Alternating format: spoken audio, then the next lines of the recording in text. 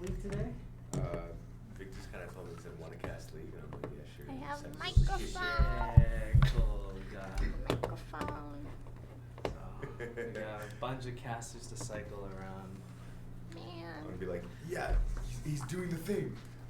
He's going crazy. He's doing the thing. He's doing the funny thing. And then he'll Not waltz off. block.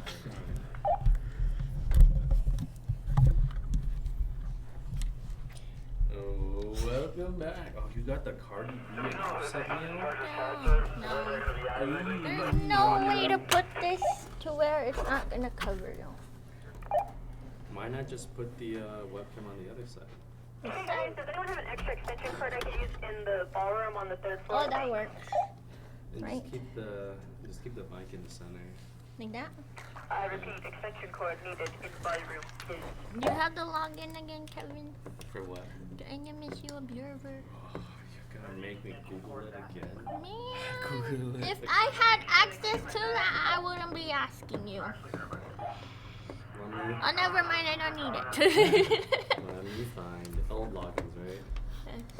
Alright, Oh, what is that? Everyone cover your ears. Wait, let me. I've never seen that before. Riot account. Have you seen this before, though? Exclamation mark hashtag. That's how you do UI? if you get new, Wait, are you already new logged in? account. It Oh. levels you up. That's what the new accounts look like. Oh, that's pretty cool. So weird.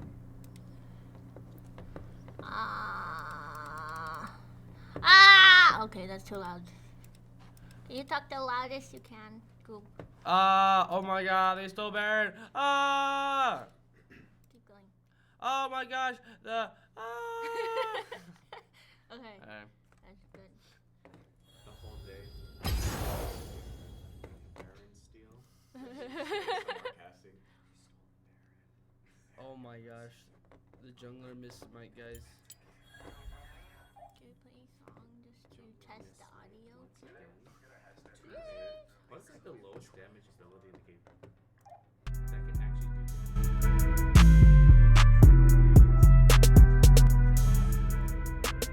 Damage? It does 1 damage. Oh. Well, that can't steal This Baron. time around we want all the money. This time around we want all the money. This time around we want all the money. This time around we want all the money. 26 bitches. Oh, it does like 100 something. That's still a lot. That's a lot, yeah. See if there's a double digit. Well, do you know who's playing? Question mark. Negative.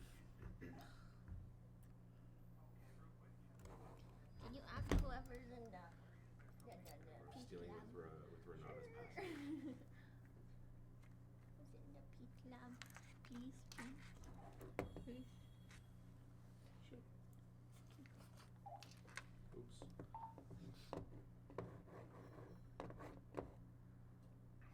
I'll just go talk to Sweet. Okay. I need to change these. And I don't know who's playing. I don't know who's playing.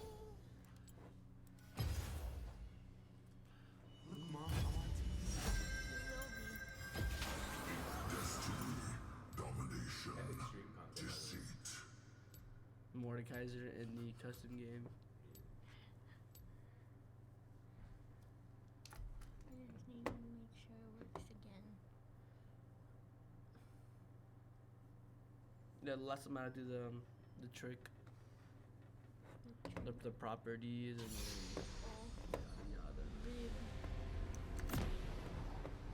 Are you a pro at doing that now? yada. Yes.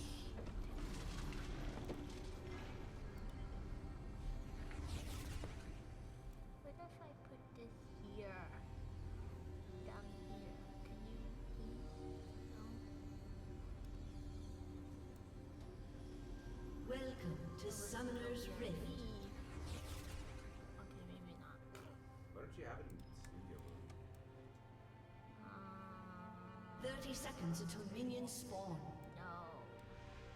Kevin We took had it. one, Kevin. Kevin had took it. it. I don't know, man. I just work here.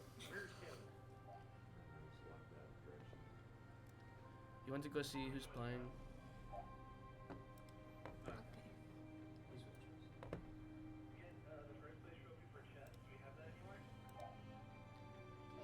Minions have spawned.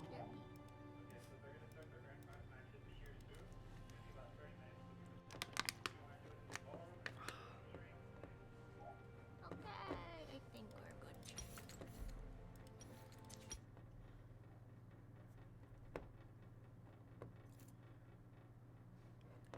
What you do yesterday? Me Yes. go around, yell at people.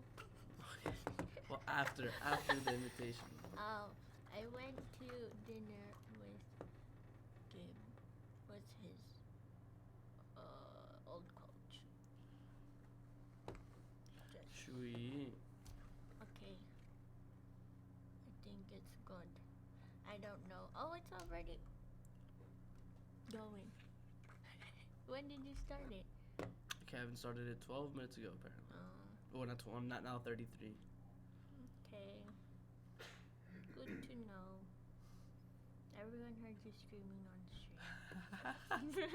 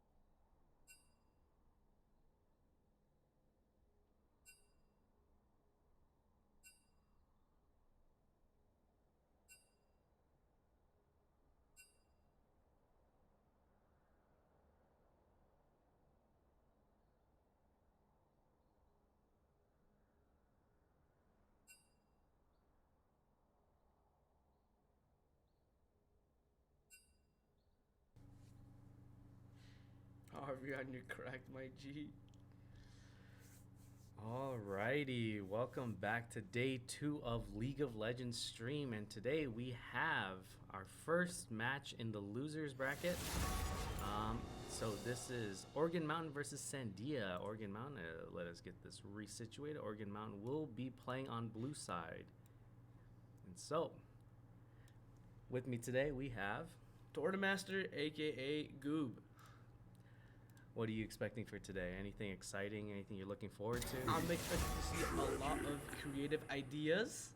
As you know, being in that elo is like the spawn of all these new vintage, all the new meta. You know, so I'm excited to see what they are able to bring to the table. Yeah, for sure. You know, watching these younger players, definitely we've seen a lot of really fun tech coming out of it, and a lot of constant team fights.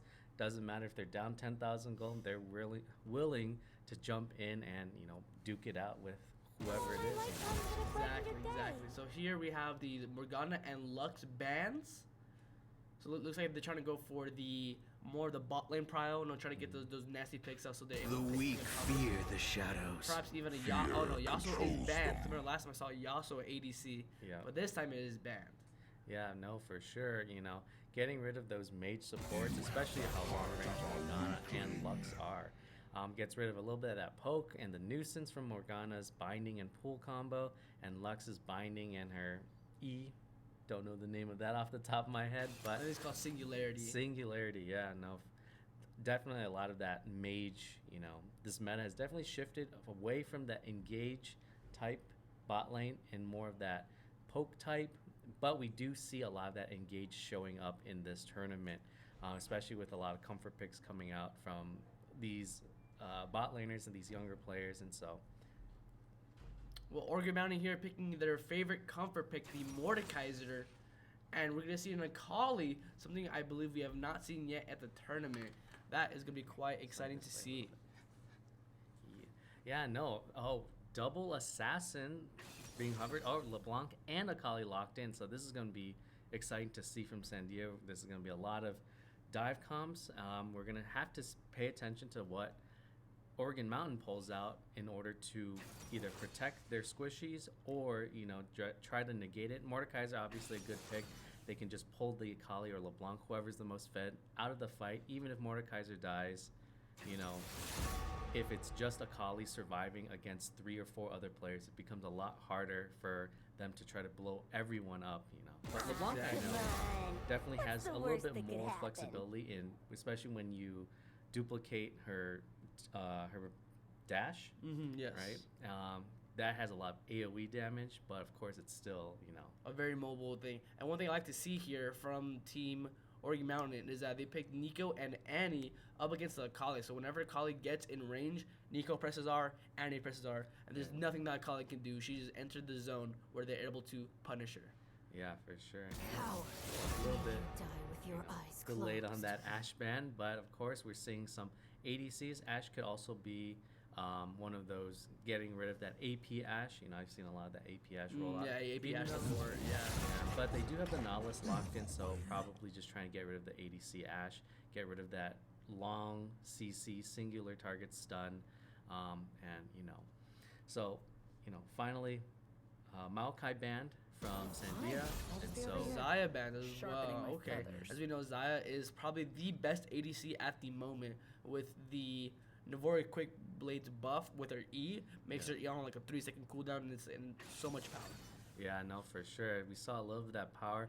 We saw you got to play Zaya a couple times, maybe once or twice yesterday, and so 1v3 by yourself, you know, suddenly 2v4 with you and the Rakan, turning it around and, you know, just blowing everyone up. And so we've seen the power of Zaya, and interesting, Twitch locked in. Twitch, one of those, I would say, a cheesy type pick, you know, because you never know where the Twitch is going to show up. He pops out invisible, and all of a sudden he nukes you down level 2 when he should be farming bot lane. And, you know, that cheese Very can really, sneaky. He is yeah, very sneaky. that can really snowball a game. And, you know, you never know. Once Twitch gets to that 4 or 5 item mark, doesn't matter who the enemy team is, he can start clearing out, you know, teams, you know, and everything like that. Exactly. And Arvion gonna be playing the Annie. you guys don't know, Arvion is usually a top laner, but in this game he's going to play Annie mid. That is going to be quite something to see. Now another thing is the team comps. I really like Sandia's team comp. It's very, very professional, very formal. The only thing I would probably replace is the Akali top. But other than that, it is a great in and out. Wukong, Ezen, ults, LeBlanc goes on top of that, Twitch follow up, and then they can retreat and wait for them to engage. Yeah, no, definitely. I would say with the from Oregon Mountain, Mordekaiser, always like a very consistent pick. But the Rengar, I haven't really seen a Rengar played besides myself and ARAMs. But Rengar definitely has a little bit of that, dependency on map, especially when the fights take out. Because if you're fighting in the open, Rengar has to walk in, besides his ulti. Exactly. Right? But if he catches a team fight, gets a good team fight in the jungle, he has all the bush to work with, and he really gets to utilize his passive and all this extra bonus damage on top of that. And considering minus the Nautilus and Wukong's tankiness, the Akali, LeBlanc, and Twitch can easily be one-shot by a really strong and fed Rengar. True, very true, yes. And so, and Annie also right now, although she got a couple of nerfs back to back, she's still a very consistent mage in this meta right now. And if she really needs to, she can just blow someone up and have Tibbers chase them across to the ends of the earth, and that's always the most frustrating thing when you're 20 HP and you see that Tibbers running at you. Mach 5 speeds with the shield on top of it, so you can't even fight back. Yeah, and you think that it should teleport back anytime soon, but it just keeps running you down and just slaps you once and you just die. Yeah. There's nothing much you can do there. One thing I'm excited to see is the Nico support. I assume it works honestly just like Lux support, with the E being that really tankable, but even better because I believe it can go through three targets on her E. So it's able to confirm that, that E into Caitlyn trap combo. Yep. And so we saw a little bit of the Nico yesterday from Oregon also. Definitely a very aggressive support player. No fear, doesn't matter if they're playing against another engaged support or they're playing against the mage support. They're in the front line throwing out those CCs, trying to poke and trying to get damage down onto both the support and... Okay. Alrighty, and word from our main HQ, we are going to have a quick pause / reset right now here. And so some tech issues coming up, and so we shall pause. Do you think any restarts here? Do you think they're going to change up anything? Do you think there's any issues with the pick bans, or do you think it's just a tech issue that just needs a quick resolving? I would say probably a tech issue. It could be that they might have misclicked a champion when selecting. Right, there it is. All right, we are back into the main client, and so as we wait for the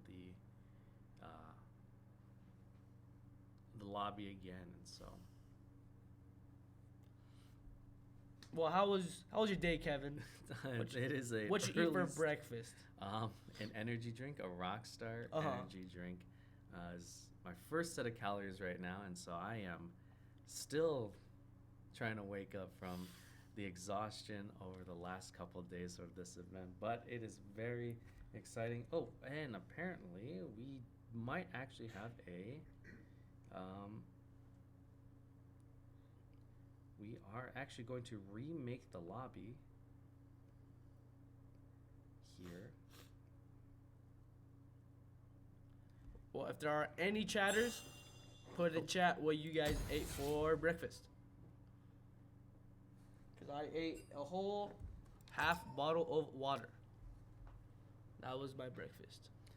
Yeah. Yeah, no, I'm looking.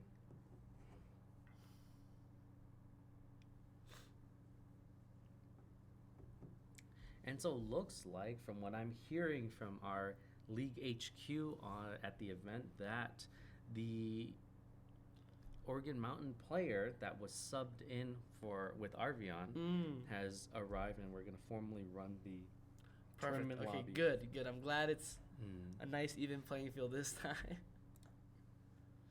I think we're already in the lab, so we're all good.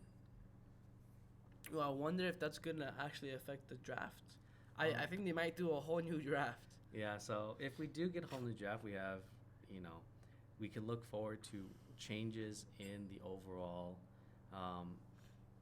you know, style of the team because Yes. Arvion just one of those probably picked Annie because safe consistent option. So that might actually alter the sort of depending on Oregon Mountain's decision to play around the mid laner or not.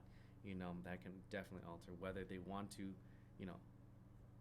deal with the assassin comp with a different control mage like a Victor or someone else versus like an Annie. But we'll have to see once we actually get into it, or we might just get the exact same pick bands and nothing Maybe, who changes. knows? I would say they probably would have to do a new one because there's a completely different player in, and if they're not comfortable on Annie, you don't really want to force them on a Annie. new champion. Yeah, especially since this is a Best of of one. one. Yeah.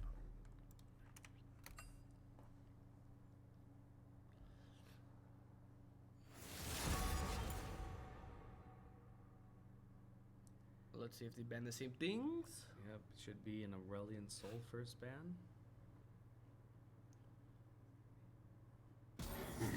Alright, looks like it is gonna be the same bans. Your work decisions will Same haunt ban you. there.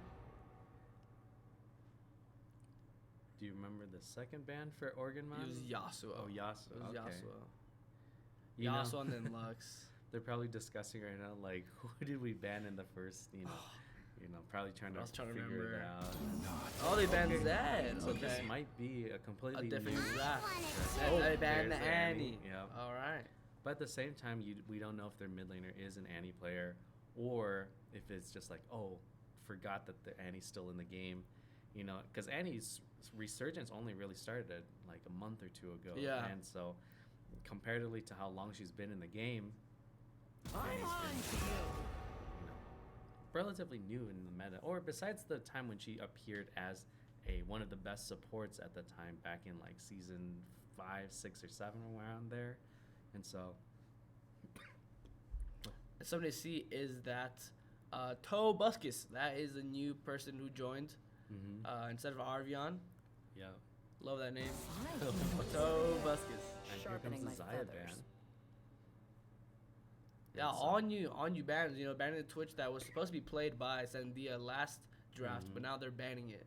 Yep. And so, how do you feel about this sort of remake into new pick bans?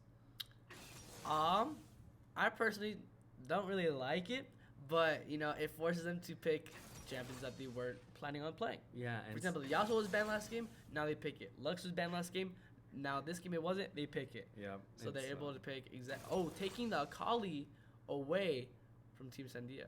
Yeah, and definitely Lux. I remember Oregon was playing a Caitlyn for their ADC, right? Yes. And so Lux Caitlyn combo, especially that long range. Perfect. Yeah, and Oh. Caitlyn's not bad right now.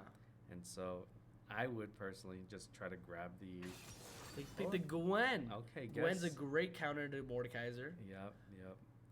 It seems like they're both like sabotaging themselves, like, oh, you picked Akali last game, I'm taking that. Oh, you picked Mordekaiser, I'm taking that. Yeah. And so a lot of maybe egos from the coaches right now trying to force a lot of situation, taking Rengar off the field. Although personally, I think with the current what's it called? The current Like draft setup right now. yeah, of Sandia, I wouldn't even play a Rengar into a Yasuo Mordekaiser. Yeah, team. I would not either. So I think a little bit of just cautiousness in against each other's team, especially their drafting. But I think they might be missing out on a little just like the reading the situation of the new drafts and new picks right now. And so I think there could have been a little bit different. Shall I choices turn in my to badge and there's rifle? the- There's well? the Caitlyn. I wonder who Oregon Mountain's gonna play now instead of Caitlyn. Yeah, maybe another long range poke type ADC. Maybe Lux Azriel. Yeah, Azrael we've seen a lot of success That'd be a in. good safe option against Yeah. Kane.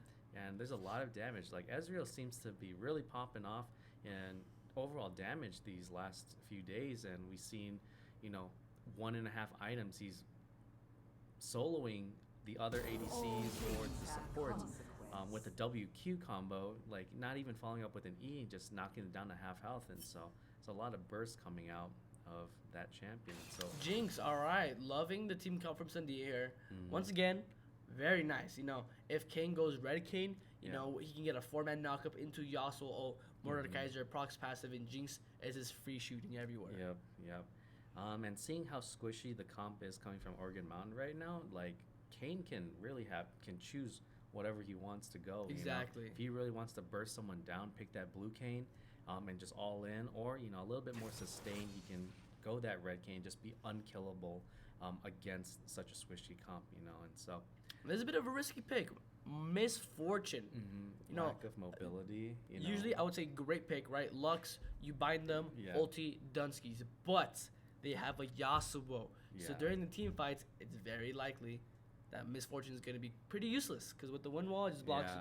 entire prod. Yeah, and so this will really come down to Misfortune positioning and timing everything perfectly. Yes. And the worst thing about it is, Oh. we are having another tech issue. It seems like.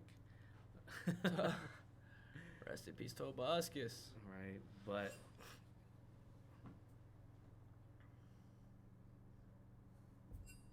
Computer issue. Oh, so instead of Gnar.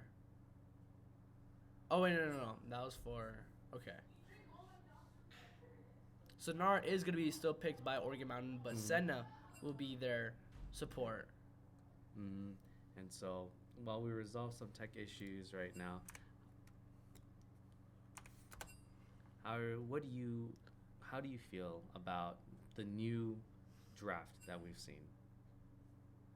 I really enjoy Sandia's team comp.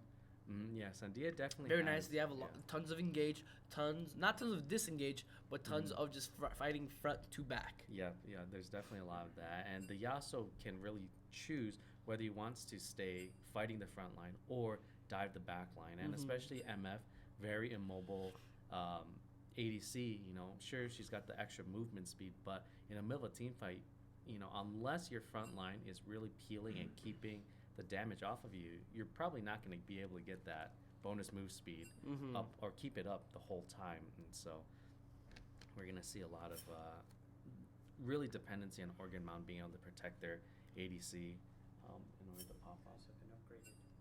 So you can communicate with Smexy. Okay. It looks like we're gonna restart the lobby. It's gonna be a blind pick instead of tournament draft. They're Yeah. just trying to get the Game in as the quick game as going. Yeah.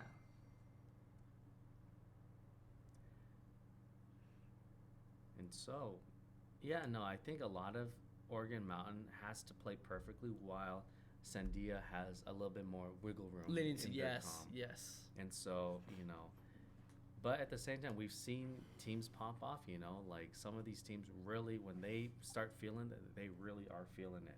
And so, you never know, that MF could be, 6-0 by the first 5 minutes. And, when Black Start Cleaver's one-shotting done, everyone. Yeah. yeah, Black Cleaver's done, full lethality, if anything. Just press R and the whole team's gone. And if Yasuo is facing the wrong way and that wind wall comes out in a weird direction, instead of 5 people getting hit by the MFL, 3 people still. When you're down 3 people against 4 or 5, that is a huge discrepancy to try to get over. No, honestly, I forgot who was the jungler for Oregon Mountain. Oregon Mountain, it was. So they had Lux, Gwen. What's up? So we had computer issue, restart issue, computer. All right. Oh, it looks like Tobuscus is silver to the highest ranked in Oregon Mountain. Thankfully, he came in time to save him.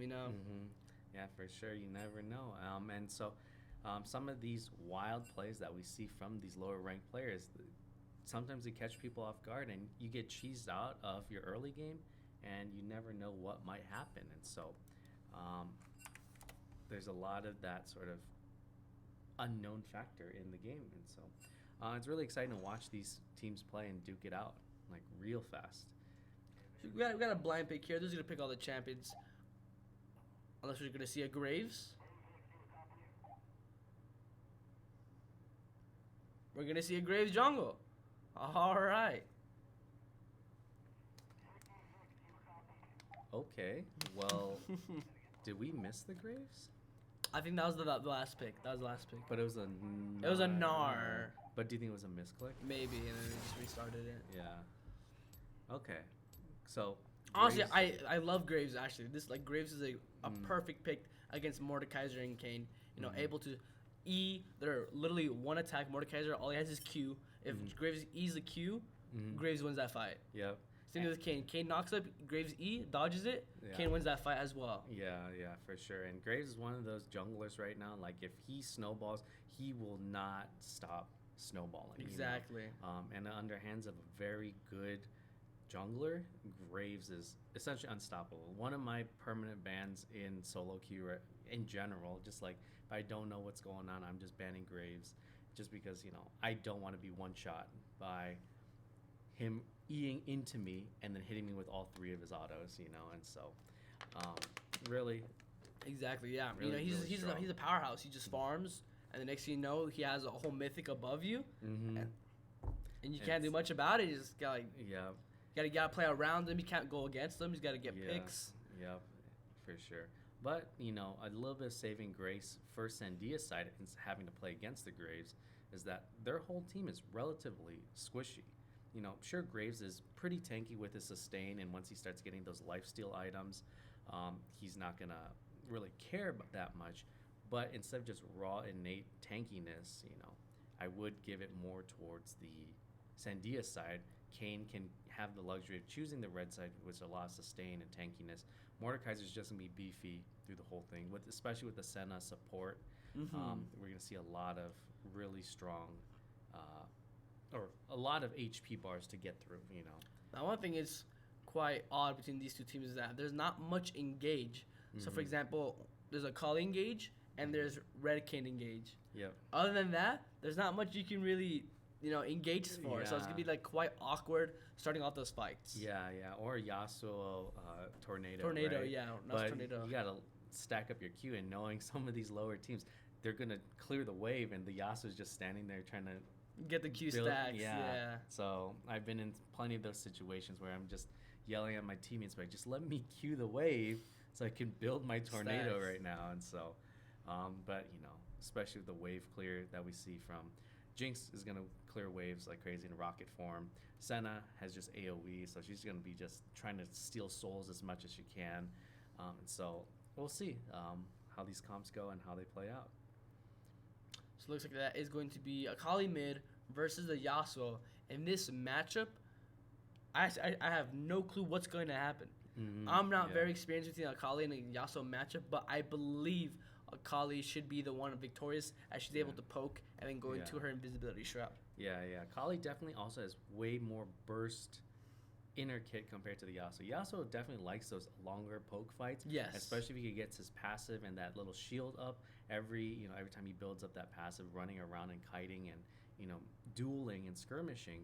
But Akali, if Kali decides to all in, Akali's gonna all in, and it's just gonna be a ton of damage coming through either way. So we'll see how things go, and we'll see if there's gonna be any level 1 shenanigans, because I know, especially from Sandia's side, their level 1 is a little bit spooky in terms of how much low cooldown abilities there are, especially Jinx in rocket form, Yasuo constantly dashing around, and whatever it is, there's just a lot of damage to be had. Whereas, Misfortune, Lux, Graves, they're higher cooldowns, and they probably don't want to fight too early on. They can try to disengage with Lux or even MF slow, but we'll see. It seems like pretty standard. Looks opener, like though. Team Oregon Mountain going to start with the 5-point 30 seconds maneuver. until minions 5 point is fall. where each of the players stand in the bush, granting vision of the river. See if there's gonna be any type of sneaky invades, but it appears like it is not. I think they spotted the Yasuo in the bush, but I don't think they're gonna be able to punish that. Yep, and not really a necessity to punish. You know, they just got to keep an eye out for any major, you know, early game aggression from the junglers. Graves definitely has a little bit more. Can do a level 2 gank if needed, but Kane would prefer to try to gank at around level 3 and try to get those stacks going and get the form that he wants. You know, the last thing you really want to be is, you know, you have your blue Kane form and you got to wait a whole another minute and a half for your red Kane to evolve, and so. But it looks like he is gonna go blue Kane. I think the rune Dark Harvest typically used on blue Kane users. Yeah, and so I guess the goal is to just burst down the squishies and then, you know, Graves by himself. He does have that 1v9 potential, but comparatively to, you know, like, one Graves is better than having to fight a whole 5-stack team. Exactly, yes. Also with the fast push, you know, expected, especially with his low cooldowns. Currently right now, Senna a little bit late to run Jinx, might be able to, or no, Senna will probably be there just in time to soak up the wave. And I like that the Jinx went longsword and 3 pots versus Doran's blade. A lot of people mistake buying that lane. If you're up against a very pokey lane like MF Lux, you're gonna need that skill ability to survive and at least try to get minions without getting punished that hard. A little bit of skirmishing across the lanes, lots of poke going on. Bot lane relatively overall healthy, but all the other lanes we're seeing a lot of, you know, little skirmishes, duels, and pokes going on. Fight breaking out. Oh, binding lands in bot lane. MF going up to poke. Jinx taken very low, but they still have to walk through an entire minion wave. Big trade from bot lane there, you know. That Lux is, you know, that's probably why they banned in the first place. That Lux is dangerous.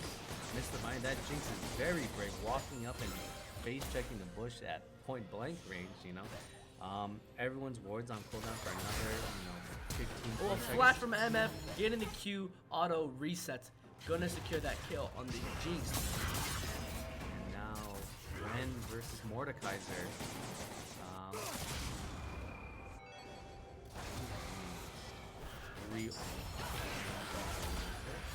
They're gonna able to catch out the Senna there. Lux was a great Q by not allowing the Senna to move, and MF just auto attacking her to death. Now what's weird is the Senna has grasp of the Undying. Yeah, That is something you see in Challenger, you know. The very tanky Senna build, you know, you go hard steal, and you become an unkillable support that just autos for the max HP. Yeah, that Jinx though, getting really aggressive. Last minion. Last auto. minion? It is gonna It is kill! enough. It is Oh, gonna kill. no. The Jinx not expecting the last minion to kill her, so she wasn't able to use her heal.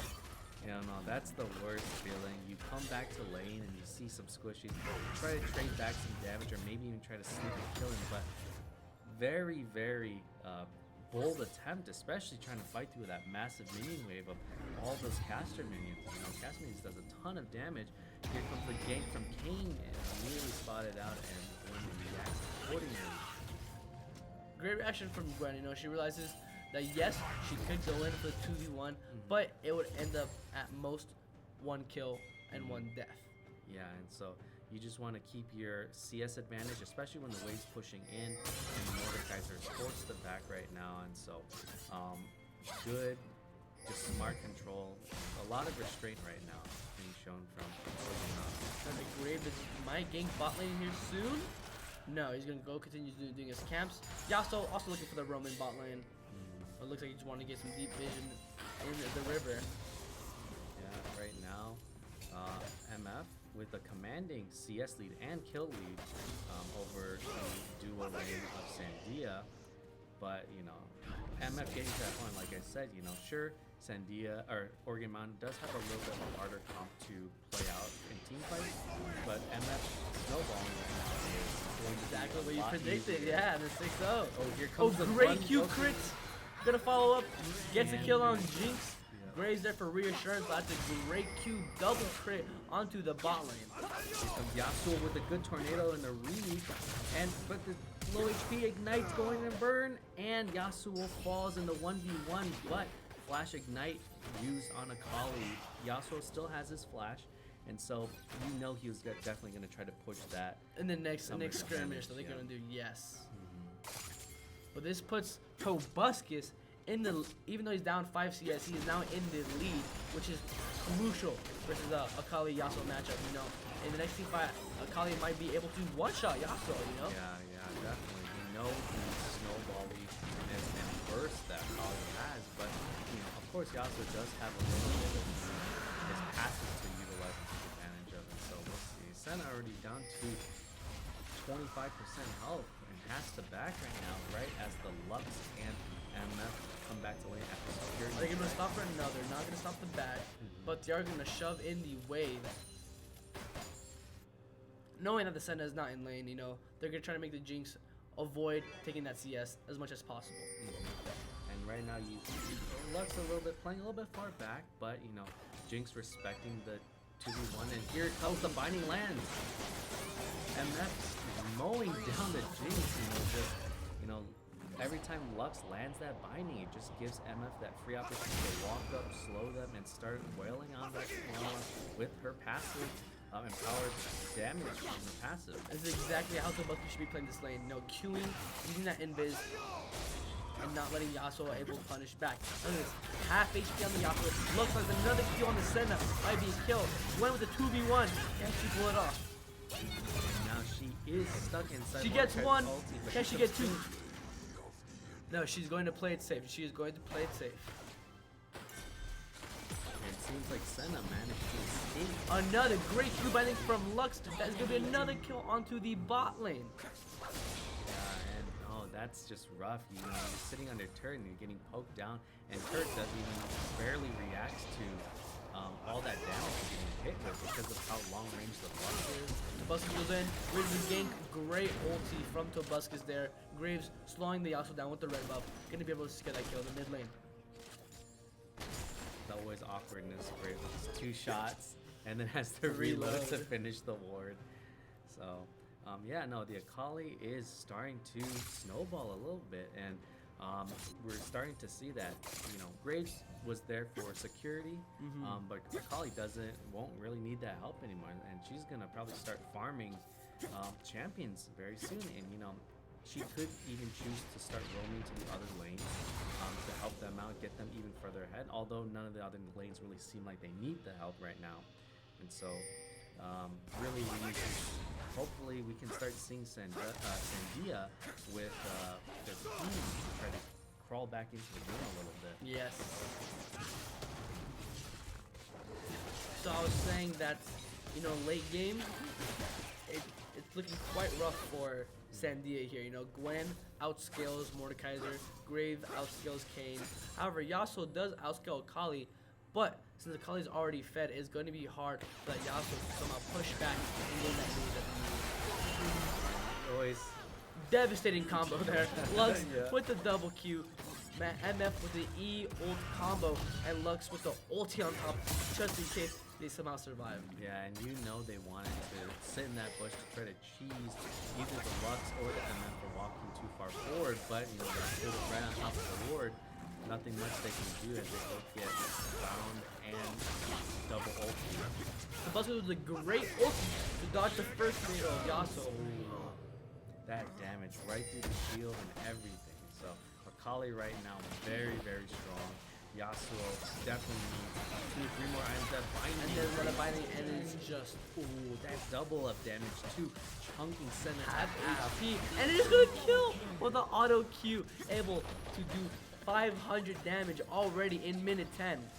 Yeah, and so this seems like a lot going wrong for Sandia, but like we said though, they do have a little bit more of a standard team fight composition. So if they are able to get to that mid game and you start to see 2-3 items come out and getting 5-on-5 team fights, Sandia does have that, you know, ability to do their 5-on-5 team fight, whereas Oregon has more of that like pick assassinate team comp with the Akali. Or, you know, of course, MF is that team fight security, but of course, like we said, Yasuo Windwall can just shut all that down, right? And so we'll really have to see how the team play out as a whole. What's interesting here is that Kane is going to go either Eclipse or Dark Harvest. I mean, not Dark Harvest, Dusk Blade. Yeah, and so that lethality came means that we are definitely seeing that from the and here comes Mighty Almost, just but missing, but MF just absolutely crushing it right now with the damage. Gonna flash in, gonna get that double kill. yeah, and very dangerous to be in that position when you're down a bunch of CS and a bunch of kills. Walking up when your tower's down at 11 minutes. But this might be a chance for them to make a comeback here. 3v3. Everyone's mostly full HP. Yasuo going in. Trying to get those Q stacks, I believe. Trying to build it up and now Kali in the back line. Stolen by red team, the Rift Herald, but can they get escape? Kane is the only one alive. And Graves, Gwen, and MF are chasing. Senna on the potential walking in, but you know the call is made to turn around and to regroup. They got what they came for. They got the Rift Herald. It is on Yasuo right now, but they are going to use it to try to get some of that gold back. Great Jinx rocket from the top lane. Gonna get that great angle, unsuspecting Akali, but she's gonna get absolutely blown up by the MF and Lux. Oh, and another kill going to Jinx. And a good shutdown gold on the Akali to go to the Jinx. And that's going to make back a little bit of that lost income, especially dying so many times bot lane. But right now, the biggest threat is that MF 12 and 0, 1,000 gold available for anyone if they can for it. Oh, great ulti. Kane almost there for the follow-up, but MF is there. Shut that Yasuo down. Yeah, no, that turret hit was very basically helping secure the MF. Here comes the 2v1. This is the root. Oh, the minion eats the slow as Kane goes in right now. The Graves not there to help. 1,000 gold goes to Kane, but traded back with the rest of the team as they show up. But Lux was so close on getting that W off and saving the MF. Was so close, but she died a second before that. yeah, but that 1,000 gold in the pocket of Kane is really gonna get that. We see the Dusk Blade coming out. We're gonna see a lot of that invisibility that comes with it.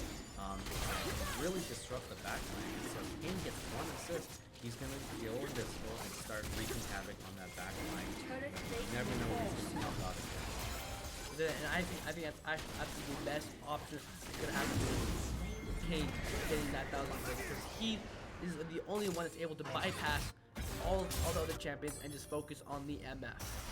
And despite that 1,000 gold bounty being secured, Misfortune still Has another 1,000. So you know they really want to break that pinata open and try to get all the gold that they can, you know. And MF being that low mobility champion, if she is by herself, you know they're gonna commit all the resources to diving her. Senna with the ulti going top lane. I wonder what she was trying to hit, or it could have been a misclick there. Right now, Lance and Mordecai together in the shadow. And McCullough being ulted by Yasuo. Here comes the fight top lane now as Gwen burns down Mordecai's at the very low. Jinx standing still. Gwen gonna get one. Can she get two? Can she find the Mordecai as well? No, she won't. But Tobuscus is going to live with the ulti, getting away from the Yasuo ulti and Kane combo. Here comes Senna. Senna walking into the Lux right now. Lux playing a little scared. She does not know where the rest of the team is. However, the Graves is probably going to catch up to the Senna any moment. And Senna trying to get the Academy before she dies. Alright, so consolation prize for that at the very least. Right now, we are seeing a lot of grouping coming out of Oregon Mountain right now. 4 stacking, 3 stacking, picking those skirmishes, and there's always outnumbering Sandia and his team. What an unfortunate TP. He didn't realize that they're all still there, waiting for him to TP back into the lane. Yeah, no, that was a very, I guess, enthusiastic TP to try to protect the tower, but you know, not much you can do 1v3, and especially against a 14 and 1 MF sitting there. She's really just gonna burn through any HP bar that you have. Any sort of armor right now is not even gonna matter. She has so much damage coming through, and now rest of the team is trying to catch up rest of the damage. Here comes the turn. Yasuo with the three-man knockup. Not gonna be followed up by anything. When trying to chase down the 2v1. Kane gonna get the kill on the Akali here. Yasuo with the two-man ulti. Duskblade here, fucking off.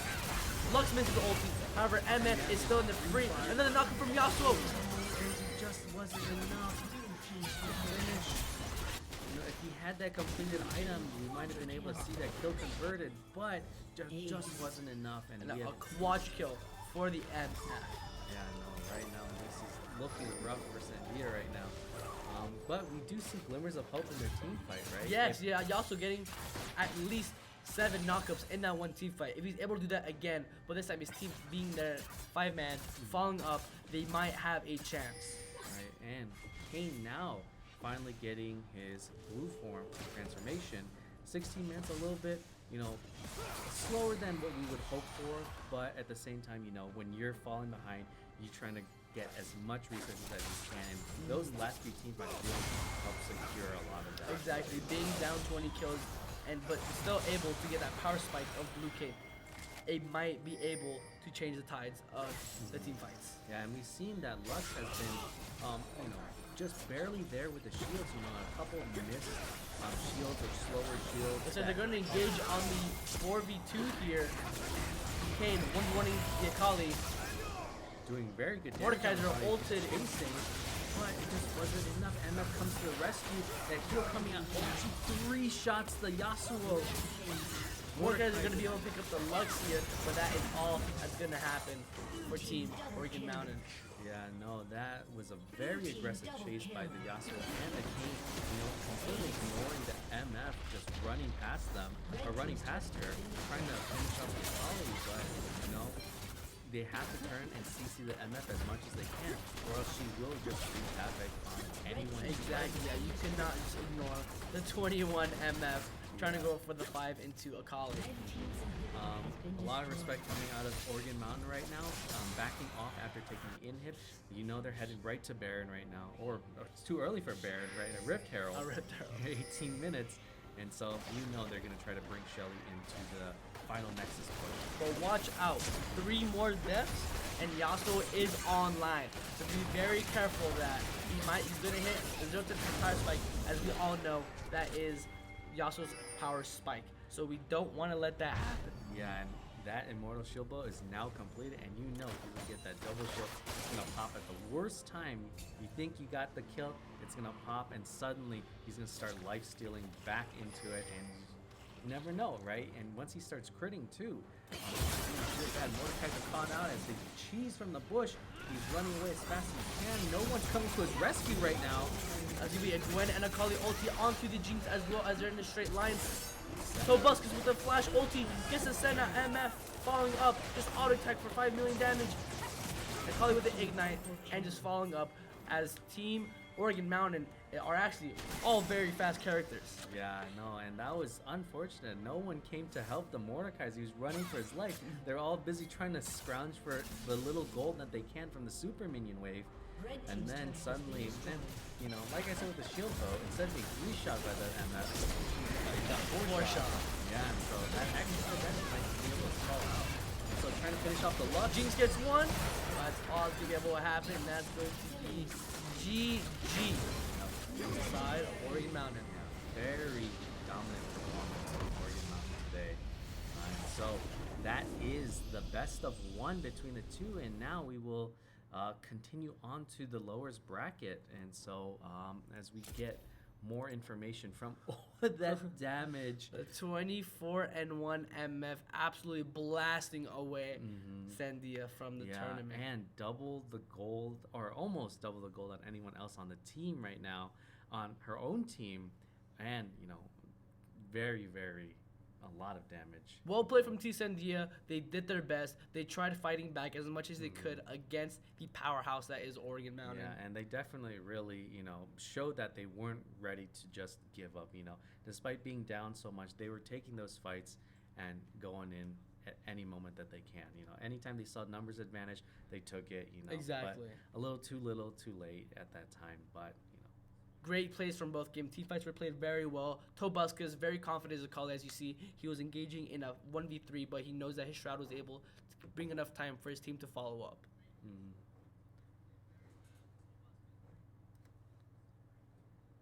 Alrighty, and so now we are going to take a break.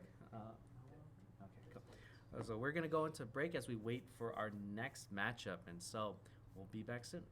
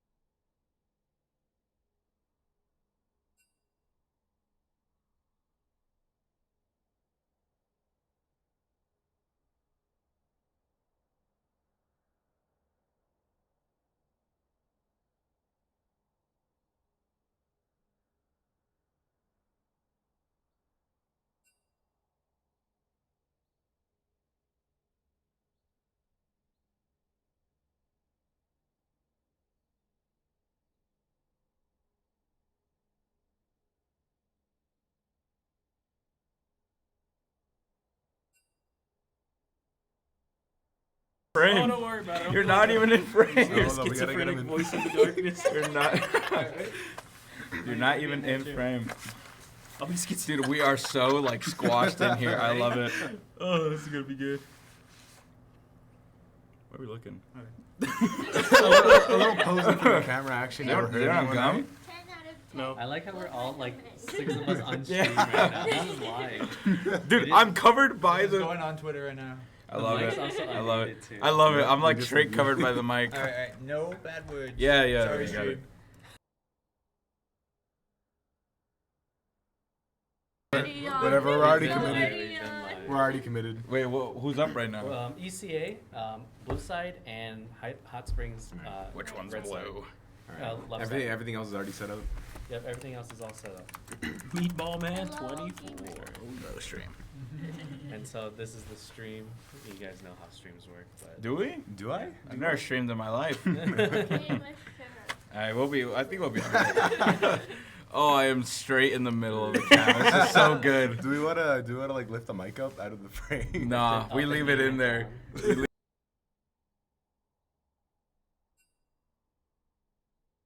Yeah. Oh, yeah, dude. Oh, RGB. We just gotta move it out of the frame a little bit. we're gonna have to like aim it at us. We're also not gonna be able to hear anything. All right. Or just put it between like one of our heads. Ray, whenever you guys are. Right there. Oh, Is that but good? we literally Yeah. cannot start Yeah. it. Oh, no, they'll Alright. start the game. Oh, okay. Just hit, Nick's just start. It's time, guys. Wait, to are we up start. right now? Yeah, yeah. So tell them you guys are ready. So whenever they're ready, they'll just send you into it.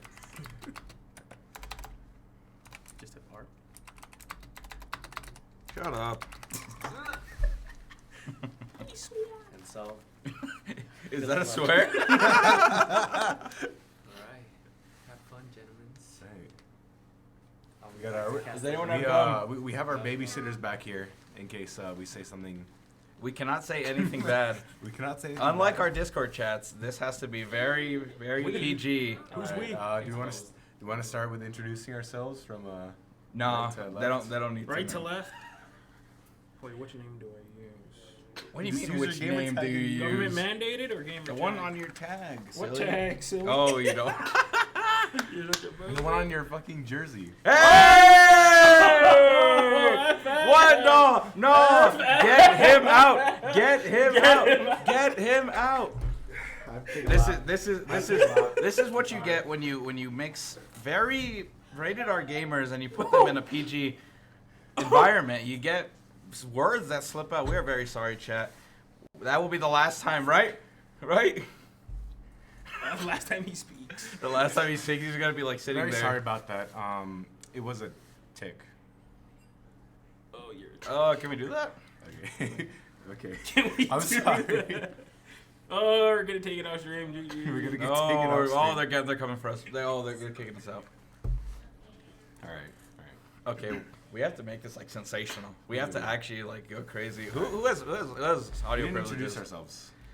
We'll introduce it after. Don't worry. It'll be like an old. No, it'll be like a movie. No, just Credits introduce after. yourself. Credits after? Yeah. I'll start since you guys are too shy. What's going on? I am NX. Doesn't even. I play Overwatch and not League, but I play some League. I made it to Silver in League, so you know I'm very, very qualified to do this casting. Right next to me, we have my homie.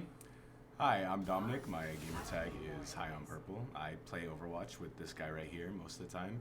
And my league experience is I'm like a silver player. I'm not that great, but I'm excited to be here casting with my good friends here, NX and Doesn't know me. You're supposed to say your name. All right, my name is Arvion. I'm a top laner for the NMSU team. Oh, look at Diamond me, 2 peak. Oh, I wish you would hit peak Diamond 2. freshman year, high school. Yeah. Did you hit Diamond 1 like 10 years Oh, ago? 10 years back ago. when. Back when top lane was better. than Oh, ours. dude, he loves coping. He loves coping. He's a set one trick, Alright. and he loves coping.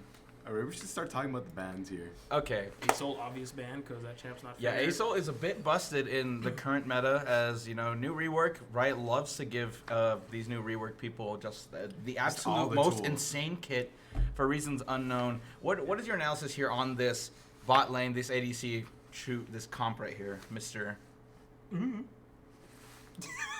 Excellent casting. Excellent. Honestly, So we got Zaya and Ash right now. I heard I've heard from the big man Ash Porka Master himself that Zaya is actually really good in the meta right now. Torta? Due to the Nabori Kuple buff. abuser. You hear that? Torta Zaya abuser. He's Now not my even question listening. is this Ash Oh, support he's or is listening, this I'll Ash show him. ADC? Probably ADC since support got nerfed. Did it?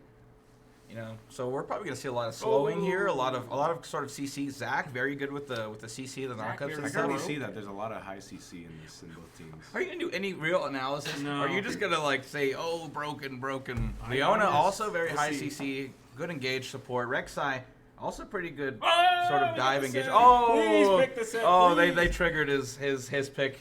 Every time he Please. sees set, They go with the set. they're hovering the set. I mean, you know all the set matchups, so you could tell us what Depends. it's like. So Listen, I know all set matchups, but not all sets play the same. what? It's the same champ. No. I feel like it's a fairly simple champ. Oh, it is, but people Like there's get not really that Okay. big of a difference in. Set You're is hearing picked. me, set player. Do not use W until the final Okay, second. bans of the fight. round 2. What do we have? Also, Yorick and J4 are banned. Anything we have to say about that? Yorick's kind of annoying, I'm not going to lie. York is Very good annoying. split pusher, very What is good. the average? Do we know the average rank of these players? I think they're all challenger. Oh, this is gonna be a good game then. They're all Korea top Oh, challenger. the Ornband. Oh, good. Orn The ban. Orn ban. Is Orn in meta right Does Set Yeah. beat Orn? Depends on how you play, really. It's just going to is be it- depends. No, I'm it's just going to serious. be depends Okay, the whole is it time. really, is it really the matchup problem, or is it more the problem of Set abusing the thick health bar that Orn I mean, if has? Orn plays it right, he can just W like. True, when he Set's gets kit. pulled. Yeah. You have to E W in a combo with set. in order Okay, to but you get have to it. have Mr. some Arban, pretty you wanna high give me a reaction shout a little time. bit more. No, I'll be the voice in the head of everyone. Yeah, Okay. you'll just be the arm. He's the arm. This is already a great casting so far. I absolutely love this analysis and this casting. I hope you guys are too, stream. Oh, the Oh, Aurelian Torta ban. Master joins us. He Oh, comes here to save Zaya us. He abuser. comes here to save us. He doesn't want to be here. He's a little shy. Come in here. Come in here. You want to do a 4-man cast? No. I don't think so. Okay, I'll be shoutcast. You'll be analysis 1. You'll be analysis 2. What's the analysis one? Because you don't like analysis. Oh, You're not I'll analyze helpful. this right now. Okay, let's see the next And then, pick. and then Obviously, support Torta and will mid be last. our fan. Right, we got the Rek'Sai jungle pick. The Aurelian Zach ban. a versus little Rek'Sai sus. jungle. What is that matchup like? What, Zach versus Rek'Sai? Yeah. I feel like Rek'Sai wants to dive Rek'Sai in and invades. assassinate people, and Zach just kind of wants to dunk on people. You know, do the bouncy bounce. Rek'Sai wins early. Exactly. Rek'Sai invades early, What he right? said. Yes, What the, he the said. jungle master himself. Oh, it's Wait. Warwick top. Warwick top. Warwick top. Okay. Warwick this versus is- Set top. As Warwick a Set wins. player, Warwick wins. Warwick wins. I Warwick do wins, feel like Warwick wins because Set can't really burst. If you pop your W too early, then you're just gonna get like absolutely like you can't burst Warwick when he gets to the low health and Set he has just starts chunking. Set you. has to play the game of holding his W until the very last second. Oh, Absolutely. he's And if he more doesn't than have that. enough Goku stacks, then he's just done for Yeah, in and that matchup. in that matchup, he really has to play and force the Warwick to use his barrier early if he even wants a chance at winning. Ooh, set needs Honestly, to ignite if this he wants a is chance at this is winning. very swayed in one way. I think. So this Set- is Swain Ash bot. I say Set just wants to farm here. Kind of just Ooh. wait till mid game and just Kali mid lane. win fights This is a very dive heavy comp. off of ECA here. Mm-hmm. Yeah, I do see. So Leona can go in, Rek'Sai can go in, Warwick can go in, even Akali can go in. That I mean, you would get dunked on. Yeah. But all these people It's have all, the chance to go in. Yeah, it's all real. It's all really just a lot of setup for the chain CC. I mean, we have the Leona going in, getting the root stun. Rek'Sai can go in there, launch people up. We got the Warwick fear, and it's really all just set up for the Zaya and the Akali to really go in and just clean up everything. The only problem I have is that this team, the enemy team, doesn't exactly look easy to dive just from their comp alone. They are very thick. You have Set, Zach, and Swain, very large health bars, and in between them you got like Ryze and Ash. Ryze himself can get pretty thick. Yeah. Ash, I don't know if she can get that. All it big. takes is one frozen heart for Ryze, and he's he's just basically a tank. massive. So I don't know. Honestly, I don't know who the target here. Ash, I don't know if Ash is gonna be doing too much damage, but it's probably be Ryze. Ryze will be the I think hope the main here. issue is going to be Swain here. Swain, you think Swain's Yes. gonna go crazy? He's gonna make people Well, ever suffer? since that rework, he's been a lot stronger. Quiet. And we're waiting for countdown here. And now We'll we're about probably to- we'll probably have 3 minutes of a very awkward downtime as we wait for the stream timer to It unleash. doesn't have to be awkward. I mean, it's awkward with this guy here. No, I'm analyzing. Oh, he's analyzing. Stream, he's analyzing. Look at him with his You don't have to be matrix so nervous, glasses. Gabe. I already messed up. You can't mess up. Nervous? You think I'm nervous, pal? You're wearing sunglasses. You guys are wearing anyways. glasses. I don't want to feel left out. I need these to see. I love this guy. He loves trolling. 2.5 minutes of All champ right. select. So, what are you guys thinking so far? How do you think the early game's gonna go? I think I need a bracket check. Look, I'm gonna tell you how the game's gonna go. I don't know. Okay? I think I need a bracket check. Set's gonna lose top side. Okay. Jungle, they're not gonna interact with each other in scale. Okay, this is my pro analysis. Mhm. Mid lane, that I don't know. You don't know if I don't know, honestly. I know Akali should win, Mm-hmm. but I don't know if they're going to interact with each other because in a setting like this, you usually get scared and don't want to mess up. Then you don't make plays either, so we'll see. And as for bot lane, I don't know if Ashe Swain is it. I'm not going to lie. Zaya Leona wins bot. So ECA just clears. Is what you're saying? In know draft, I think that's how that goes. You know what? Unless we'll see how goated the Swain is. Oh, Hot Springs, this is your chance to I mean, show to be ECA. fair, it looks that like you're the Hot winners here. Springs, scale is a lot better than ECA. I can agree with that. Warwick kind of does fall off eventually. Zaya, I mean, Zaya's kind of a scaler, right? I'm not Zaya too sure. scales. And Actually, Akali, I don't know. I think they Zaya both scale- scale quite I evenly. think Zaya scales better Okay, than but Ashe. Rise is like a super scaler. So if they let Swain Rise and out of his Rise- cage and Swain, it's gonna be a very bad day for ECA. and they have some very thick health bars too. Oh, you love saying that word, don't you? Thick. Dude, I forgot to bring a drink in here before we started casting. Oh, This I is- did. What? Myself. Oh, he trolls me. He trolls me, ladies and gentlemen. This is your top This is your laner for captain NMSU. Someone replace him already. One of you Who's- very talented high schoolers, come Well, get a half spot. of the top laner in MSU. The other half is in the void. Yeah, the other half is. Playing Destiny 2. Yep. New update just dropped. What you guys know about that? All right, we got 36 seconds until we go in here. I love it. This little 3-minute delay for reasons unknown. I'm sure it's for actual real It's reasons. probably just to stop people from, giving From information. ghosting and stuff. Yeah. I've never been in this room actually. This is I a just very realized- random room. What did you realize, huh? I think left side just picked for themselves. What? Yeah. Like they You just see how picked their they're own aligned picks? top, jungle, mid? Those guys are not. They're like opposite, if not. Oh, you're right. Oh, they went with the reverse switcheroo. The reverse switcheroo? Yeah. Oh, goodness. Please tell me we have audio in game. It would be very awkward if it's just our voice the whole time. I'm pretty sure we do. Desktop audio? I think that's it. We're just talking OBS here. And we're in this game. ECA versus Hot Springs. Let's see what happens. Oh, okay. Let's talk skins. Let's talk skin analysis. Big Bad Warwick. Oh, never mind. I was so ready to get into the skins. I am Big Bad so Warwick, sad. S tier. I think Big Bad Warwick clears. So let's see what skin Rise is running. Oh, that skin is Guardian of the Sands. definitely a Rise. skin, I say. One of But the skins of all time. here we go. Wait, does their bot lane have skins? Because Swain and Ashe don't. We'll see. Oh, you know what? Maybe it's an alpha move, not running a skin. Really, I mean, that's what Faker you know. does. Okay, yeah. He's very professional in that. It's like running 23 while playing basketball. You know, the bro thinks he's MJ. So, Ward here in what Pixel. Pixel Bush? Is that what that's called? Yeah. Ward here in Pixel Bush from red side. Zach just goes off into the aether, goes back to spawn, and probably gonna start red here. While blue side is probably gonna start their blue. Warwick's there to help early. Akali and bot side just kind of chilling in their own lane. Rise busting it down. Rise is busting it down. the league client decided that this is what we had to see. And, Meatball Man just kind of chilling in his own bush, protecting that invade pretty early. Good spot to be in. Also, I'm And- surprised none of them invaded. I mean, this They is do a have tournament pretty setting. good- I think we're in the higher brackets of the tournament, so I mean, people might be nervous. this- People might be scared to make a drastic move like that. And I don't know, are these best of ones or best of Yeah. best of it's ones? mostly- I think These it's are best best of one ones. losers, isn't it? This Yeah, is loose so bracket they- best of ones. They So lose, they're out. if you make a mistake once, especially in a game as you know, like League of Legends, where like your mistakes stick, then it's kind of over. So kind of simple mid lane, not a lot of poking here. Oh, Zach is quite low starting that red buff. Yeah, he's Zach. He's fine. Oh no, he's here to kick us out. Nah, He's here to kick us out. Okay. You guys Snuck into the casting room. Oh, thank you. We do appreciate that. Oh, thank you. Thank you. Oh, did you message me? Oh, message me if you have any problems. Oh, On yeah. Discord. Okay. I'll get it. With the stream? Yeah, Hey. yeah. Okay. No, you guys sound. We have you up on the main stream right Oh, lovely.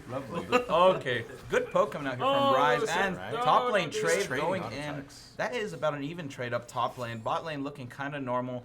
Rise getting the better of this Akali here early with these autos, with these level 2 Qs. advantage. Oh, this is very good poke from Rise. If Rise can somehow drive this Akali out early, that will set him up very well for the rest of this game. Good poke coming out here from Ash. The E from Swain. I think that's E, right? Yes, the E from Swain does miss here. And kind of even. Oh, he goes in for an engage with the E. Q follows up, but Warwick does get a little bit of a chomp back on him. Good pull here in bot lane. Okay, Maybe something Swain. might happen off of it, but nothing quite happens here. A little poke is good, but I was expecting some sort of a maybe an all in there. They could have gotten the better already bit. kind of on the ropes here at half health. Yeah. I'm surprised. Zaya is chugging pots here, and that is never a good sign. We can see Set here is, you know, Set's half. clearly struggling because Set is struggling. A very cheesy top lane champ. It's very hard to go in on, especially without Ignite. Set is going to have to rely pretty heavily on his passive here if he wants to regen some of that. Zach here finishes blue side. And, no, he didn't finish blue side. He finished blue buff. Sorry. Both junglers pathing bot because that is the meta. Mid and jungle pathing bot might be looking for some sort of Looking for dive here, an but invade in Zach blue. is close. This could end very badly for ECA if they don't do it right. So I think they really want to make a move here. Rek'Sai moving over to red side jungle. That was a hard. That sentence was Rek'Sai to red Rek'Sai side. moving to red side. That's a bar. Pull in coming here from Swain. Pipich, I it's don't know if caught you wanna out. do this. A lot of damage is coming out, but Leona goes in for the counter dive. Oh, their jungle's going bot. Okay. Flash comes in, pulls Leona here.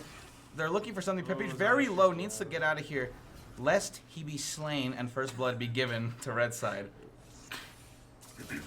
In the mid lane, lots of trades happening from Rise. It seems like they healed up, but once again, Akali taking the worst of these trades, when really she should be dominating here in this early game. Eagle Lord looking a bit low up there, but all he has to really do is farm, and he might be okay. Bosso looking for a trade. Good trade here, but he gets stunned out. The Wonder does hit some abilities on him. Honestly, this is looking pretty even so far. I think Akali really messed up not bringing Doran's shield. Yeah. Yeah, the poke from Rise early is proving to be a lot, and Doran's shield might have helped her, regain a lot of that lost health. And it looks like Moxie Ryan here is just in a good spot. He's got the wave pushed in, but that does give somewhat of an opportunity for Zach, who is coming up top lane right now, to gank, but he probably sees that and does decide to back off here. Meatball Man and Swain in the bot lane, kind of pushing into turret, maybe looking for some plates here, but it seems like They do have vision. the Wonder Ooh, comes here Rise for a in mid gank. trouble.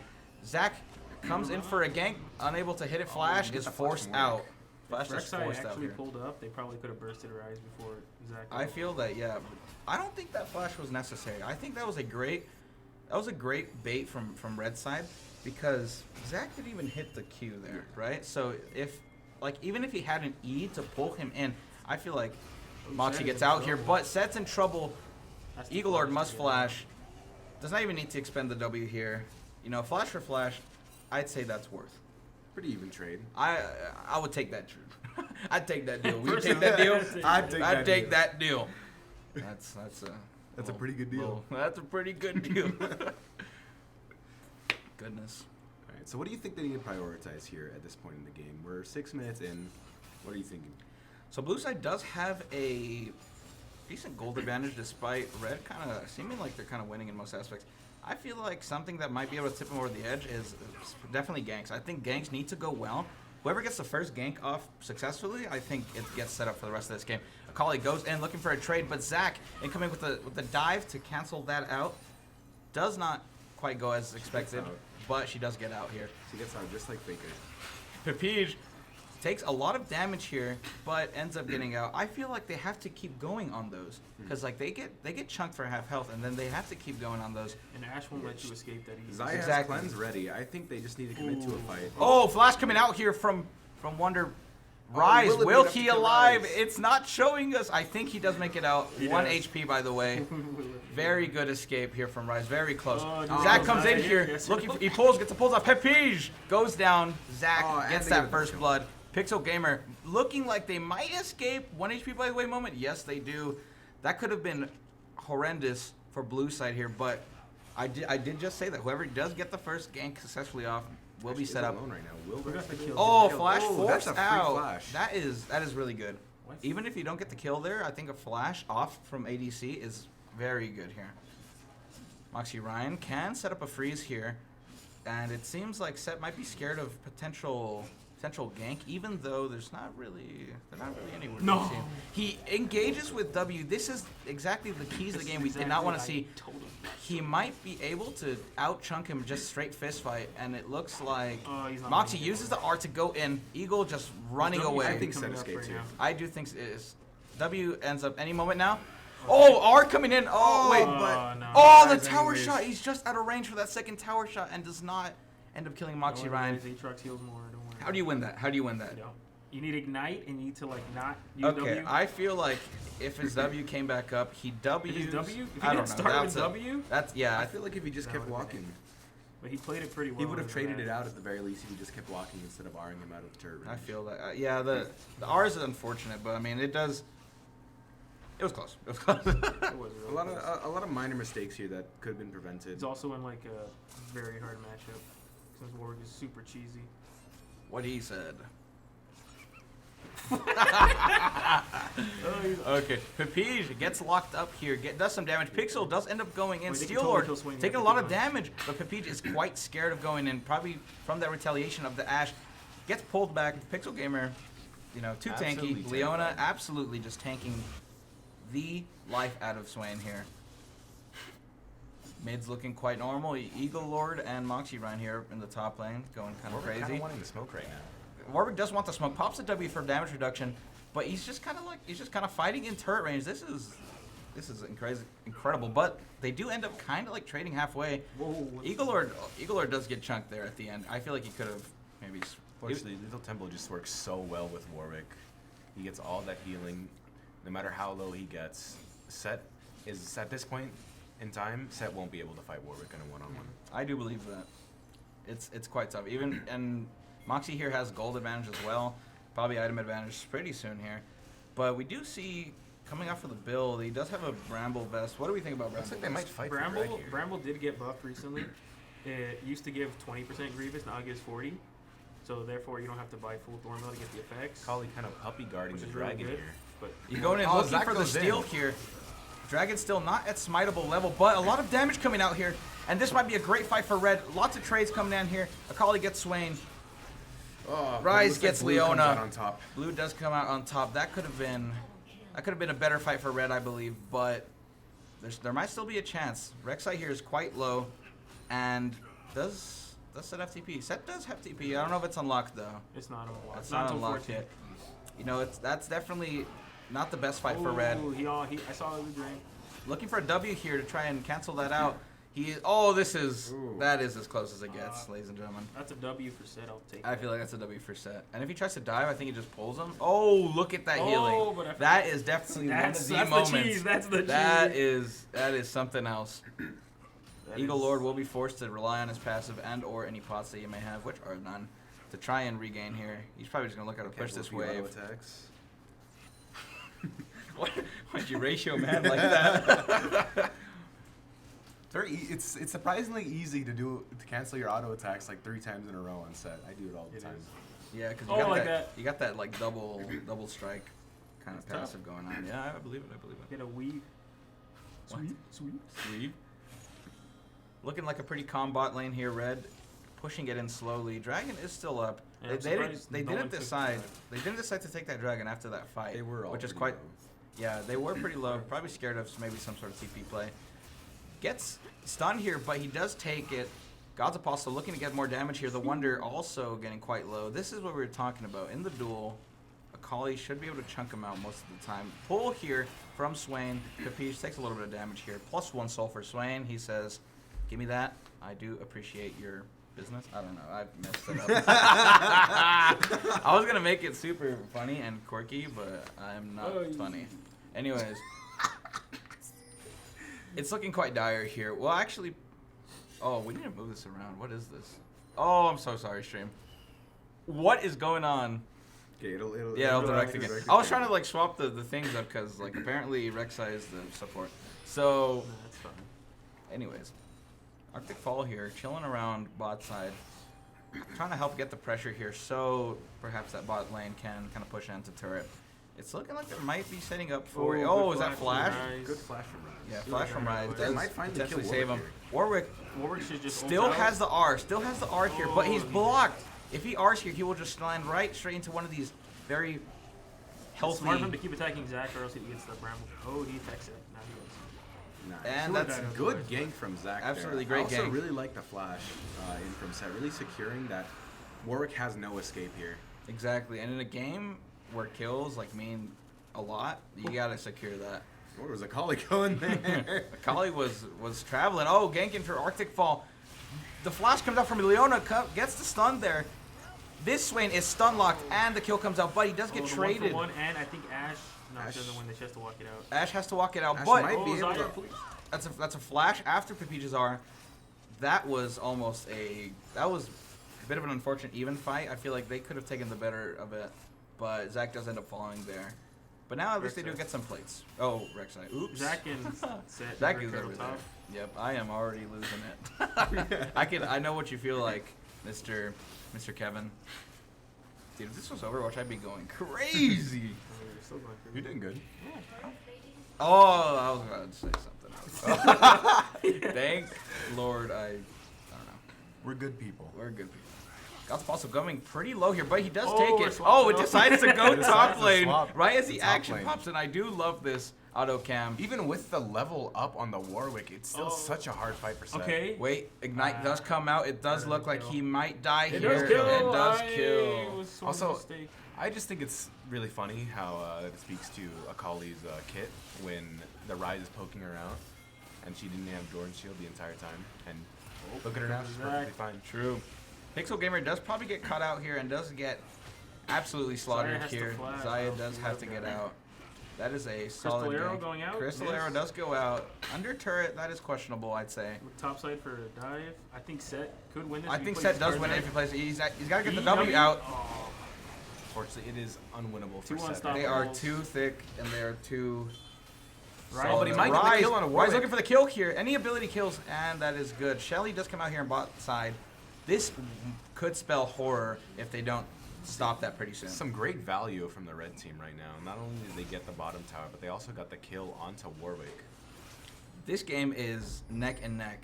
The goal Like deficits. it's quite Not that much. it's not that much. And they also have Shelly here. But if they can protect Shelly here and get a hit on it, that'd be great. But kills might be even better. Swain pops his R here, looking to suck the health out of everybody here as he just sits in their zone, similar to Overwatch. I love Overwatch. Swain does end up going down here, unfortunately. The damage just too much, and the value from him not quite enough. Arctic Fall just doing his camps here, kind of just chilling. Probably prepping for some sort of objective. Next objective is Dragon? Drag, maybe? yes. Yeah, probably Drag here. Pixel We Gamer got clearing Ocean some Dragon for wards. second drag. What? Oh, no, that was the first That drag. was the Yeah, one. yeah, That was the first drag. Soul guesses here? Soul Soul guesses. So predictions? yes, Red. Mountain? Yeah. It's gonna be Hextech or Chemtech. I forgot. Is Camtech back? Yep. I'm that behind, gents. Oh, Zac going into Zach the goes dive. in. There This on is Dash a- R. Enormous dive. Papiche does probably end up going down here. Now they're looking for the slow Leona plus that Ash Ooh, arrow. the- It goes the top. Slugfest, huh? It goes top. The Slugfest. It looks like Eagle Lord might It might switches start. back. I Eagle love Lord this might card. start to be getting the better of Warwick here. Maybe his auto attacks just getting more damage out than. Sorry, I got distracted. Average young person moment there. Set's going for the Set Force does, Anchor build? yeah, Set does end up going back to base. Moxie Ryan probably looking for some sort of turret action here. First turret already gone. Bot lane took it. TP comes out to try and deny any more damage on that. The Wonder, though, gets a little damage off. The Wonder has to start scaling here pretty hard in order to kind of take this game over, because if they let Blue get away with it, he might not have enough time to get massive. So They have a lot of dive, though. I don't know. If the Wonder's their only win con, which right now he kind of is, they're in trouble. The Wonder goes down here. And it's even worse because the Wonder does end up going down here for Rek'Sai, basically Akali, free. Leona, Warwick, all super This dive. might be the theme of what we see for the rest of the game. Just That was a great someone game. getting dived and just them getting like perma CC'd. Steel Shot goes in here, probably a little just to kind of deny any more damage on that top turret. Steel Lord ends up coming up here as well. And where is Set going? Set's mid, so probably just a little swappy swap. He does Set's not about to know pass that away. he's in there, but I do not think Oh, Akali Akali wins this misses the solo. E. Oh, where is bro going? He gets the E off. It's probably just deaths for him. Yep, he gets chunked out. Right? He can't even pop his W. That's how fast he The went down. gap is growing. The gap is definitely growing. Yes, it's now a what is that? A 3K gold lead. And yeah, 3K gold lead, 4 kill lead. This is definitely looking dire for Hot Springs here. Pulp coming in here. Moxie Ryan goes immediately for the Ashe. What a Cancel the great, Crystal Arrow. yeah, absolutely great choice here. But he does end up going out. I feel like he could have killed He there. definitely could have stuck it. He could have stuck it. One Q probably chunks her for most of her health. Auto finishes it off. I do not think Swain has enough damage here to No. finish him off. Especially not through Warwick's healing. Especially Absolutely. not without Conqueror. He wouldn't electrocute. You know, He's they, not gonna win a they fight. stay here, which is quite brave. But Zach Zach comes in here, pulls them together. He Honestly, won't really be able to just to kill scare them. him. yeah, Zach is just trying to play like keep away from these turrets, which at this point is pretty important because if they lose any more turrets, it's just going to be open season for ECA here. The Wonder trying to shut down some of these Rek'Sai holes that allow him to transport time and space or whatever. Transport. Oh, whatever. Arctic Fall catches Steel out here, but Flash is forced out, and they do end up going out. Zach, Steel Shot. Team fight. They could totally play this. They out could slow. play this out if they do play slow here. Oh. Eagle Lord is taking the 1v1. Good flash. Good to get flash. Does flash out. He's, I feel like if Akali gets a kill there, it might be very bad. You know, he's trying his absolute. Eagle Lord here has only died when there was no other option. I think he's playing very well for honestly what was a losing matchup. What is a losing matchup? Right. And I feel like if he just has to keep farming up if he does want a chance here. But CC Mania coming out in mid lane. Zach looking to get the kill on Beach here. Is stunned, but he does get the flash out to get it and secure that. Steel Lord pops his ult here. Rek'Sai goes in, probably gets the kill here. The Wonder unable to do anything as he's warded off by this Akali. This is just Hot Springs horror. This is the downfall. Their nightmares. Unfortunately, a very coming slow true. downfall. Zach can totally kill Rek'Sai here with it. Zach can kill Rek'Sai here. Crystal Arrow does come out. God's Apostle looking pretty low. Keep chasing, Unable keep to chasing. You die. guys They do totally need win the that. chase here if they do want to win there. They can definitely win here. Steel Shot goes in, tries to get something. He gets a slow off, looking for another minion to pull them together. Pulls them together. Arctic Fall is there, though, to kind of ward them off. Eagle Lord might find this here. Free shutdown. 700. It is a free shutdown. If he can find it, no clue where he is because that shroud does not let you see anything there. Steel Shot does go in there. Oh, but this might be disastrous. Disastrous for Hot Springs, and Zach will just go down here without much consequence. That is definitely horror if I've ever seen it. I think this is game. It may be game just because of the gold advantage. I don't think they end here. Definitely, they don't have enough pressure. They do need a Baron if they do want to end here quick. So Rise goes top side, looking just to clear out this these minions. Try to stop this slow descent from ECA here. This is definitely pretty disastrous, I'd say. What do you think? What do you think Hot Spring needs to do here in order to Hot kind Springs of get the lead back? Hot from Springs ECA? needs a couple of very good fights. They need to farm up for a little bit, get a little tankier in their tanks, and just a little more damage, whoever needs it. And then they need to get 1 or 2 or even 3 good fights. I don't think picks will do the thing here. They do need to get like large amounts of gold And very influx here. unfortunate, as you see, there's a huge CS gap between almost Huge everybody. gold You know, I mean, something they can do is if they do get the steal off, they do kind of like put the band-aid on the bleeding, but that's not enough. You know, one one Baron buff. It might help you like slow down the pace of the game, but it won't really, if you're down at least, but it won't really kind of like just propel you into I victory. think Hot Springs here probably just needs to turtle up and farm as much as they can. I do believe so as well. Hot Springs needs to be very careful. The level advantages are also going towards ECA here, so it's looking quite dire. God's Apostle in a 3v1. Eagle Lord does miss his E. God's Apostle looking for a way out. He gets out. He does get out. He gets out just like Fake. Does Apostle get out here? Yes or no? Dumb. Yes. That's gonna be a mid tower. Oh, not even. They're gonna go to Baron. I think blue side has to do something about this. Oh, this is very bad. This is a 3v1. The Wonder Flash forced out. He might just have to sacrifice. Oh, but the rest of the cavalry comes in, but it's not enough. Peach does get the killing blow on Zach there.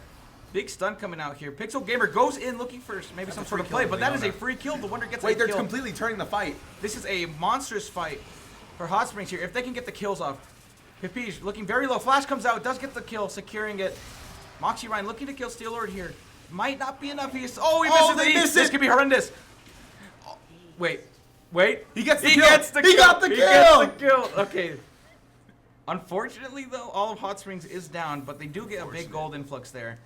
This could be turning, but I was in favor of red side if I had to it was definitely they played their cards a lot better. Even though they're up here, even though ECA survived the fight here, I feel like if they keep giving away fights like that, they will eventually lose. Rise is just too good in that late game scenario. Already Swain, Zach can all be really scary late game. Absolutely. So if they keep giving gold to those who need it in late, it's gonna be bad. And even if they give gold to people who already are starting to fall off, like say Warwick, like say, I don't know, Rek'Sai, then it's going to be even like, twice as worse. Because gold's going nowhere, basically. I think at this point they should just let ECA just have a lane, push it down. That way they can farm and ECA won't be able to farm it much. Exactly. I think they should just maybe give up middle. You let them get some turrets, whatever, but try to deny the Baron. If they do get Baron here, it's pretty dangerous. They're down to their last turret in mid lane. Actually, no, I lied. Baron might not be that useful then. They have 2 turrets still and the inhibitor. Oh, but God's Apostle might get locked down here. Dive comes in from Zach. Flash also coming out. R Crystal Arrow dodge. looking to get a kill here. Steel is trying to run it away. He does, I think, end up getting away here. He has to path better or else he just is going to fall. Big team fight coming out here from both sides. Eagle Lord fighting in the top side. Steel coming kind of in the bottom. Oh, there's so much happening. This is okay. Moxie Ryan does end up going down to Meatball Man. God's Apostle might be looking for a couple of these low people on the backside. Stun comes out. And that's a shutdown. That's a huge shutdown. That is a massive shutdown. Arctic Fall might be the next to fall. Steel does end up going down. The Wonder gets a shield off, but it's not enough. That shutdown will not be enough to save the team. They are giving away all these shutdowns, all this gold. Slowly, if they keep doing that, they will end up losing it. The gold deficit is still substantial, but eventually, if they do just keep giving out gold like it's Oprah, then then it's definitely going to be Blue bad side news. They should have Baroned 3 fights ago, which Well, they are Baroning. they are going to do it now. They are looking Which now. is good. They should close this game out quick. But I feel like Zach does. Ooh, I don't know if Zach has time to come in here. He doesn't definitely. It might just be. Ash sends an arrow and hopefully that gets it. Ash can hawk shot. Hopefully get vision. Yeah, Maybe. Ash does want some vision here. If The R first comes side out is here, it really might low. be good, and that is not enough. Crystal Arrow does come out here, and they should not take this No, they can 5v3, take but it. they I think can Red take should it now. Caught out is Moxie Ryan, and he is Oh, surviving the quite a lot. Moxie Ryan does get chunked there from the set W. Backline completely cleaning up with only 1 slash from her R. This is, God's Apostle is kind of going in right now. I think Blue side should get out with Baron before it's too late, and they all Absolutely. God's Apostle looking quite low here, but it's just looking horrendous here for Red. This is definitely horrendous for Red. I think that fight right there is probably a game. Yeah. Maybe not game in one respawn cycle, but definitely in 2 or 3 because they have Baron now. They have a lot more gold than they did before, and they're all down. So I think this is what Hot Springs actually wants right now. They want to be able to push in the inhib so they can get all that free farm and deny all of the. Ideally, the of course, they do. the They do CS. want some of that gold, but I mean, will they be able to take advantage of it before blue comes knocking again? And they don't actually let them get the inhib here, which may or may not be good. That's less pressure from supersized Baron minions. It is less That's also less pressure. gold. But yeah, it's less gold for red. 'Cause if red gets the enemy supers to spawn permanently for like 4 minutes, then it would be bad for blue because every fight Swain's getting stronger and stronger. And it's only getting harder and harder for him to end. Absolutely, I do concur. The Wonder also coming up on not quite 3 items, but he does need to get that 3rd item. Akali already beat him to it like long ago. And I think once he gets that 3rd item up, he will be a powerhouse in these fights. Because he's been kind of taking I don't know, I feel like it feels like he's been taking sort of back, like a back seat. Especially when he should be the one in there, casting these spells off, like just comboing off. You know, And I think he's afraid just because in every other fight he has basically been melted instantly. Kali's got his numbers. but he's getting a lot bigger. He's a lot bigger right now, and if you saw in the last fight, he actually stayed alive in the front line for quite a long time. Exactly, he had like shields popping on him. He was pretty good. Yeah. Ceres is the mage's Steric, so it really comes in handy to. Exactly, and if he has that up, he won't get chunked instantly, at least. So, we'll just have to see. Why does Rise have a barcode with 2 items? Rise has a barcode here. It's not even a health item. Wait. Look at that. Oh, he has a Rod of Ages, that's why. Yep. Legal. Rod of Ages is back, by the way. Legal. You missed that item. I didn't.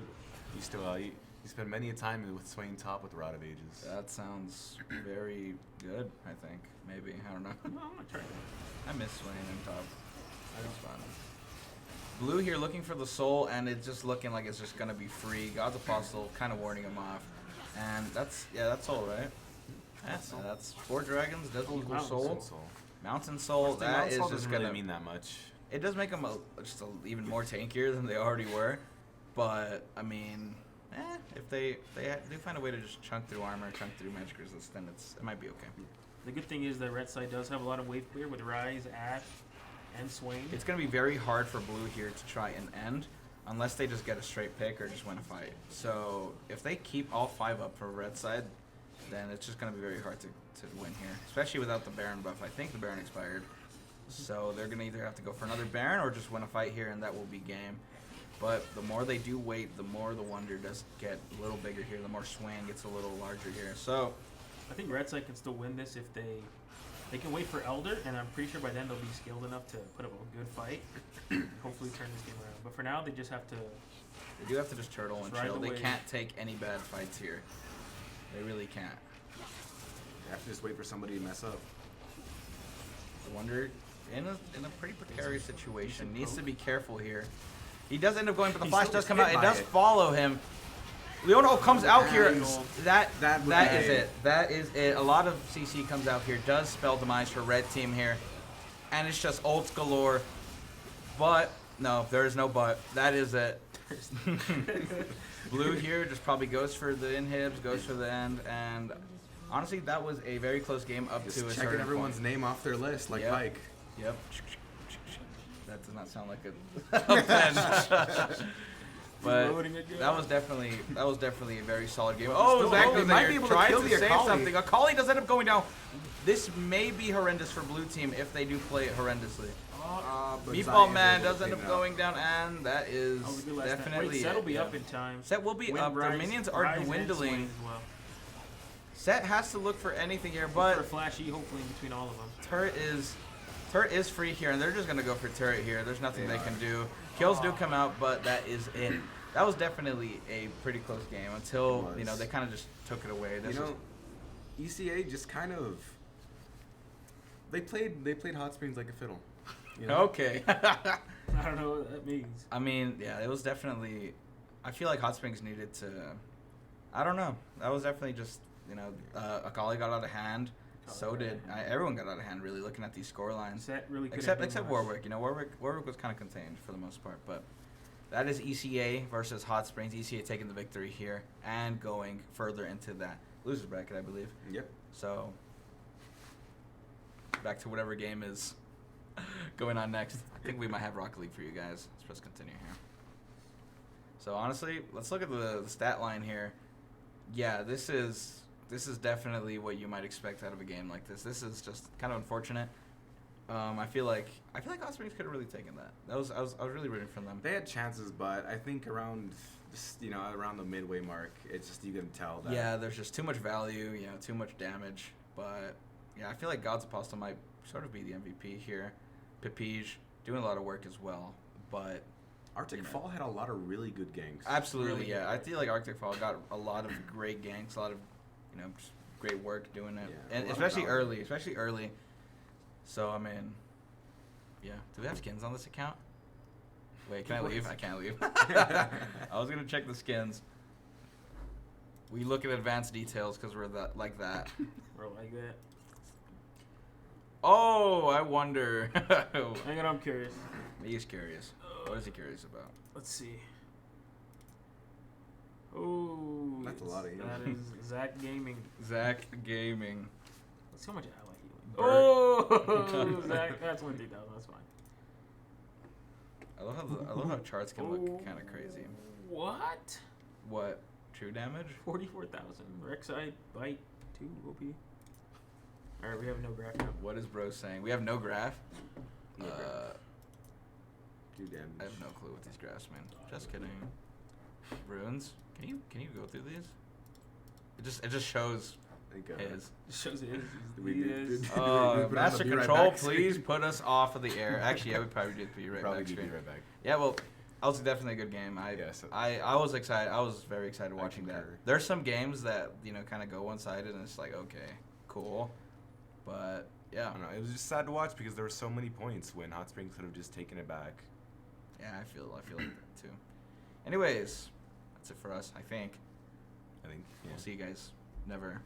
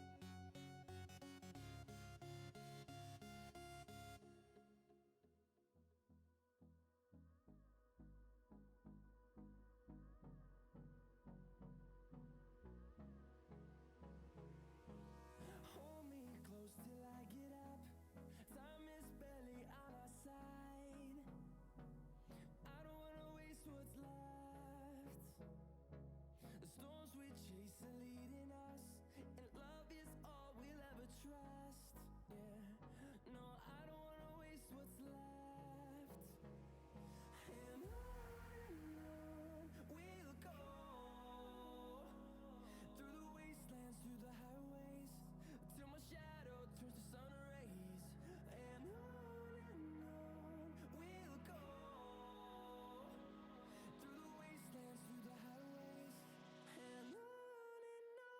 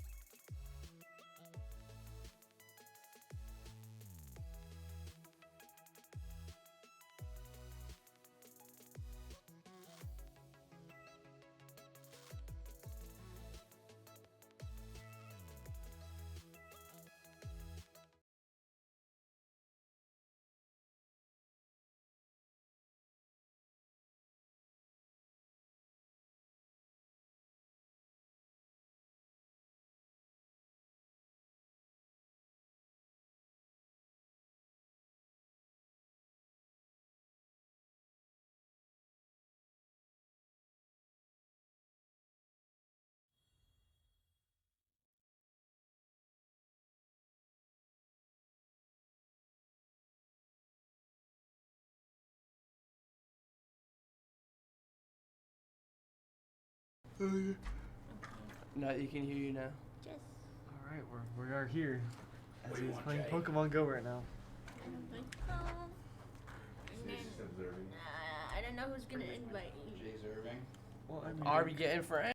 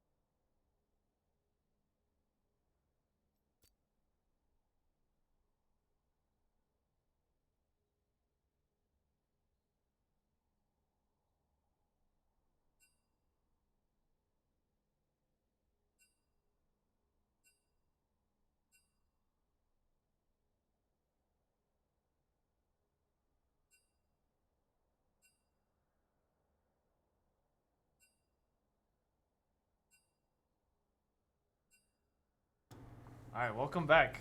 We are here now for the ECA versus the other team. I can't remember the other team. We have to swing out spots, I didn't see. ECA and Is it Liquid? We got a Zach man. Okay. Is it ECA and who else? Liquid. Liquid? I think so. Okay. Don't quote me on that. just call him red and blue. Red and blue. Okay, I like the glasses. You're not in frame. You're not in frame, yeah. Get in I'm the frame. schizo. No, no, boys, no, don't no. worry Get about closer, it. get closer. Yeah. We gotta get in frame. Yeah, the 3 Gabe stream. We all Oh, have to yeah. be in I'm frame. Torn Master, aka Gabe. I am Frosty Vibes, aka Gabe. I'm Arvion, aka Gabe. Yeah, so starting out, they're gonna ban Arctic's Zach. As you We know, did it's play very Zach. popping off. He did pop off. That was a pretty good game last game, so that is fair. We got the triple top lane fan with Garen, Zach? Darius, No, and we didn't play Urgot. Someone played Zach. No, the losing team did, I think. No, they won. Hmm. The winning team played Zach. I don't know. We're not 100% No, sure. Rek'Sai won. I remember Rek'Sai won. Oh, okay. So we lied. But yeah, but Arctic's main champion is Zach. Okay. And he's Oh, the Aurelion Soul, busted champion. He's not even in frame. From the Yes, I did. from a mid lane player, Aurelion Soul. You're like lurking. He's lurking. He's lurking. Zed coming out. That is a- Aso left open. Yeah, but I feel like it's a pretty good matchup for Zed. As long I as think he that just- is a pretty good matchup for Zed. Just gets some that. But late game, Aso does Aso things. Late game Aesol is a threat. Okay, we got Malphite top. No, I was like, it's gonna be flex jungle. Probably not. No, Safe there's to no say- way. Safe to say top. Udyr now can be flexed. I don't know, picking Yes, Malphite Udi can first be is flexed. not good. Yeah, it's okay. It happens. We'll see what else they go with Mordekaiser. Okay, Well- so it might be a Malphite jungle. The Malphite- Mordekaiser Or jungle. Mordekaiser. Mordekaiser jungle. Mordekaiser jungle. We're great at this game. I swear, we're great at this. What's great? Mordekaiser jungle. Okay, I like it. You know, it's an off meta pick. Was meta a couple months ago, but still pretty good. One other bad thing though that I have to say, it's triple AP. That's true. It That's is true. triple AP if They are No gonna such need thing. an AD support and you know an ADC. yeah, they definitely are. Nasus versus Malphite. Okay, it looks like it's gonna be basically a farm lane because Malphite runs out of mana. I think really Nasus quickly. wins that now. Uh, He just yeah. farms without dying. I don't know, Mr. Top Laner. Eventually, yeah. Fair But enough. in early game, they're both like wet noodles, so. Yeah, that makes sense.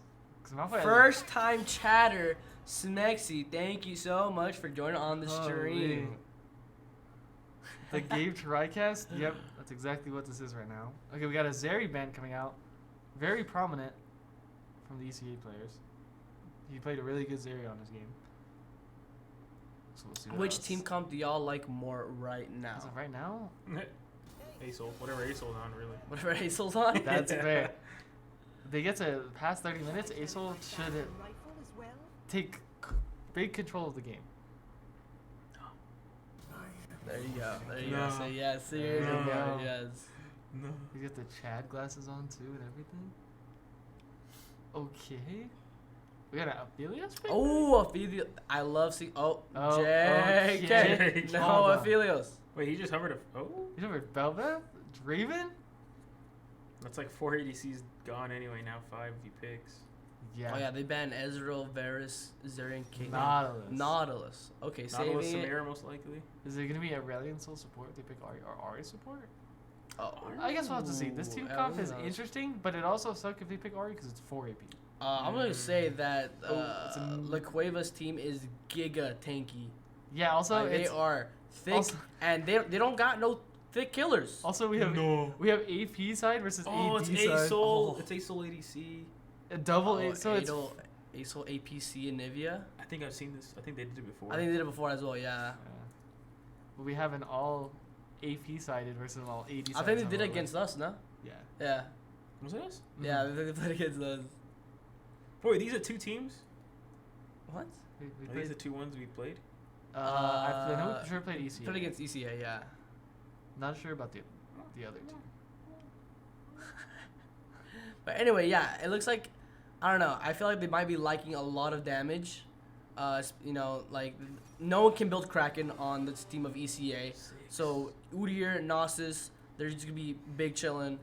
But on the side of La Cueva, they got Zed to take down Asol. They got Udyr to just be tanky sustainability and just win throughout the long team fights that are gonna happen because both teams are insanely tanky. We have just been informed. These are swaps. So ECA is actually the right side.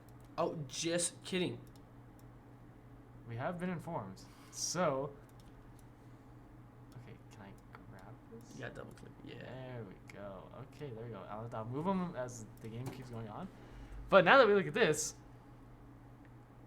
yeah, I think ECA is gonna take this pretty hard, unless all the AP can stack. But Udyr, Nautilus, and Nasus can just stack and more, and they're gonna be extremely tanky. They are, but the team of La Cueva does have that wombo combo with the Malphite, Acel, Anivia, just big circle damage. The big circle. Big circle damage. But I don't see anything stopping Nasus or Udyr just from running down the team. I think Mordekaiser stops all of them. Think so? He stops Nasus? Okay. We also still don't technically know if it's Mordekaiser. We don't know any of. Well, it's his more respective more roles. top, Malphite mid, Scarlet jungle. Oh, that's right. That's yeah. right. Sorry, I'm not very good at. And then the understanding two flying people bought. The two flying people. Mm-hmm. Okay. The bird and the. Oh, it's God Nasus dragon. support. I forgot they play Nasus support. No, Nautilus. I have Nautilus. Oh.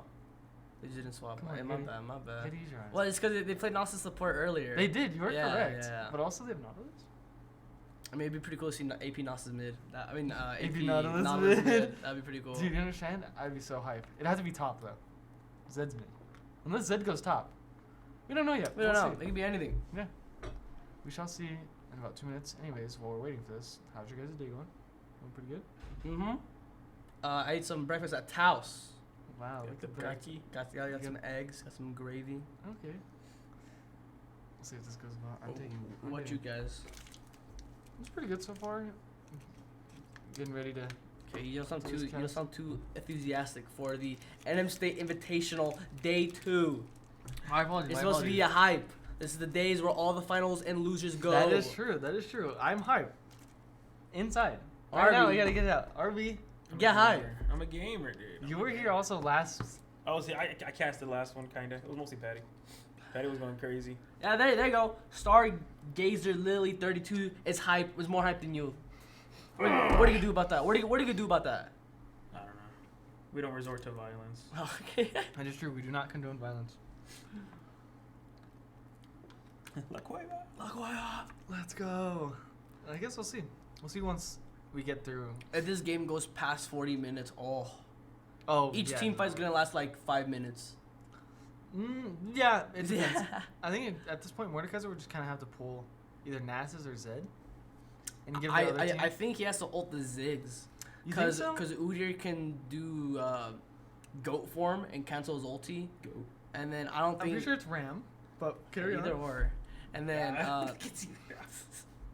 and then Nasus and Mordekaiser. I don't know. I don't see either of them dying. Yeah, I see this game going. And then Zed, he has like he has dashes, teleports. Mordekaiser won't kill him in the time he ults. Nautilus maybe. Might kill Nautilus or Ziggs. I think another concern I have is the bot lane, because we have Nautilus, Ziggs, very good engaged with Nautilus. They have little peel against themselves. I mean, Aurelius will E his black hole, and then Anivia Q. with the Anivia stun. wall can stop Nautilus. Yeah, I was That gonna is say true. if Anivia is fast enough, she can wall, and then Acel can put his E, the black hole, and then just get free damage on Nautilus. That is true. I guess we'll see now, right as we get into game. I wonder how that's gonna work. Anivia ult with Acel E.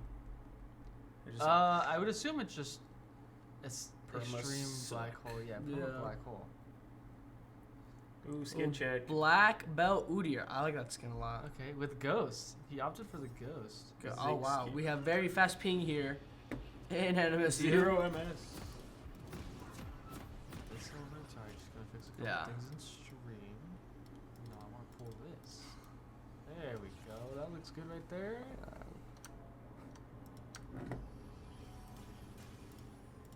Yeah, we're good. Which one is it? No, to pop up the scoreboard.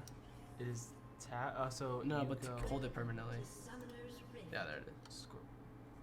Where's scoreboard? I- Oh, Well, scoreboard. that's Oh, the the one scoreboard, the one that's that's the the scoreboard. scoreboard, Oh, my yeah. apologies. I don't know how to look so far. Oh, we. Okay, Skarner going for the blue jungle pet. Yes. And and Udyr going for the green. Udyr just trying to go for that just durability, and Skarner trying to go for Honestly, those that picks ward early was- on. 100%. That ward was worth for Mordecai. They got +5. Yeah. Mordecai starts off with a little tiny lead. We got the good luck, have fun in chat. We always love the sportsmanship between the two teams. Zig's trying to get early. Oh, he just he attacked his he attacked his own Zig's teammate. unable to avoid the ZQ there. Oh, unfortunate. He's gonna take 0 damage for it. Yes. Nothing happening so far. They ping Udyr, so they see the Udyr. Malphite has vision of him. No one is going to really contest the spires early on in the river. Yeah. I see you. Assuming they know each other at least in person. He just called his. Yeah, wow, yeah. He called his real name. None of them got spires in river. Yeah, wow. They didn't. I opt to guess- get the free what is it, 10 gold, right? I think It 15. depends. Just depends on. I think it might be 30 if you're alone. Yeah, and then 15 per. Okay. But both junglers starting on opposite sides here. Arctic starting at red, which he does mostly every single game. Always want to path towards bot side. We also got Skarner going for his red, having top side that we can see now. Might potentially go for an early gank bot after chickens, but not 100% ideal. Both APCs have TP. Wow, that is Wow, interesting. That is very interesting. Going for the scaly game. Yeah. So Mordekaiser will shove here and maybe. Well, I guess if Skarner's there, there's nothing really to worry about. Also. Yeah, we'll have to see. Aurelion Soul and Nivea are definitely going to farm from farther, just due to Zig's poke off of minions, and Nautilus just potentially pulling them in and trying to kill him. Nasus Mordekaiser just bonking Nasus. Yeah, he's getting some free damage off him. It'd be like that, you know. Yeah. But last time I was doubting the Nasus. Were you? Mm-hmm. Never that enough. He was down 20 CS. I'm like, oh, this guy's gonna be useless. Ends up he just 1v9s. Yeah, you never doubt a Nasus. Nasus can always come back from like the biggest deficits. We got a little bit of a mini auto attack we trade. gotta change this. I don't know if we can we? Oh Yeah. never mind. I was gonna do that. I didn't know we could. There you go.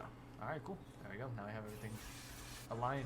Yeah, both APC start with tier first. They're both gonna go for that Seraph's early rush. Got both. We got no crazy runes. Nothing crazy so far. I mean, Malphite tank. He's not going for Conquer on the Skarner instead of phase rush. Interesting. I mean, against that team. I like that. Yeah, because phase rush here wouldn't be as good as they're all. Yeah, it would only be good really against Ziggs because everyone else can Yeah. just dash away from him. Ziggs hitting most of his Qs down the left there so far. Oh, little trade going on top side. Nothing too interesting yet. Every team just kind of farming up. Bring bot and it might be a dive. Oh, we got a potential. There's a combo we wanted to see, the Nivea wall. Oh, that was just barely missed the hook. A Nivea wall into Acel E, making it almost impossible to escape that.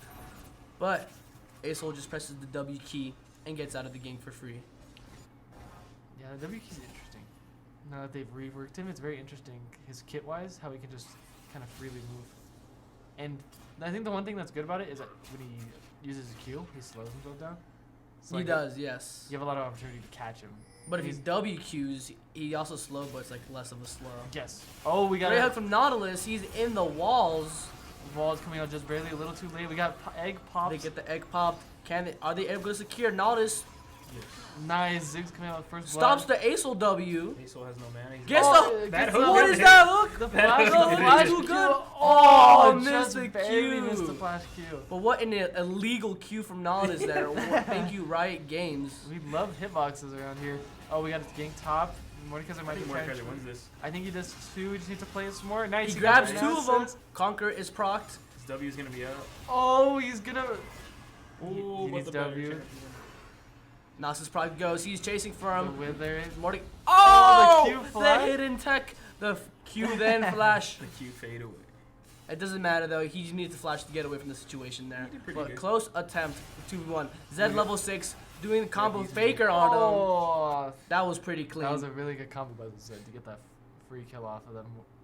He's also up 20 CS on the Malphite, which makes sense. The poke is really hard against him, so he can't really do anything. We got bot lane freezing, top lane shoving into him, with Nasus surprisingly still staying with half HP. He's Nasus. He's Chad.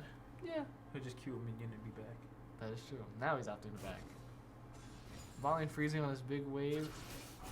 Has he been getting a little bit of poke damage with the Aurelion Soul E? And nothing too crazy so far. Anything crazy in the build wise? Now we got Skarner with the Sheen. His first back. I think he's gonna go for the Triforce? Iceborne or Frostfire. Oh. Is it Frostfire? Yes. Yeah, Frostfire, yeah. Udyr opting to go AP. He has a Blasty Wand. I think he's It's gonna go Demonic. Demonic first item though? Yeah, that's common for Udyr. Makes sense. Udyr might go for the Dragon here. I don't know if he knows that Skarner is on the top side, but the bot lane is in perfect wave condition for him to start doing the Dragon, which it looks like he is going to do perfect. Zeke's still throwing out those Qs menacingly. See if Nautilus can hit it one of those absurd Q hooks again. In between the minions and just destroys. Yes, sir.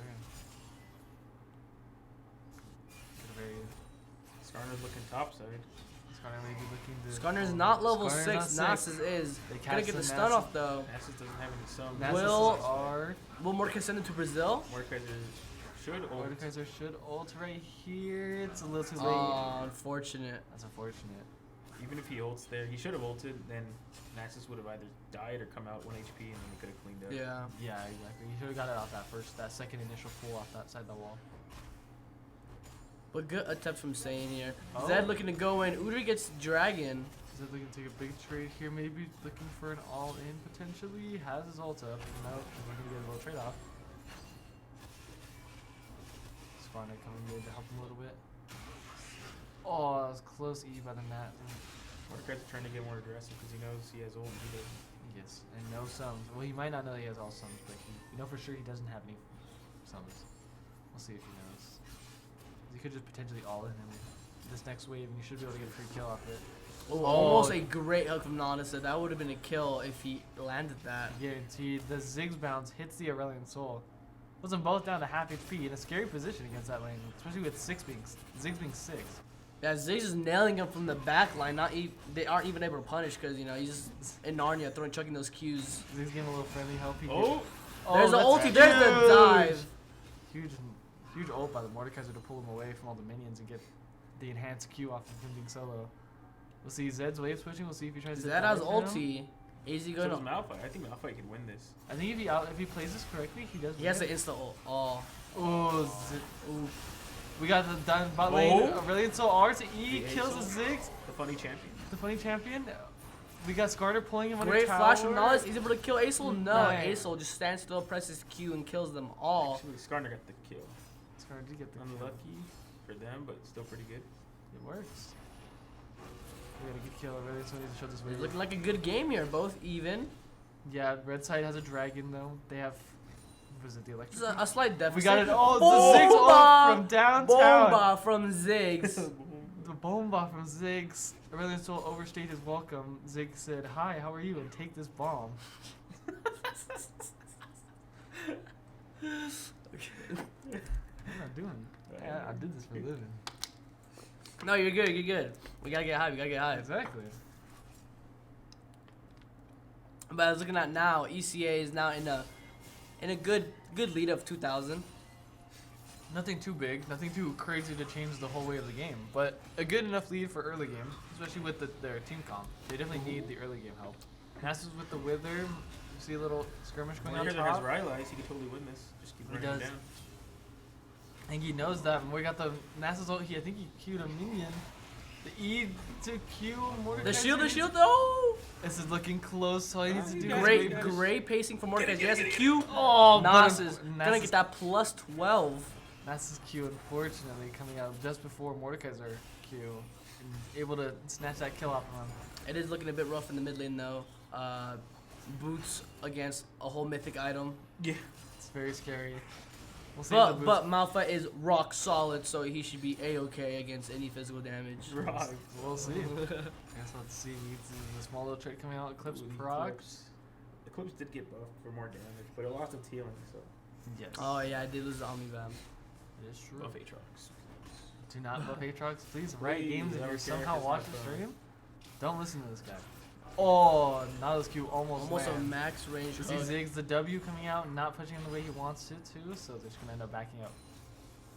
Balin's playing a little scary. Ziggs, they both do have R's. They could combo them and try and get one or pop a Nivea egg and try and kill him together.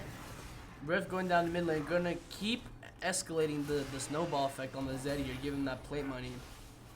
Malphite standing in the R, almost dying. Almost. Is Zed, Oh, yeah, Zed is going to. The ult Flashes.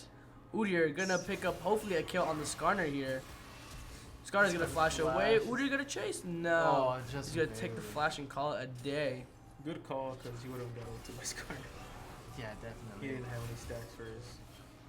That Ziggs Q almost landing. This could be diveable. It's good, Yeah. especially with Acel just standing Oh, I still. didn't realize that's Ziggs can counter Acel. Yes. Well, we see going for another skirmish. He gets this done. With the pull though, is he gonna try and dive him? Oh, we got. Oh, the CC chain from the Skarner. Oh, what a Did nice not ult by the Skarner let- to put him under tower. Yeah, did not let Udyr move at all. Yeah, and then Aurelion Soul doing good, rotating just a little bit to help the Skarner out. We got another little skirmish going topside. They're both super slow. Yeah, very super Oh, slow. we're cutting off too. The Zed's gonna get the free kill on this, so we go back to top lane. The 1v1 duel. The Q hits, the isolated Q hits. The- Flash on both of them. The flash. Which Q's gonna the hit Q, first? that's Oh, gonna be Mordekaiser. We're looking for a potential dive your bot. Just missed that. Ziggs gets the kill. Let's see if they can dive the Anivia maybe. Maybe it has eggs, so if they do dive her, they gotta play really mess her very up. smart. Apostle absolutely roaming all over the place, getting them free kills when possible. Ooh. We got the exhaust, the ult coming out. The Exhaust, Almost barely double shared shield, it. Oh, they but pop- that is the egg pop. They do pop the egg. Are they gonna be able to kill it in time before she spawns? She's safe enough from Nautilus. The ignite. The ignite from Nautilus. Oh, That's the execute, and Aw. it is gonna go to the Zed. That's 100% worth. They didn't get any. They didn't give any gold to Exactly. Ziggs gonna kill that tower for first tower, correct? Second. Second. Zed The forgot Rift the mid. Herald mid. You're correct. It's looking quite tough for the Cueva, but if they are able to make it late game, maybe Acel could 1v5 with the 300 passive stacks. Yes, and we also see the Zed opting to go for a early last whisper against that team comp for the armor pen.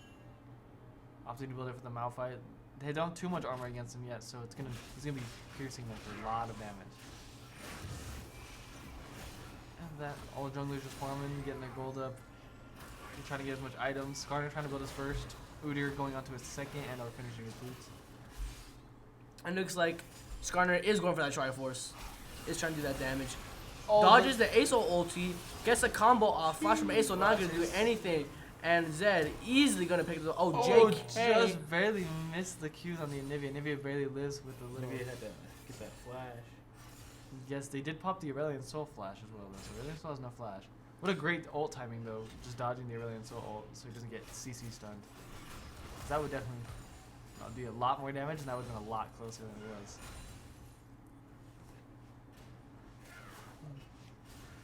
Ziggs poke is insane. It's pretty good. He has the Andres now, so now It's be doing damage. damage. Insane. Almost as much damage as Camille with Divine Sunder.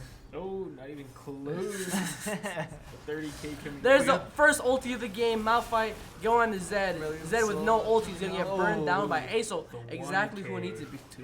Ziggs and Nautilus chasing Skarner. Bomba from the Ziggs. That's gonna make him 4-1, and that's gonna make him a great threat late game as well, as they're all close range enemies. So Ziggs is able to just free fire whenever he wants. You see almost everyone has a mythic. Malphite and Nivea are the only ones that don't have a mythic. Same with Nasus, but we have Zed at 2 items already at 14 minutes in the game. So he's a very big threat to this enemy team comp. The constant pokes, just trying to get as much as they can out of it. See if they can maybe get this mid tower open with getting it low enough so Ziggs can use his ability to destroy it. Nice. Nautilus gets by the hook Nautilus. on. He's ulting. Can he land with the Q Ziggs follow? Q. He can, and the burn Nice. is gonna secure that What a kill. good kill. Very nicely played. Malphite trying to do a little skirmish with this Nasus, see if he can try and take him on one-on-one. That Nasus in there. Yeah, I don't think you can fight Nasus without getting this or seeing it. He's looking to do it, but Oh, he's bonking. Nasus withers. He's gonna dive him on the He tower for the last bonking. bomb. Flush 12 This for is- the Nasus. Oh, it's too Oh. much for him to handle. The Zed getting that 1v1 on that. Zed 2 items. Zed times versus Mordekaiser 1.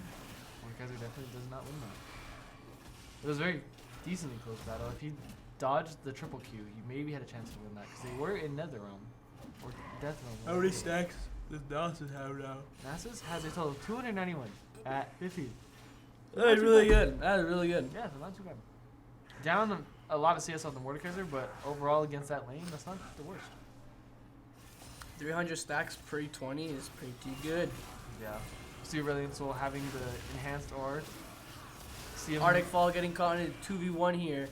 Buying enough time for Ziggs to come though to help him out. That's going to be a kill on the Skarner. Not quite yet. The Ziggs bounce jumps, and now Arctic Fall is looking to get more. He's going to kill this Anivia as well. Malphite's there to help, but not enough. Let's see if they maybe try to dive this Malphite. Maybe not. Aurelion Soul ult popping. Big Aso ulti. The Zed going in. Oh, Malphite with a 2-man ulti. Mordekaiser there to follow up. See if they'll be able to take out this Udyr. Maybe you're too fast, even if you realize, and they got the Malphite. Yes, unfortunately. He's even looking to get more. They said we can get them all alright. And the ace coming out 16 minutes for the ECA side. This game is looking pretty devastating. They just need to get some more on the Aurelion Soul, let them scale up for a little while, and then there's a chance. They have a lot of bounty gold on their team. Just one misplay fight can be a change, a very big turn in this game. Herald on top side. Maybe trying to do as much as she can, but unfortunately not able to do much.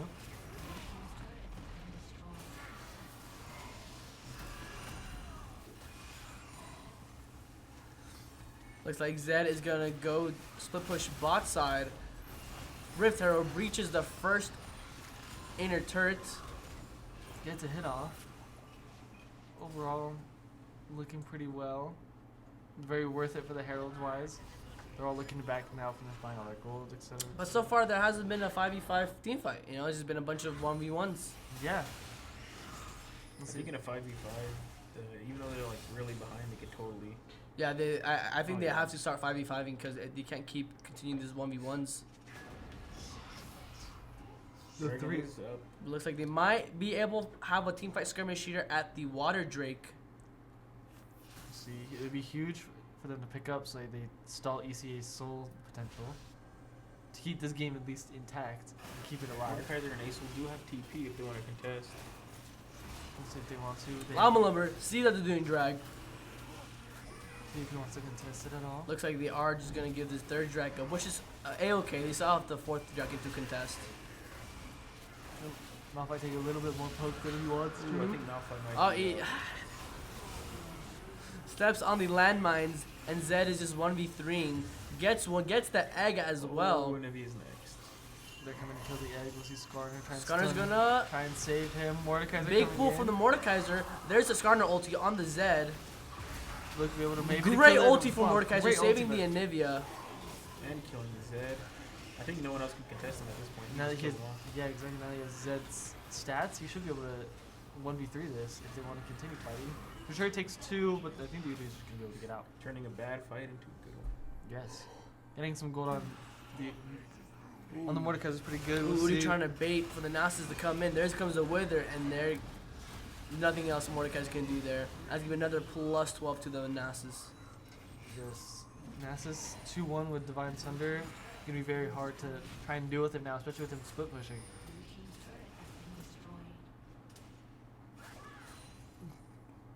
Okay, put down at, what is it, 12,000 golds at 20 minutes? They technically can still come back. It's not a very lost game. They just need to play team fights extremely well and coordinate ults together, because they can just combo the ults all together. And they have to wait for Aurelion Soul to get his. If Aurelion Soul gets his enhanced R, it'll be huge for 5v5s if they try and fight them, which next objective should be what? Baron? So we'll see if the ECA side just says, hey, let's just take Baron, let's try and end this. They have to send either Aesol or Mordekaiser bot because they have TP.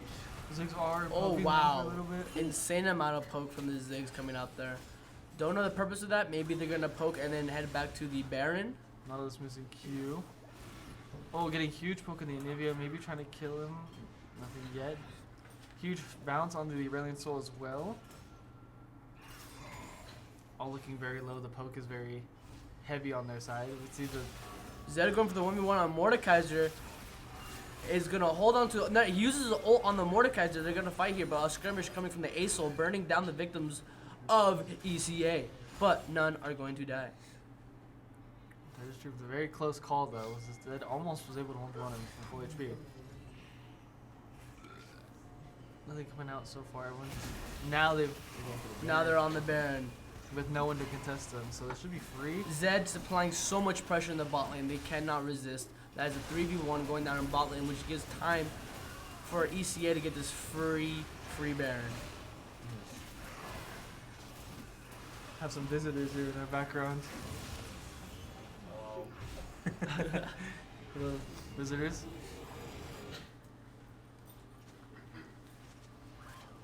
We got special guests. Patty came in last stream. He was here. And my guy. And we got the special guests. Welcome, guys. Based off this, how's the game looking? You think?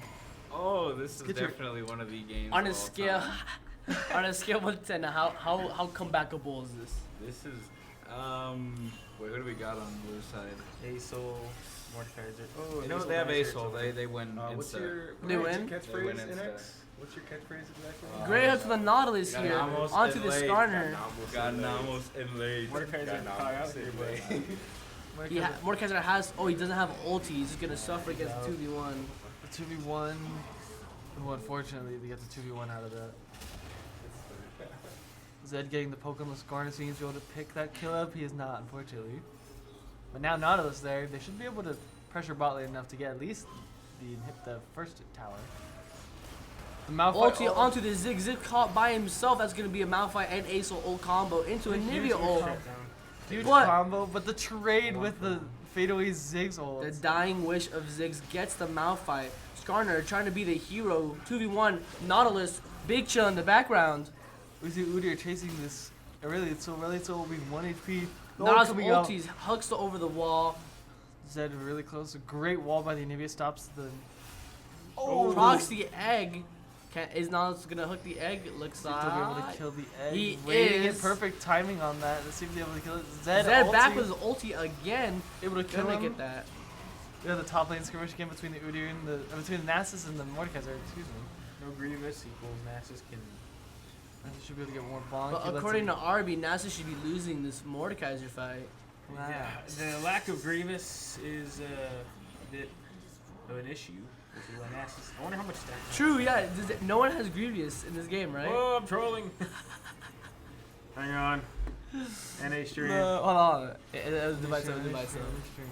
I want to see the divine stacks because that's Oh, you just click on Let's double Nasus and check. it pops up. Let's see. Nasus has a total of 447. Oh no, he meant Sunder yeah. has 700. How long has he had 1,000 Sunder? Is I that don't Sunder know. for maybe 10 minutes? No, not 10 minutes. Like maybe 5. Hey, 5.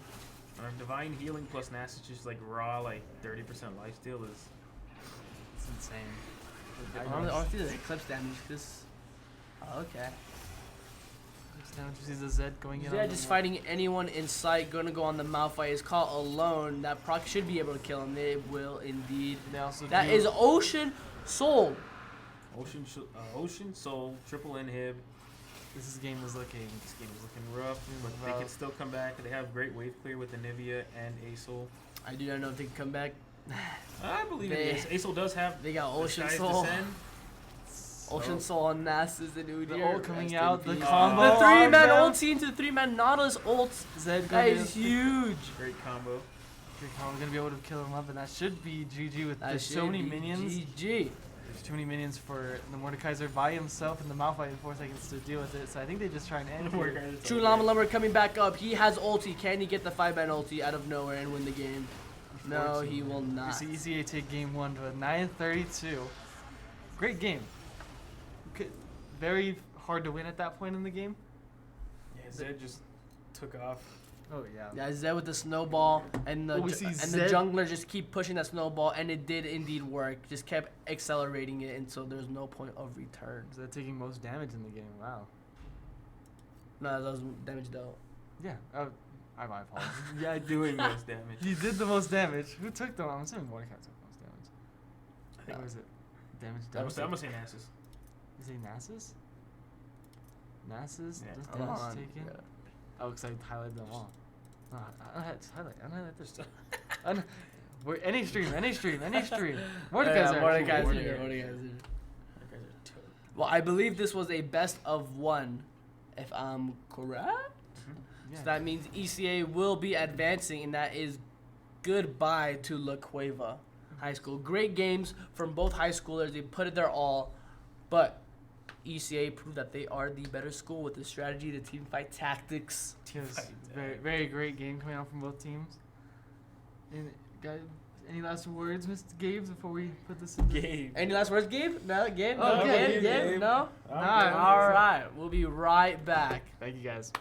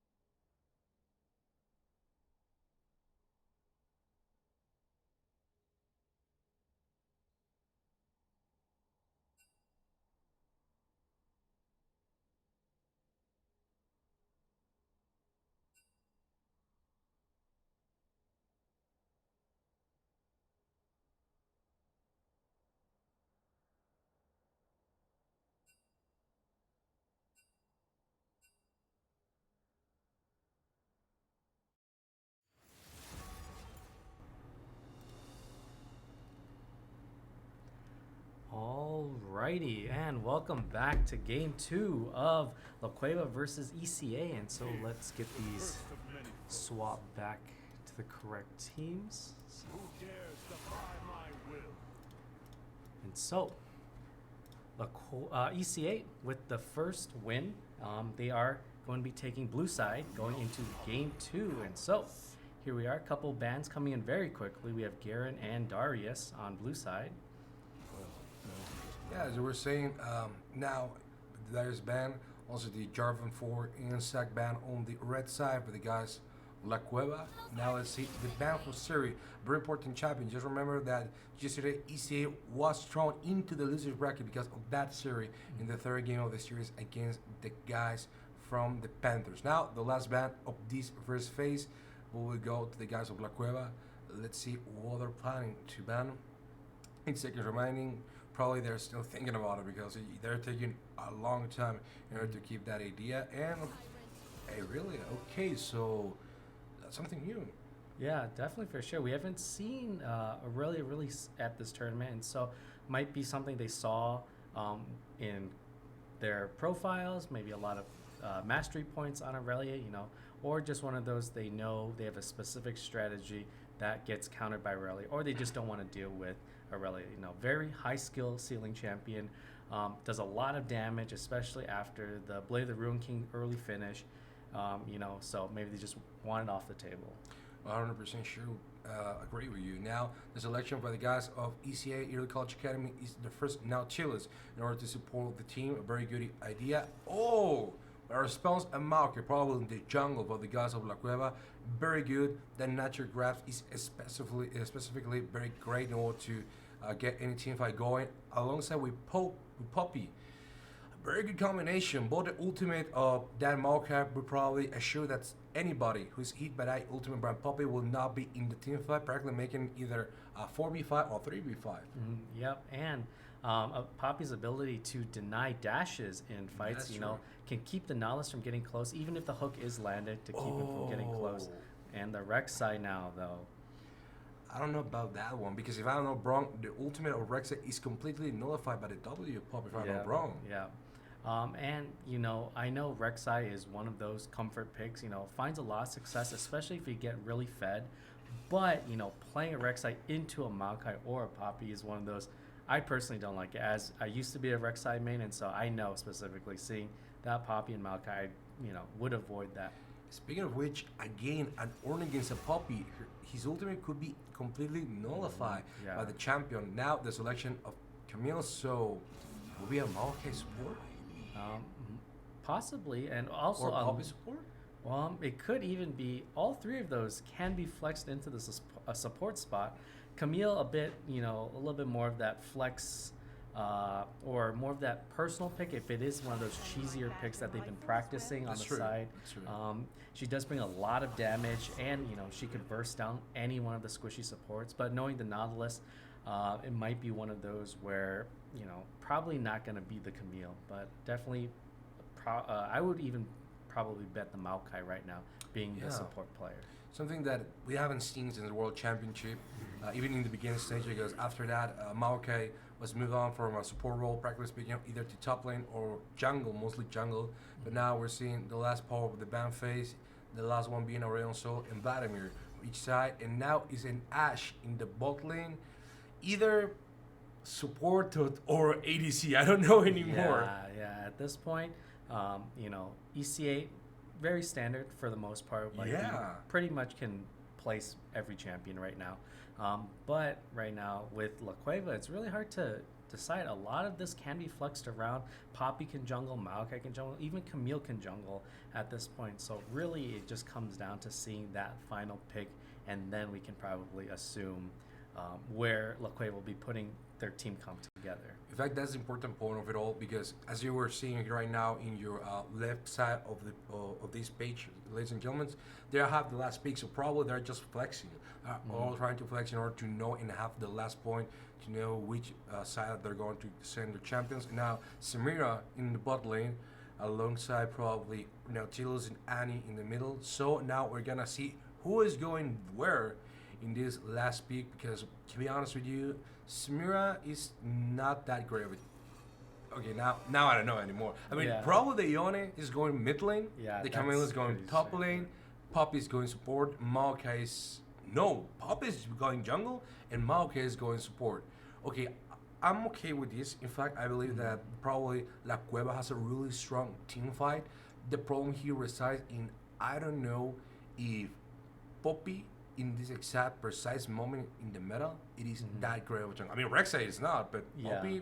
Yeah. They could feel like that the Poppy might be a counter to Rek'Sai, especially Rek'Sai's tunnel or right. his ulti or her ulti.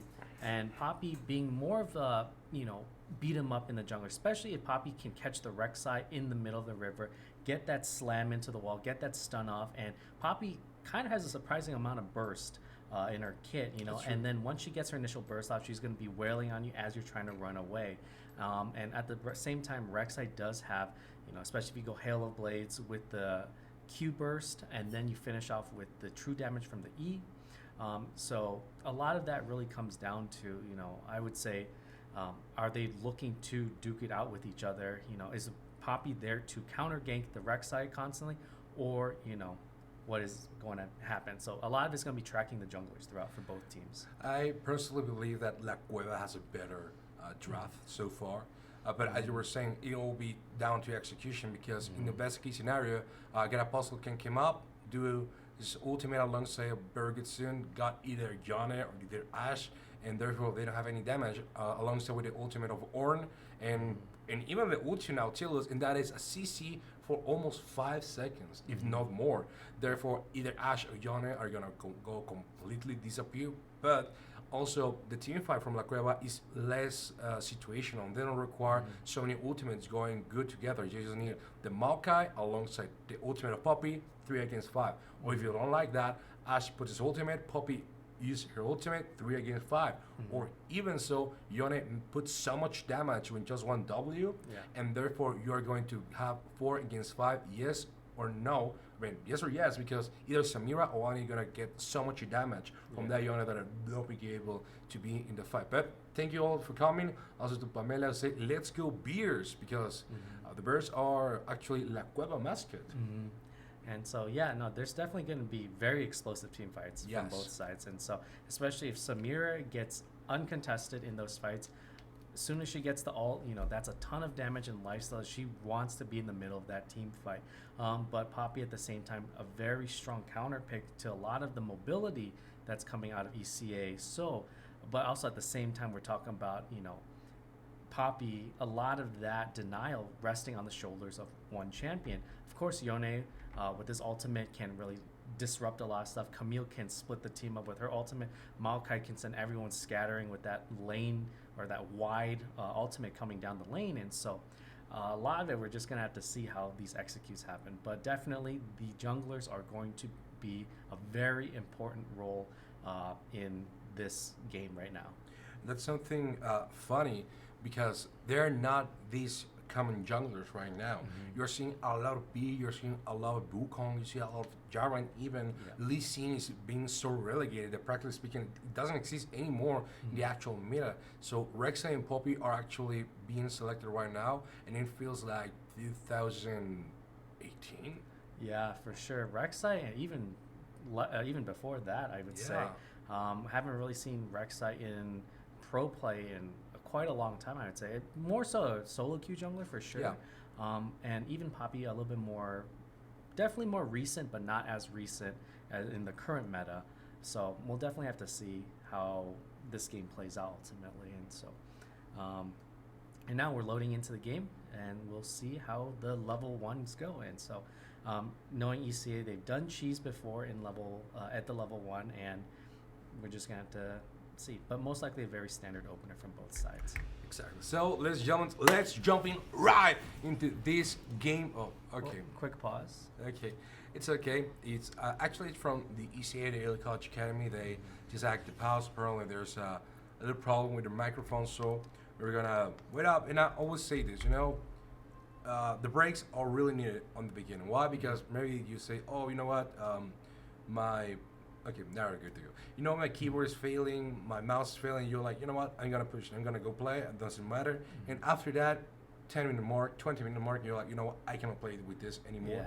You put the pause in all the sanity of the game, all that you're playing just get compromised. So it's better to just jump right now, make the pause, everything's fine, and they're, begin a little bit later. It's important to maintain the compromise that the game is continued. Okay, so it's broken again. I don't know what's happening right now. In fact, well, thankfully, I was talking about this with Flash. He's the caster of Rocket League. That thankfully now we have a lot of replacement, either a keyboard, either headphones, mouse, anything that these guys needed, because this can happen, any given time. I brought my microphone, I brought my headphones because I want to play with my stuff. Out of nowhere, you just travel from your house to here, and they're not working anymore. And I need a replacement, and thankfully we have them. Yeah, for sure. And yeah, definitely. Having to pause the game 10 minutes in, you lose all the momentum. Everyone has to stop, reset, and try to get back into it. If you have even a minute, you start to lose track of where enemy junglers are moving. You're losing track of summoner spells, and suddenly, if you forget, like, where the jungler's pathing to, like, suddenly he's showing up top lane, you get ganked, you don't have a summoner, and then you just get soloed out by the enemy laner. And so a lot of it's very important to just get all the tech issues handled as early as possible. Yeah, man. Well, we are again right into the game. Don't you worry about this. A little pause that always happens because of the spectator delays when we have a pause. So we'll be resuming in no time whatsoever. So again, Early College Academy, we are in the loser bracket. Early College Academy just won their first game in this best of 3. The guys from La Cueva, the Bears, are down to 1 game. They're either going to win or get completely eliminated because this is the loser bracket. So let's jump right into the Summoner's Rift, ladies and gentlemen. Let's see what can happen right now, because it's not only a very important game, but if La Cueva can win this with this draft specifically, I'm pretty sure they can make a good argument for the 3rd game. Yeah, for sure. And Camille starting the typical ignite teleport combo.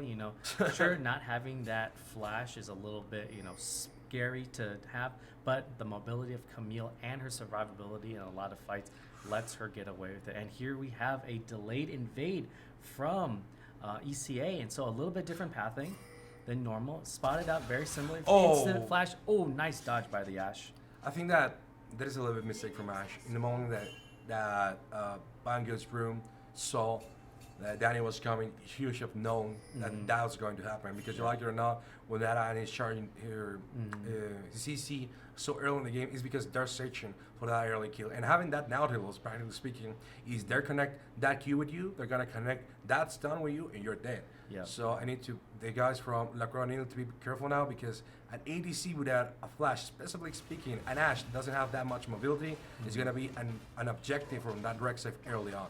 Yeah, definitely. And, sure, they burned the flash on the Nautilus, or forced the flash on the Nautilus to start that engage. But, the difference between someone with that gap closer engage on the hook versus someone who has to walk away from you, And so, really, Ashe just has to stall out for the next 5 minutes. And seeing the Rek'Sai starting blue side means that Rek'Sai will be bot side in the next few minutes in time to try to capitalize on the flashless Ashe right now. Yeah, 100%. It's easy as it goes. It's jungling 101, and very good for Early College Academy identifying that. They saw the Rek'Sai was just there when that early gang. He know, Arctic Fowl know that they don't have any type of flash up. Yes, compromise. Now, I really hope that T still know that, because as a Poppy, you really need to hunt down that Rek'Sai. Make it impossible for her to get feed, to get hunted, to get kills, because at the end of the day, you're gonna get tanky. She is gonna get a little more damage. And now, Saiyan again with the double against Maxi Rain, putting a lot of damage, making that flash. And with Ignite is their first blood for their birds from La Cueva. Incredible, good play. And I believe Maxi Rain really pushed way much above the top lane that he could. Yeah, no, that was one of those things where Camille has a lot of damage potential, and being down a level and having the wave pushed in, that should have been your immediate reaction to just back up and play it safe, because Camille is going to want to push the wave. Oh, the re-engage again Poppy flashes in and tries to go. Annie Has with their down. stun up is trying to wait for her cooldowns. They're chasing right now, and right now Rek'Sai hidden in the bush is trying to finish. Flash forced out of Rek'Sai to escape. I think that second flash was a little bit overdue. It wasn't Yeah. necessary. And again, using that flash of Rek'Sai against a Poppy is gonna cost you. It's Yeah. really gonna cost you. Yeah. Now, great idea by the guys of Early College Academy. They were going in the mid lane trying to get that early kill against Yone because let's face it, if somebody can become out of control, is that Yone. Yeah. But at the end of the day, there was a good positioning by both Poppy and the Yone. They got that flash against Annie. Everything fine, everything good. He overstepped a little bit and then he had just to get back. But at the end of the day, the guys won that trade. 2 flashes against only 1, and best of it is that Rek'Sai flash that the Poppy can take anytime, go into the jungle, and probably they will be dead. Yeah, no, and so, yeah, that's a very unusual fight for them to continue forcing it from ECA side. You know, they got the flash out of Yone, so should have just taken what you have and backed off of it. But you know, them turning around cost their summoners for both their on their jungler, and so Rek'Sai can sort of get away with it, but you really don't want to be in Poppy's vision without that flash, you know, and so. 100% now, as we're reaching the 5-minute mark, we are 1-0. The guy from La Cueva has just a little advantage over 0.5 goal leads, nothing. And probably speaking, mostly thanks to that early kill in the top lane for Sion. Now, be careful, Arctic Fall is searching something here in the bot lane, but both Bango's Broom and Terry feel like it. Here comes a hook. Lambert Broom was receiving a lot of damage, but Big almost dead. He had to ignite on himself, but now Arctic Fall is gonna receive that kill from the Ashe. Third needs to run down, but it is a poor alone tier 3, and it's going to fall down 2-1. 5 minutes in. Excellent gang by Arctic Fall, but look at it. Apparently they're going to search for that Annie after they saw where that Rek'Sai was. A little push forward. I don't know if they have the space. Now here comes Arctic Fall. Get the kill. 2-2. Again with that flash. No, what he was doing. He compromised. He over-compromised. There was already a kill. I don't know what the idea to the moon that rises was. They know what just happened in bot lane. Why he compromised so much? Yeah, no, the people are getting a little bit greedy. Maybe it is that sort of desperation for Issei trying to close out game 2, or you know, La Cueva trying to, you know, get trying to claw a little bit of that advantage back that they lost, but you know, a little bit of overstepping, you know, trying to push their luck and being punished for it. Mostly because I know that he tried to use his soul bomb, but without a fate seal, I believe that the Yone was just, you know, putting a lot of damage. They got the Annie kill. It was very important without the stun, so it was only alchemy, man. As you were saying, a little bit greedy from the guy from La Cueva. I know that they're in a position that is not great for them after what just happened in the bot lane, but take something advantage. That Samira got no kills. The Arctic Fall wasn't that got him. And at the end of the day, even if a Rek'Sai goes full damage and he can do a lot of damage, at the end of the day, they're not going to be your carry. So they need to take that into account, mostly speaking, because they need a lot of pressure on that Yone that is now with the Soul Bone trying to make some damage. But again, it's not in a possibility to do the Fate Seal only a down turret because, you know, the Annie with that sin, it's very scary. Yeah, no, definitely. Annie, you know, has been very, very strong in the meta right now. Even with back-to-back nerfs, he's still very strong as a control mage right now. And Yone, you know, at least the Yone we've seen is not afraid to take trades against this Annie right now. And most melees will fight and start to run away. Annie counters with her ulti right now.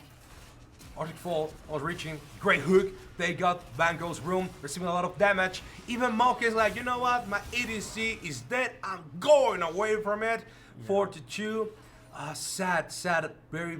They have so little vision. The guys from La Cueva, and now the Moke is going to try to get away, but sadly, in that side of the jungle, you're not at home, brother. Now, Take's gonna fall down without any sort of problem. Hopefully, he can go to kill to Samira Pet. That's the first kill to Pepe Peach. 5-2. Now the moon rises, compromises with that soul bound.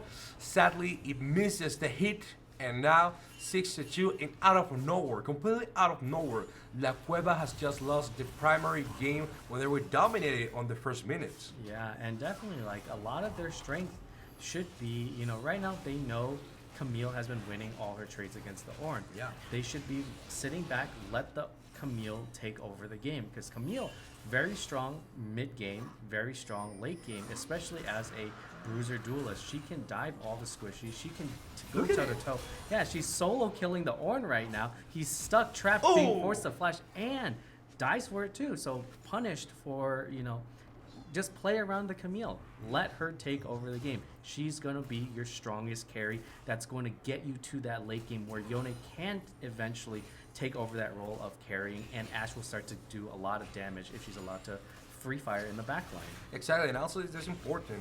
Poppy has not passed even a single second in the top lane. Everything that Cyan has is because he has gotten for himself against that Ornn. Also very important to point out, Arctic Fall has not passed time on the top lane, so therefore those 2 kills that the Camille has out of the 3 that their team has are really being for herself. So it's important to point out, because practically speaking, Poppy just need to give some support to the other lines. Here he comes the goat, trying to hit it. Mouse range practically dead. T steal it.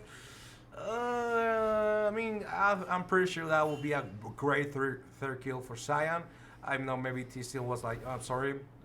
Put out another button that was not supposed to be pressed, but even so, 6-4. The 3 kills that the guys from La Cueva have gotten are being from that Ornn, and now again the Johnny trying to put some damage, but that stun without even trying to hit it is so difficult to miss. Now God Apostle is going to fall back because that enchanted arrow almost hit him, and T still. I believe that the guys from La Cueva need to learn that you cannot try to follow a guy who has a stun. Yeah, no, and. You know, I guess they're trying to like make some space for Yone to be able to get back some of that CS, but as he's trying to greed for that cannon minion, if that Annie had any abilities up, she could have immediately popped him right there and gotten a free kill. And so there you can see some of the players on La Cueva really trying to claw some of the advantage back from that. And so now Camille stuck in a huge wave right now, chunking the Ornn with a single Q. And Rek'Sai going back in, re-engaging in, knowing that Camille's escape is down, uses the ultimate, and right now burning down, forcing the Rek'Sai ultimate, but she does give up a bounty to the Rek'Sai. Kill. Oh, so short, so bad. It was almost that kill for Cyan on the top lane. You know, it was funny because I believe that the Rek'Sai, in the moment that she saw the Max Rain was getting chunks of his life out of, like, you know what, I'm out of here. I don't want to fight that Camille. But no, he compromised. They fought it off. They got a kill, important kill for our Rek'Sai. But at the end of the day, that Camille is going to become very strong. Oh no, Maokai! He got hit by that incredible hook by the insane Pixel Gamer. And now there's another kill for that Samira that is getting out of control. Banco's Room is going to compromise. They need to hit. Come on, man. Come on. Why? He didn't compromise. He will just hit you more time. That kill will not have happened. And now with the soul bound, that Yon is going for the damage. But he needs to come back. Now then is going to put that damage. And he disappeared. Yep, and just unfortunate timing. Just everyone on EC at the right place at the right time to protect their team. You know, Samira, of course, trades with the Ashe, but of course, you know, totally fine. You just press your advantage. Ashe loses that wave, and she has to go back to base and potentially miss 2 waves of experience and gold. And so right now, ECA doing a very good job, especially their jungler being at the right place at the right time to protect the rest of the lane. Sure, they kind of left Ornn to hang by himself in the top lane, but they know Ornn is going to be tanky, is always going to be valuable, whether or not he's super fed or just doing the normal Ornn things, right? And so right now, very smart on ECA to focus the jungler on other parts of the map and get everyone else snowballing. Yeah, actually, I believe that that Poppy that has the referral T-Steel really should compromise with Camille. You know, say, you know what, I'm seeing you're dominating your line, so let's compromise this referral with you. Take it, push it, and now, oh, incredible game for Arctic Fall! Now they're trying to compromise. Tyric is completely dead. Another one to bite dust alongside with Van Gogh's room that has to escape to his own tower alongside Yone pulling the battle. Please, Moon that rises, don't compromise. You cannot win that duel. He maps the range, utilizing his ultimate, connecting against 2 of the other team. La Cueva is losing 1 of his bursts, and now the guy, the Cyan, has to go back. I don't know what happened there, but the Poppy really compromised with that battle under the turret, and sadly the turret hit her instead of the Camille, and now we're taking another kill for that Horn that definitely didn't need it. That damage. So much damage right now, and just a Divine Sunder on Camille, but you know, all that, the true damage potentially coming through on the Camille, and just the amount of burst she has from Good just ult. chunking them. Good ult from Paul Theric. The natural grass sadly doesn't hit thanks to the minions. They're going directly for the Samira. Samira just relocate themselves. Bango's room is going to go dead, and alongside itself is going Theric. And a solo kill at mid lane too right now. So That's now, terrible. yeah. Right now the mid and bot lane are doing great. So they see their Ornn is 1-4. They say no problem. We got 3-1 Annie, a 6-0 Rek'Sai, and a 4-1 Samira. So they are sitting happy right now at a 5k gold lead at 14 minutes. Right now, Camille is looking like she is gonna have a very, very steep hill to climb with her team on her back right now. I think that's the best way to describe it. We have a saying in Mexico, that hill has just gotten stairs because it's gonna get even more difficult to get all that stairs down, man. 15-6. 3 of those kills have been to the Camille. The other ones have been directly to the top, to the jungle, the mid lane, and the ADC. Sadly, and we have to say this, both Bango's Room and Theric are not really feeling in the game right now. They're doing a lot of mistakes, not that much of a vision. I'm not seeing that if that Arctic has made what you like 4 or 5 ganks already in the bot lane, probably is because you are the real objective and you should try to play more behind turret. Now he's still trying to hunt down Maxi Rain. They know that he is the one that is capable of death, so probably the Moon That Rises is going to hunt him down, trying to get him hit against him. Meanwhile, Cyan 2 is trying to make an argument to fight against God's Apostle. That T-Rex didn't hit the target, so now Cyan 2 wants to compromise. He could search for the God Apostle, sadly they don't have the ignite. Now in the top lane, again Maxi Rain good against Stampede, getting the Moon That Rises. The ultimate is gonna hit, he's dead, and now the Ornn that was not getting any kills from the top lane, now is getting them from the mid lane.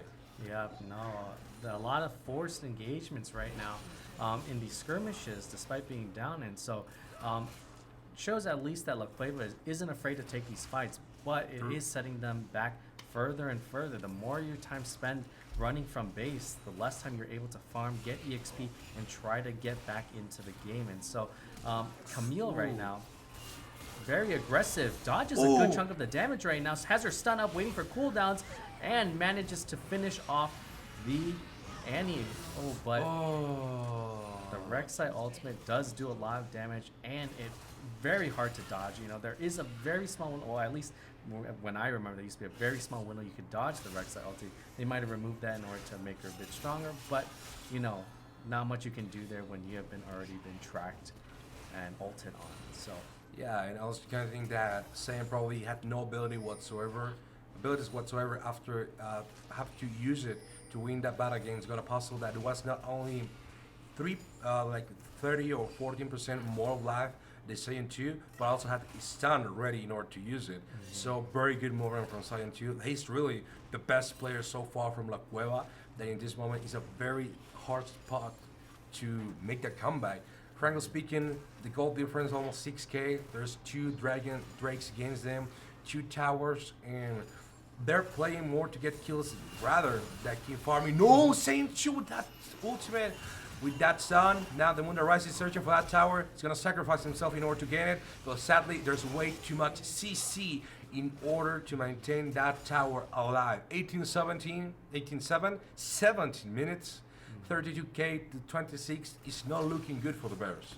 yeah, no, and definitely a lot of La Cueva just burning their flashes and just not getting anything out of it. You know, they would just waste a flash in top lane and not even get the turret right now. And so a very trigger happy when it comes to using their summoners, and it's not paying off for them at all right now. And it's a very much a struggle for them to try to get out of it. Quick teleport bot lane. That's a good one. Samir locked in. Counter CC. She's stuck. She's trying to get closer. But, oh, that damage from the Q. Another TP. From a third of the damage. Miscommunication. Maokai all by himself. 1v3 right now as he's trying to run out 4 now. And so Annie mops up, gets another kill, and now she's 5-2. I want to believe that Tyric saw that Saiyan 2 was doing a great move, but he noticed that 2 TPs were coming. So he decided, you know what, Camille can escape this battle, but they're going to hunt him down. So what he does is sacrifice himself in order that Camille gains a kill, shuts down that Samira, therefore get more gold out of it, and because his death is so cheap, they're not getting so much XP or gold out of the kill of the Maokai. So it was a very good trade. Therefore, it was an excellent movement. Sadly, after that, Bango's room stayed a little bit longer than he should. Arctic Fall saw him, execute him, 21-8, but there is still a possibility. If they can make this game go the long run and that Saiyan 2 becomes even a stronger character than he is right now, there's a possibility that they can win team fights if they only support him. Oh, excellent team fight! Saiyan 2 against P-Patch, again, hunting down that Samir because they know it is the factor of win. Yep, definitely. As long as they can keep getting gold onto their players, here is they're going to see Camille back. Oh! And, ooh! Yeah. Did that? I guess it's just one of those. She knew that the back was in a very greedy spot and just face checks it with Tibbers. And now, unfortunate, gold swinging back to Annie, inside Annie's pocket now. And luckily, though, as the Camille isn't getting any bounty gold built up on her for all her kills. And so they aren't able to get extra gold from those extra kills, despite being the strongest player on La Cueva's team right now. I mean, yeah, it's something. Yeah. It's something, and you know what they say, with that type of student that is a point and click, it's very difficult to fail, even more so to escape of it. So now, 3-9, this will be the third Drake, the Infernal Drake for the guys down there. Be careful. The Moonlight is fighting against the Patch, but I don't think he has the damage in order to do so. Becomes the. It was escape. Patch uses ultimate, but even so, the damage was enough to make the Moonlight Rises go back, and that's a good moment that he did, because if not, probably the guys after finishing the drive would go against him, putting a 4 against 5 to kill him and go therefore for the Baron. So very smart move from him to cancel that attack. Now 21 minutes in, and apparently the guys from Early College Academy are searching for that early Baron. Yeah, and Yone shows that he does have a lot of damage on him, almost chunking out the Samir to almost about a third. And so if it was a one-on-one and a longer extended fight, Yone might have been able to solo out the Samir despite being down so much gold in comparison. And so at least there's some confidence in the players right now. However, seeing that the rest of the team was there, right now tanking the turret, the Orin is dying. There's kill! It is a kill! So on Bound, probably they're gonna get a kill now in the upper side. Saiyan fighting again, that kind of possible. A stun! Again, that stun in the ultimate for Bango's room, which is way too late. No, what are they doing? The compromise, execution. For the guys of Arctic Vault, the dead Bango's room is gonna punish them, searching for the Baron. They have no vision. Okay, yeah, I just realized that. They have no vision, so they didn't know there were 3 other players waiting on that bush. But even so, again, there's a little bit of experience to keeping an eye on from here. If you know that they're going for your stronger player in top lane, it's probably because they have reinforcement just in their corner. Yeah. So you need to take that into account. Yeah, and Ashe did land her ultimate on the Rex side in the bush, so even if Annie was low and they hit the Rex side, they should know that there's 2 people there, and so Rek'Sai and Annie together, despite how low she is, are still very strong. Oh, the damage is so high. And no magic resist on Poppy, so Annie's damage is going to be almost true damage right now onto them. And so, okay, so apparently they're going for the Bramble Best and also the Iceborne Gauntlet. I'm not sure about stacking that much armor for just the Samira right now. Or the Rek'Sai, of course, a little bit, but it's not going to make that much of a difference, because Rek'Sai is just trying to burst quickly. So even more HP would do better than just building that much armor. But we know Annie's burst is very, very high right now, and so it's terrifying. You know, as easily as you saying, you know what, I'm not going with these boots, I'm going with the MR boots, and you have a little bit of magic resistance at least. And some tenacity to get out of that CC. And the pathing on the players from La Cueva just blindly walking past unwarded bushes. And so the Ornn damage is back online, you know. All that is just base damage. And so he just beats on the Yone, and Yone just falls once more back to respawn. Nothing to do. And they're slowly dismantling them across the map one at a time. And the damage almost dying to the Baron empowered minions. From a trigger, but Samira just put pressure on that Malkat. Is practically speaking dead. They're just going to the thump in order to regain some of his life. But now, with that tier 3 tower on the base going down, the inhibitor being respawned, even if Saiyan 2 can make some fight, probably only get 1 kill, if not 2, but then will pay with his life. The middle inhibitor is also going down. Nature Grass only to put a little pressure. That Annie will fall down, but even so, he's not going to die. They get 1 kill. He goes Saiyan 2, but look at how much they jumping. Infernal Trigger, another one by Pepe Peach. And now T-Seal needs to run triple kill by Pepe Peach. Is the quadra for Pepe Peach. 1, 2, 3, 4 kills. And now that is the end of this game. The 2 towers are protecting Nexus going down. And now the Nexus itself is going to fall. And the guys from Elite College Academy assure a win and pass in the next series of the loser bracket. Yeah, no, and you know, we saw a little bit of glimmer of hope. Some of the fights that La Cueva was taking, they're doing the damage, but they just can't finish the kill. Exactly. And as soon as Samira ults, she gains back all that life that they bursted onto her, and then she just wraps up, and there's a quadra kill to wrap up the game. And so that is that. And so I believe, if I'm not wrong, that this means ECA will be going on to grand finals now for a rematch against Panthers. Against Gadsden. Yep.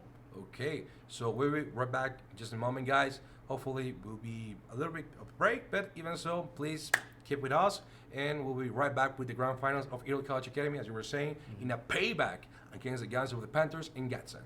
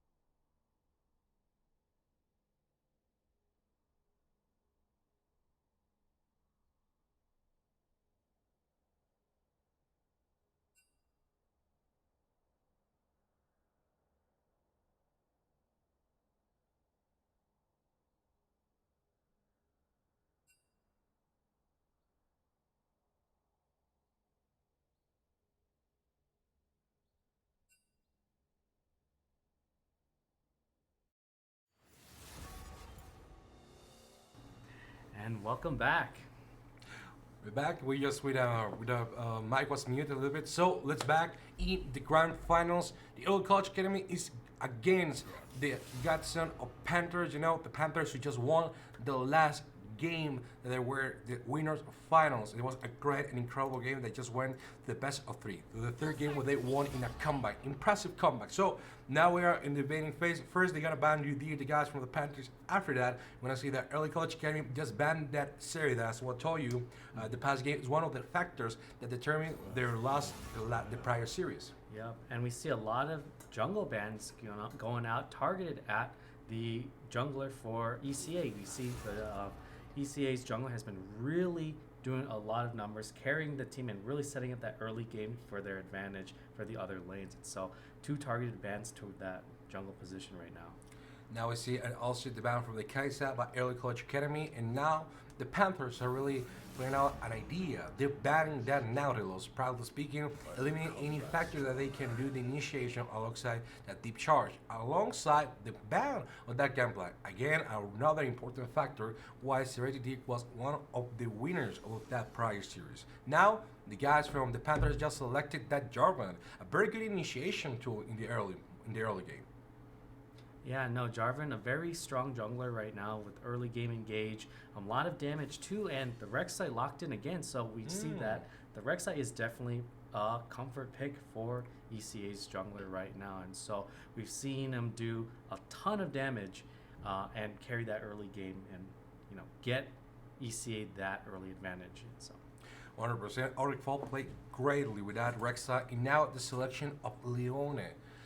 Okay, yeah, that's actually a very good idea. Why? Because every time Jarvan is trying to enter, you cannot stop him. But what you can do is using the Solar Flare in order to stop the rest of the team. The Jarvan can enter, okay, let him enter. But therefore, everybody else is gonna get stunned, and therefore the initiation will be completely wasteless. Now, they left open Aurelion Sol. yeah, Aurelion Sol, very, very strong mid laner right now. We know we've been seeing Aurelion Sol consistently banned throughout the tournament, but now we are actually seeing this Aurelion Sol get to be played in the mid lane, and so we'll see if Gatson has been practicing Aurelion Sol and mastering it, or if, even without the practice, Aurelion Sol is that oppressive of a mid laner and see that he's able to take over the game. But a Veigar, though, however, a very good anti-mage mage, so we'll see. It might be a bot lane Veigar. We've seen that before, you know, especially with the Leona being able to protect the Veigar and let him snowball, or it could be that mid lane Veigar. Now we are on the second banning phase. The guys from Early College Academy are gonna begin that, initiating with the ban against the Morgana. Again, a very strong and very good decision. After all, we have 2 stuns so far in the team of Early College Academy. Therefore, they are going to require that Morgana is not available to selection. And now we see the ban on Nasus, again a very important pick that they had the prior series, and now a response with the banning on Jinx. I don't see Jinx so powerful, but also is a very important comfort pick. You like her or not, you give her 2 kills in the early game, it's over. They're gonna demolish every tower that you have. Yeah, for sure, you know, and Jinx being able to free fire, you know, behind the comfort of a beefy Scion, with the Aurelion Sol Jarvan, you know, putting out that early game damage, Jinx will just get to free fire in the backline all day, and so getting rid of that really keeps that, you know, that very easy AD carry, very safe AD carry off their hands, and so. The selection of Ornn by Early College Academy. Saber, okay? Oh, a Mumu. That last one is the most surprising so far. I understand the utilization of Saber in order to respond to all the gang that the guy has area to fight behind enemy lines, but that Mumu is really surprising because Mumu is not something you have seen in a long ride. Probably was a very good selection in early of the World Championship, and now he's really full of grace. And now Samira. I really, really believe that Samira is a way better pick than Saya. And there you go, Samira. Yeah, now Xayah without Rakan, sure, she's a very strong AD carry in general, but, you know, I would really want to pair the Xayah with the Rakan for that secondary engage. But Samira and Leona really is an aggressive bot lane. When they both hit 6, Spell Shield on Sivir needs to run a cleanse, and still there's still plenty of other CC coming out too from the Leona by herself. And so really, that's a ton of damage, especially with the Leona passive and Samira. Amumu just acts as another body to stand between Sivir and everyone else. But if they do get to the end game where Sivir has 500 CS, farming, she will become a very, very strong late game. She just sits back and just let her bouncing blades take over and just hit everyone in the rest of the game. And so Now, there's something that I want to comment. Aurelion Sol, I like it. Jarvan, I like it. Sion, even Sir Dirk is an incredible top laner. What we've seen so far, I'm in love with this player. He's playing incredible. But what I don't believe was the correct selection is Sivir. I believe that either Aphelios will be a better selection, Lucian even will be a better selection. Why? Because of the damage. I remember that Palafox, the LC player for STLG, just said yesterday, because they want to gain 100 keeps using the Aurelion Sol, that fun fact, actually, he's been playing very, very poorly in each and every professional league. Only in the LCS with Palafox has been great. And he told Dexerto, by the way, they told us Dexerto is a news page, Aurelion Sol is very, very, very bad until level 10. On level 10 on, it plays itself.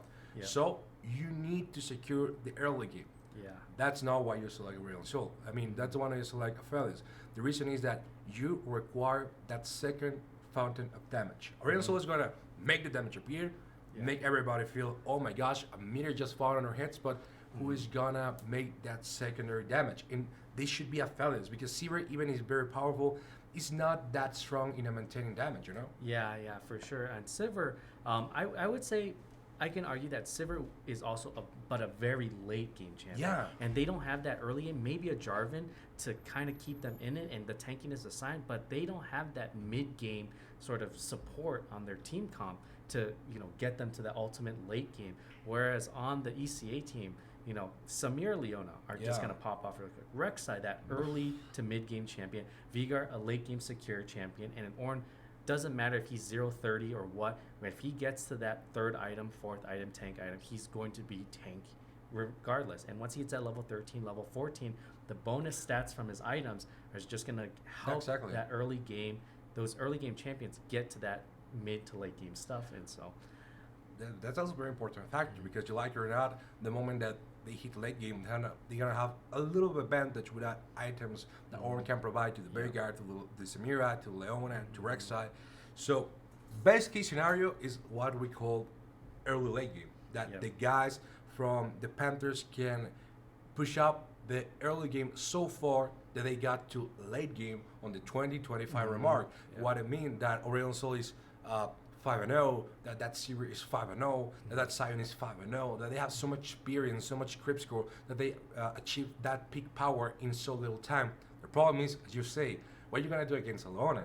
What are you going to do against a Rek'Sai? If they got you in a very good position, you're not going to get that early late game. Yeah, and especially, Rek'Sai, Leona, Ornn, even Samira might be diving that backline. They can ignore the Sion, they can ignore that Jarvan. You get that Aurelion. And get right on top of the Sivir, get on top of the Aurelion Sol, and Amumu, a little bit of that safety net, presses R, locks everyone down, to try to keep them off the Sivir, but, you gotta be pixel perfect. If 4 champions are diving, you better be catching all 4 champions before they get to your backline. I mean, I think that the idea that the coach or the EGL or whatever was of Panthers was, it's very easy. Jarvan enters, Amumu enters, Jarvan enters, ultimate from Aurelion Sol, that's the damage. The idea was a very clear one, in fact, a very good one. What's the problem? You are thinking that in your reasoning that the other team is not playing. The other team will not present a counter composition. But okay, ladies and gentlemen, welcome to the grand finals of League of Legends. In one side, we have the winners of the finals, the Panthers of Gadsden.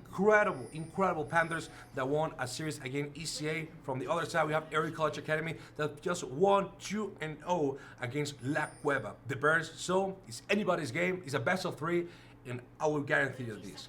That first game is very important to everybody.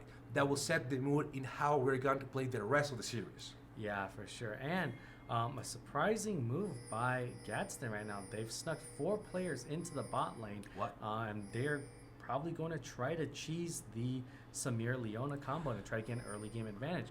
I've seen this strategy done with just the Sion as an extra player, but committing the Aurelion Sol also. Well, it looks like Aurelion Sol did back off, and it's going to start migrating back to the mid lane area. But that Scion being able to sit in that bush, typically I've seen a lot of solo queue players where the support, instead of warding the river area, they might sneak down to the lane, ward the center bush, spot the Scion early game cheese, and then just avoid it completely. But right now, they have no idea that there are 3 players sitting in that bush, and Jarvan is going to have to leash by himself or with Aurelion Sol a little bit and then back off. So a little bit of quick small skirmish in the river right now. Oh, quick pause. So far, we haven't seen a game without a pause. Yeah, but in a grand finals, you want to make sure everything goes perfectly, as smoothly, without any issues. So, a lot on the line right now. And I know from last year's high school tournament, the Gadsden has been looking for a championship win. And so this is their opportunity to take a championship win against ECA right now. And so we'll see how things go while we resolve this tech issue or whatever this pause is going on right now. And so, but we do see Samira all by herself right now walking into lane. Leona is still helping the jungler out at blue buff. And so we'll see how this goes. All right. Just curious. Okay, so let's wait up. At the end of the day, first of all, let's hope they're not watching the stream. Because if they have that pause and it reaches the 3-minute pause, they will know that those guys are in the bush waiting for them. So let's hope that doesn't happen. Yeah. Okay, so taking that into account, the guys from the Panthers really require that early game. Mainly speaking, that both Leona and Samira are not in a good position to play. In a good position to play, but as Tom goes by, Pivot Beach arrives here again. And the pause. The pause right. because of the pause. Yeah, we see the. He's gonna hit her right in her. He's gonna hit her. That's a fully charged Scion. But she has flash. Yeah, so we'll see if. And Leona is arriving just alongside the tower. Yeah, so we will see what happens here right now. Oh, ooh, a lot of damage. Nice. Force flash here. She's dead. Double. Yep. No. Yeah, there it is. And onto the Scion. And Scion starts with a long-sword, 3 potions. And so we might be seeing a potential lethality Scion start. Again. And so, yeah, a little bit a deviation from what we expect from a tank Scion build. But lethality Scion does have its tower pushing capabilities. Like, sure, you might die over and over and over again, but that extra AD that you have from building damage allows you to just, I'll die 12 times, but I'm going to be taking every single tower every single time, That's true. And I think that's something that you require because, let's face it, Aurelion Sol, that is probably speaking the most important. Wait a minute. Alexa Davis Central got Apostle. Oh, but wait. This guy Rex is level 3. He forces a flash. It is going to fall. Tropic is dead. The dragon disappears like magic. Very good idea. The problem was that, again, they are not looking where that Rek'Sai was.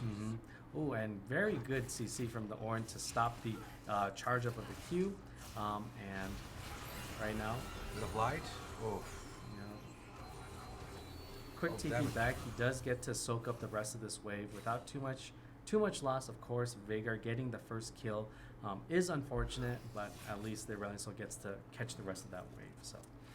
Yeah, exactly, Suri. What I was telling you prior to this is that the fact that Aurelion Sol will be probably the most damage that the team will have, but at the end of the day, Aurelion Sol is not known for taking towers down. That will be either Seaver or that Scion. So it's important to have that Scion that in order to leave some pressure out of the team when they're trying to push an objective, when they're trying to make a Dragon, a Baron, that Scion is capable to split push and make the Ornn compromise. Therefore, without Ornn, you have no front line that can fight you right on. Maxirain searching that fight with Siri Dirk. A very good fight. 2 of the best players now again. Bot lane, good spell shield from Sivir. Flash to drag Leona under the turret. Stun kill. And extra kill. Good turnaround. 2v3 right now. No! Too much. Just escapes, and Ornn escapes with barely any HP right now. And so, they're looking for it, trying to get back that extra kill. But, Jarvan pathing back into the tri-bush right now. Brown is going to search for that kill. Maxirain is behind tower, but be careful. Both have very little life. You have to be very careful this one. Oh, And the flash! auto to finish Kill. the kill. Good. Sir Dick taking the kill on the top lane. 2 kills for Sir Dick, very important. After all, you were telling us there is a lethality Scion that is very important to have those early kills in order to gain that items that make them a very powerful selection. Now we're hitting almost the 5-minute mark, 3-1, and it's not looking good for early college academy. Yeah, no, definitely. If, like we were saying, if Gadsden can get to that early late game faster than ECA can stall and try to take that early advantage with their champions, then it's just going to be a world of hurt for them because they are facing a late game comp.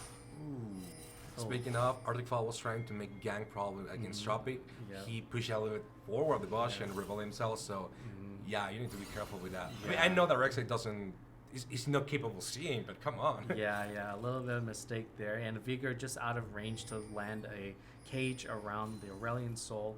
But, now we're just back to normal as usual. Amumu sneaking into mid lane, or just to throw down a ward, just to check that the Rek'Sai had indeed backed off. And so Amumu makes his way back down to bot lane. I mean, so far, Amumu will not be capable, is capable of making those rotations, but it's not that useful until he hit level 6 and he has his stone in order to make those ganks both in top lane, jungle, and mid lane. But let's see what happens. Heretics receiving a lot of damage now. Tropic again trying to have as many creep squares as possible because, as we were saying, the guys from Panthers really require to fasten up the game in order to reach out their power peak. The problem here resides in is also a necessity for that Aurelian Soul that so far is looking like a very stale lane against that poor beggar. Yeah, and Scion, typically a tank Scion would fare a little bit better in terms of trading against an Ornn, but that lethality Scion loses a lot of tank stats in general. And he's been getting a bad trade every time. But Jarvan, in time for the counter, He's dead. Oh, and then knock up. He's trying to protect. Oh, that Q was perfectly placed over the wall. I know there's a weird visual bug where the placement of the skill shots are when you're aiming it into the river from the high ground, as they call it. And so, Scion also getting his ult canceled by the pillar. Yeah, no, and so a little bit unfortunate, but you force Ornn off the wave and let Scion have a little bit of breathing room to farm and push that advantage. Speaking of unfortunate, the most unfortunate thing right in that battle was that Rek'Sai was killed by Scion. It was killed by Jarvan, it was no problem. It was the first kill, but it's the third was a rated dig. It was the last thing that Arctic Fall wished for. And now, 4-1, that one is going to have a lot of problems in the top lane right this moment. And even so, the first objective apparently is going to be searched by Arctic Fall. They're going to try to take that Ocean Drake, the first good neutral objective so far. A Cloud Drake. I don't know if it's a different name in English. We have it as Cloud Drake out in Mexico. So in Latin America, sorry. We're hitting the 8-minute mark, 4-1, and it's looking good from the guys of the Panthers. But even so, remember, this game is won by the tower, so they really need to compromise in taking that advantage and transforming it in those objectives. Yeah, and overall, CS very consistent across the board. A lot of that current gold advantage is coming from the kills and assists on that Scion right now, and so we'll just have to see how things go. But a lot of these late game carries like Aurelion, so like Sever, don't mind this slower pace game. They want to farm, they want to sit back and just collect as much gold and experience as they can so they can get to that mid to late game. And baiting out the Aurelion Soul or baiting out the Veigar right now. And so now we're back up to a fight top lane right now as they're these giant noodle 2 against 2. Yep, as they turn around J4. Oh, that Cataclysm. damage. But enough damage to finish up. And we have another fight bot lane. Everyone's using their ultimates, hitting level 6. And the catch on. Oh, but the flash gets Leona out. A very explosive 30 seconds. Yeah, no, from top to mid to bot. And only, I believe, was 1 death. On the J4 right there. Oh, no, J4 yeah, and Rek'Sai. yeah. So 2 kills. 1 for 1. Yeah. So. And it's actually a very important. Wait. I didn't know in which moment that Veigar got 2 kills. Sorry, on Tropic the- Die. Yep, Okay, yep. yeah.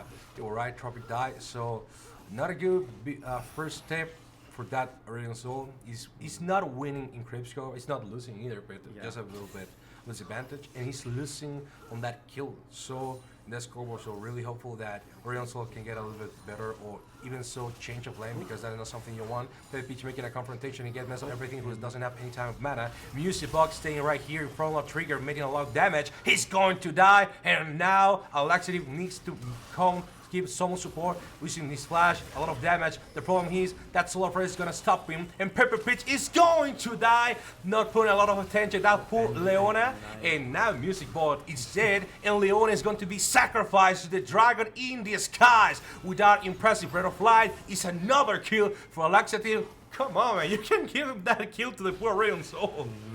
Yeah, no. Oh, here comes Cyan to check on the Rift Herald, and so finds the Rek'Sai doing it and backs off of it. But he's going to continue to apply pressure. Here comes the Ornn ultimate and Vigard to push the Cyan away. Oh, dodges the Kate. Oh, fails the flash across the wall. Bad And- ults. But Lethality Cyan in his passive is going to do Ooh. a lot of damage. Double? No. That pull from the Rexer really stopped him in that moment. But even so, 8-5, 1-for-1 kill. It's a good one. The referral was a little more important than that first rank at the end of the day. But even so, the guys from the Panther from Gutser really took the best deal possible. They took, if I'm not wrong, 2 kills out of it. They got 2 kills in the bot lane, 1 kill in the top lane, and 1 break. It's better than 1 kill, 2 kills and only 1 referral. But at the end of the day, that referral is gonna take a lot more gold in the structures than that Dragon ever could. Yep. And, I think people always tend to underestimate the damage that Cyan can put out in his passive. Yeah.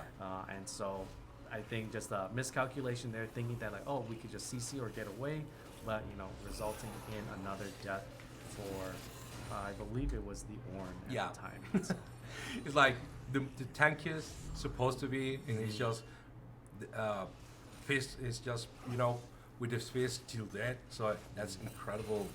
It would be so infuriating if it was to me, because you were 100% alive. So that sign was already dead. He's passive, and now you are dead.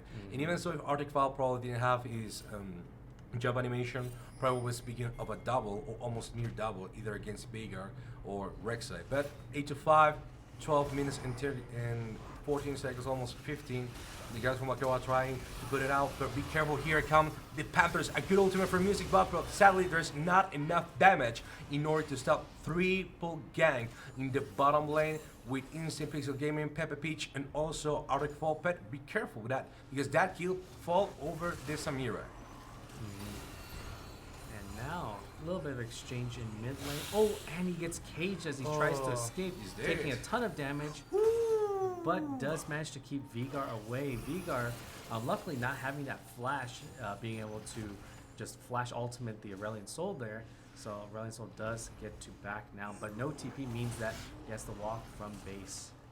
So I was telling you, remember, Balfox said that Aurelion Soul requires level 10. We are on level 9. So he really needs to step up his game in the moment he hit the level 10. And as I was telling you, the use of that referral in the mid lane, Alexis is just waiting his moment to make a compromise. Hitting up good, excellent Cataclysm. But even so, that Horizon is just hitting him hard. Music Box Sally cannot make a continuation. The referral hit, they got the kill. It was a completely loss to the Panthers. Yeah, no, just overzealous, because there's no way an Aurelion Soul would be able to help you from that far away and that low HP. Amumu was just a little bit out of reach, so maybe J4 jumping the gun a little bit on that re-engage. That's true. That could have been a turnaround or a free kill if the Amumu was there, maybe. But resulting in the, or at least traded 1-for-1.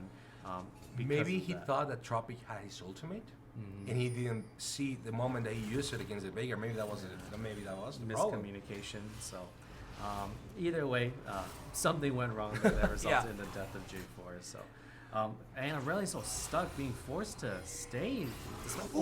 That Q range, misjudged probably underestimated the range on that Q again, and so J4 and Amumu back for vengeance right now to finish this off. Amumu is told to back off and give the kill to J4. And so Cyan proxying the wave while Ornn and Rek'Sai are trying to chase right now. He is in behind enemy lines right now and a little bit. Okay. Oh, good He's getting dodges, time. but you know he can potentially fight the Oh, careful, Rek'Sai careful. one-on-one. Ooh. Even if he dies right here, Rek'Sai has to tunnel yeah. away. But yeah, It was difficult. It was difficult, but it was a very good idea in order to get some time. Now, Jarvan is going to bet in the bot lane. PvP with an infernal trigger. He's going to kill it. Musical had to choke it because if not, probably mess up everything. Will have died. So 10-9. The goal difference is so far in the favor of the Panthers of Gatson with only 1.2k of a goal difference to themselves. But now is important point. Remember that Rayon Sol is supposed to be the carry. Is going 0-2. The Veigar, the only thing that you want him is to escalate, is to get bigger, is to get stronger. He's 5-1. It's the worst case scenario for the Panthers because even the series is not doing so fine. And believe me or not, Sergey is a very good player, but he cannot make it against a Veigar alone. Yeah, and Veigar does have the luxury of not having to build pure damage. Yeah. Because of that stacking passive, and so Aurelion Sol does have to play very safe in the next couple minutes. While Veigar, we saw the amount of damage his ultimate can do to J4. You know, deleting him from almost 25%, just one ability, and so. Ooh, again, they got Apostle trying to hit him. They have an ultimate right now. The Fallen Skies is going to fall against Armageddon, but they don't have the kill. Rek'Sai comes in for the counter gank and ults onto the J4, and J4 is unable to escape, and now Aurelion Sol caught in an awkward position, and you know, and so that Rek'Sai, I would say, next game, Gatson has seen what Arctic Fall can do on the Rek'Sai, and so that has to be a priority ban moving forward. You know, he's been carrying these games on his back. Sure, not as decisively as he was in the previous games, but 2-2 and 6, he is impacting a very large portion of the map. 100%, even if he's giving support to the players, not objective, because in fact this will be their first objective that they're gonna take alongside that Rift Hurl that, let's face it as it is, that Rift Hurl was more an answer to the guys putting the pressure in bot lane more than objective they were trying to find. So 10-11, 17 minutes. The guys from the Panthers only, now they got the Zion Zerdik with a lot of damage upon himself. We got Apostle receiving a little bit, but he knows that he cannot fight against that Veigar, so he's just gonna get away. As I will tell you, 17 minutes, 10-11, Tropic had a very great idea. The guys of the Panthers had a great idea. The problem was not only the execution, it was that the guys from early college academy did not let that idea grow. Yeah, and they're doing a very good job at trying to control the Scion right now. Yeah. And so we know that Scion, full lethality Scion does do a ton of damage, but if you keep him from constantly pushing those turrets and split pushing and getting those one-on-ones, he really can't do what the entire build is meant to do. And so right now, a little bit of bounty going on the Rek'Sai right now, but surprisingly, the Veigar being 5-1 doesn't have a bounty on, and so. What? What? Yeah. Okay, I guess that makes sense. Well, you know what? I'm not a programmer, so I'm gonna go around and say, yeah, it makes sense. So, Veigar is being a factor right now, and the problem is how are you gonna punish it? Because you were saying you can use the Jarvan. The problem is that if the Jarvan jumps in and they put the pillar, what are you gonna do? You're gonna receive so much CC not only from the Veigar, also from Leona, also from Ornn, even the damage that probably the Rek'Sai is gonna put in the moment that they saw that you're jumping right into the mid laner. So that's a problem right now. But let's see if as the time goes by, probably this game will not finish before the 30-minute marks. It probably go even to the 40-minute mark, looking as it is right now, because no tower has fallen. It's minute 19 and no tower has fallen. These two teams are playing the long game. Yeah, and the Ornn is doing a very good job keeping the minion wave away from the turret, so the Scion can't just walk up and finish it. And so, you know, Ornn is getting to that tankiness where he doesn't mind tanking an entire wave of minions for 30 seconds while he clears it out. And so Scion, you know, has been trying to get to the position where he can try to proxy the wave to force the minions in, but every time Ornn just freezes the wave just outside of turret range, or letting it come in, or a very good wave clear regardless, keeping the Scion away. And so at this point, maybe they're making the call, calling the J4 to the top to potentially try to force this turret down. But we see Rek'Sai making her way to the top lane, whether it is to get the Rift Herald or to support the Ornn, but she turns back to farm out the Raptor camp. Probably they were going to go for the Sion. The moment they saw that war, they know they give it enough information where what the position was, so they decide to go back. But be careful, here comes the Jarvan. They're gonna first center around the turret. They're gonna get their first turret on the 20-minute mark, and now they should go back because they don't have enough vision to know that Rek'Sai is going to help them out. Ooh, okay, so now Alcip know that they're going for Sion, and Serenity needs to go back, yes or yes, because now they're going to search for him for fighting. He just go back, no problem whatsoever, and that first turret is going down with no response whatsoever for Early College Academy. Yeah, and Sivir really farming up a Storm, though a little bit less than the Lethality Scion right now. But we know that Sivir has been doing a great job of keeping the Samira and Leona away from that turret.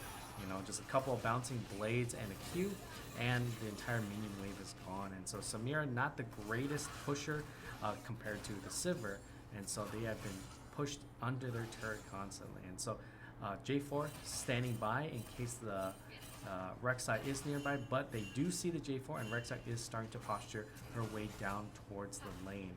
And so Sivir and Amumu should be careful from the over-the-wall gank. And so 3 against 3. 4, here comes the Scion, and immediately blown up. Rek'Sai has no TP. time to even come in. There is a TP. It's Veigar.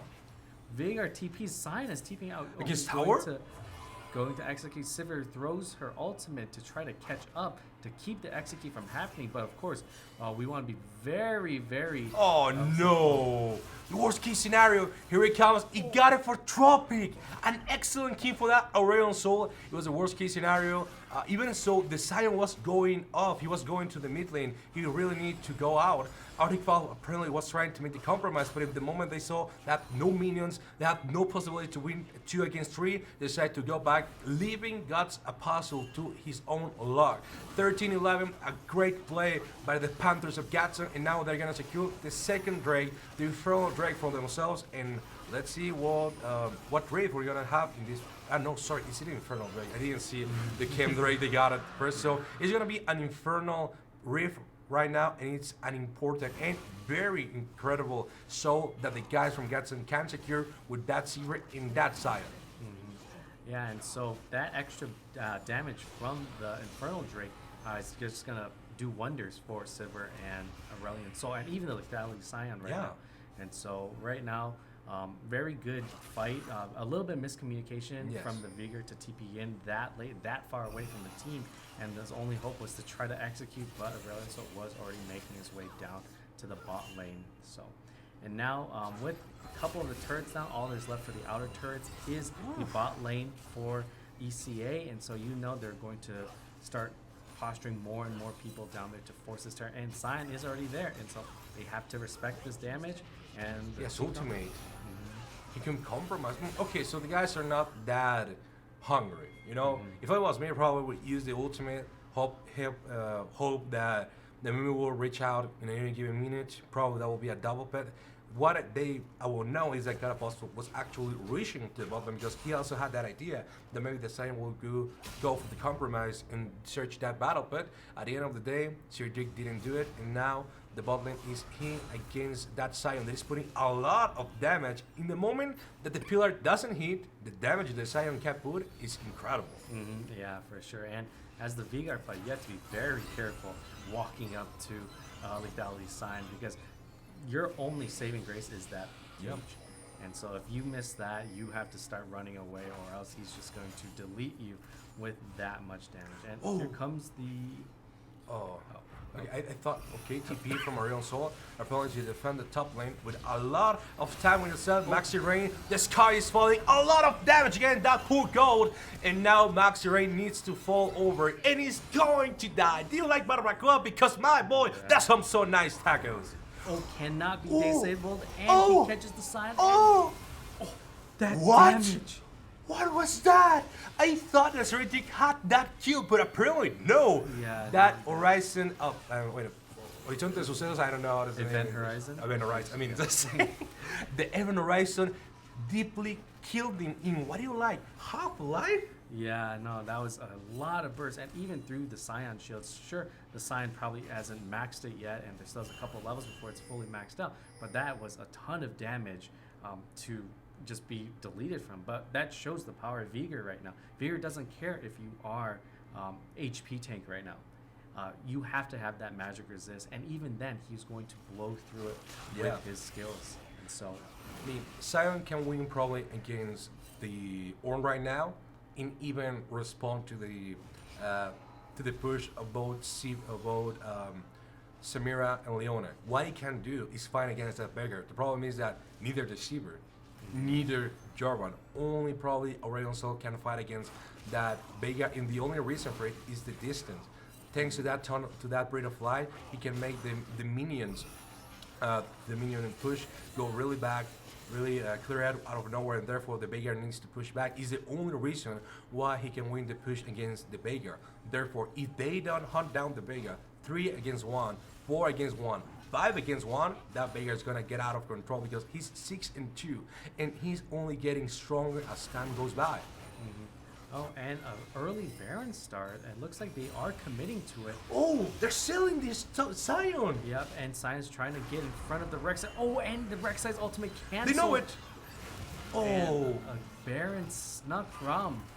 Oh, and Sion is still alive right now. and he's gonna lie. He's gonna leave. Look, Peppa Pitch is dead even though they got the Scion. Look at Momo with that ultimate. And now the sky is falling. They got the Ornn. The Ornn is dead. There's nowhere to escape. And the only one who's gonna get alive out of there is either that Leona and that Veigar that actually the Veigar didn't really care. They just go for the first turret in the bot lane in comparison by the Baron. Veigar really, I don't know what he was doing. He had teleport.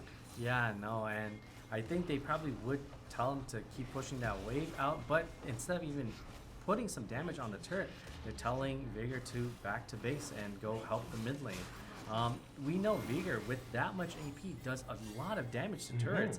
You know, back in, I forget when, Season 5, when they finally made the changes where mages can do bonus damage to turrets based on their AP, you know, Vigor does a ton of damage with his auto attacks against turrets, and so he could have chunked that turret to half or even gotten it by himself. Sure, of course, the Aurelion Sol had backed early and went to defend it, but, you know, spending all that time down there, getting a couple more, a wave and a half of CS extra, really is not worth it on their part. And now they basically are securing a free dragon right now. Yeah, and that's a point of a rotation. Well, apparently they're going to go at least try to respond it, probably initiate a fight. They're up 5 against 4. I don't know if that's okay because the Ornn is not there right now. But as you were telling, yeah, maybe the Veigar could take that down to second the tier 2 tower of the bot lane. But at the end of the day, if you put that Veigar on that direct war in the pit, you put the Piler, Horizon of Events, it's over. It's over. There's no way they can take that out. Either Aurelion Sol, either Deceiver, either the Jarvan is gonna die. So they really compromised trying to think that maybe they could do it in a 4 against 5. And at the end of the day, well, 5 against 5 because they thought the Sion will be dead.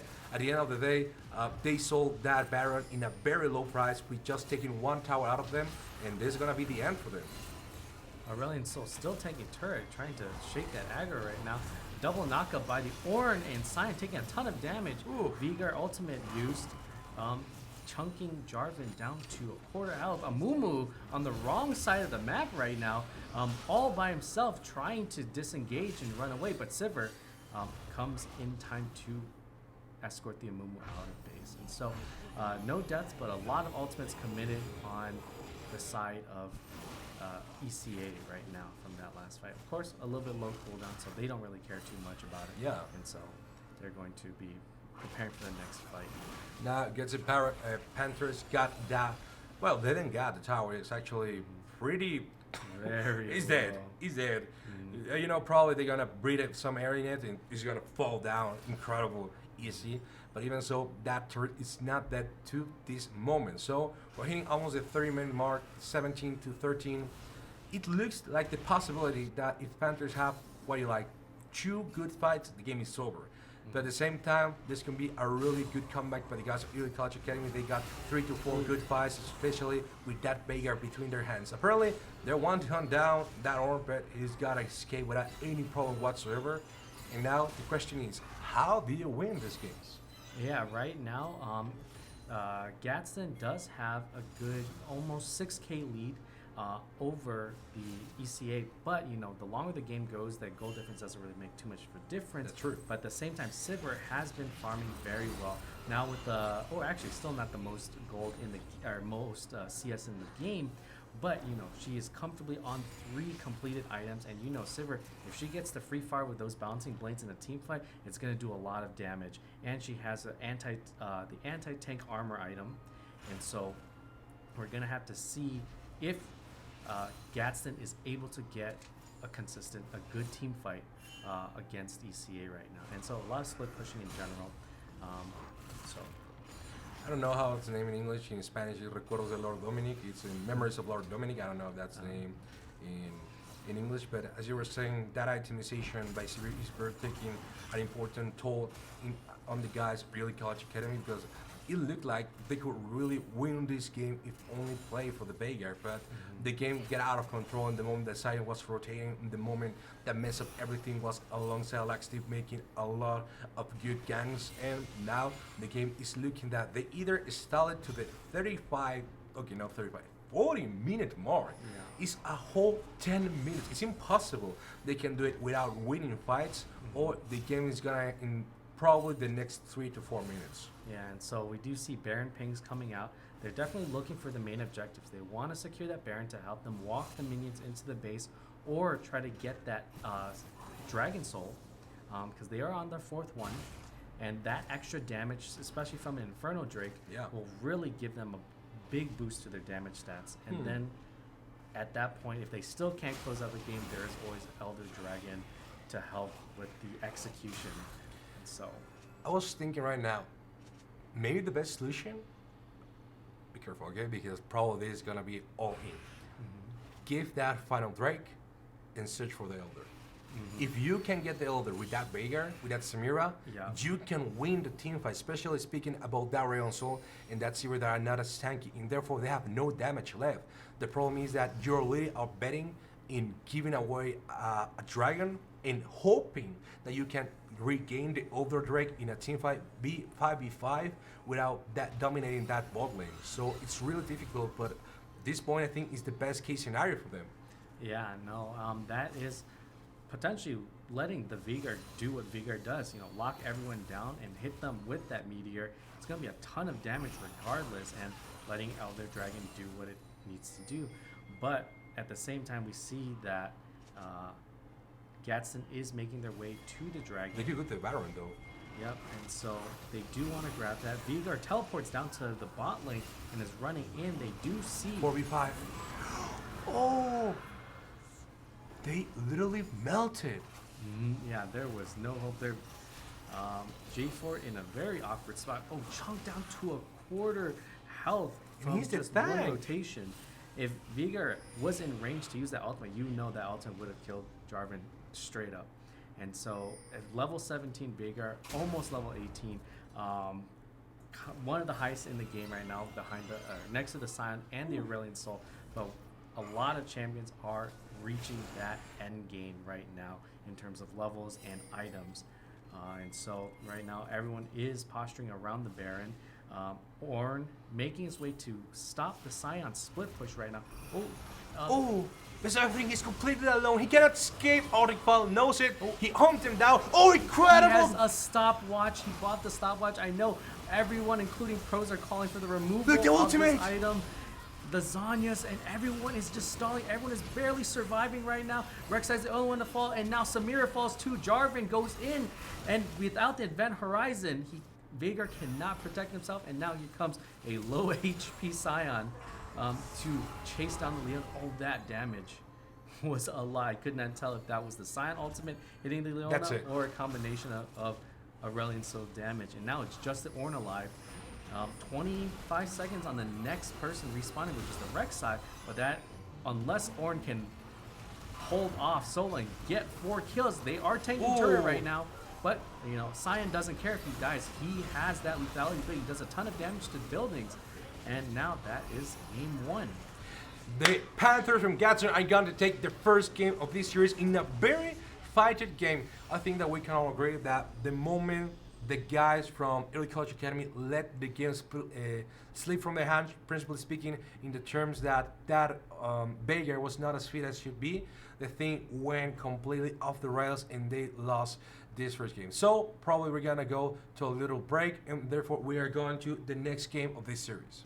Yep, and on to game 2, and it shows that, you know, they're giving the rec side to Arctic Fallen, and they don't seem to care about it. Yeah. And so they are getting to that late game, and they are able to pop off with the Aurelion Soul and Sivir. As you were saying, at the end of the day, the Rexa is not gonna be your carry. It's gonna be either the Veigar or it's gonna be the Samira. That actually the Samira was not even that important in the end of the game. It didn't put that much damage. It was not that important in team fights, not even in comparison with what Veigar was doing. Yeah, and so we'll see what adjustments that ECA has for Gadsden. It seems like Gadsden can play a combination of those early game fight comps or playing those really late game scaling comps. And so now ECA, knowing that the Rek'Sai, you know, did a lot of early game helping out, trying to get through that mid game, wasn't enough to get the Veigar on board. But a lot of that was the team fight that did erupt and end up costing ECA that match. And so we'll see how game 2 goes. So.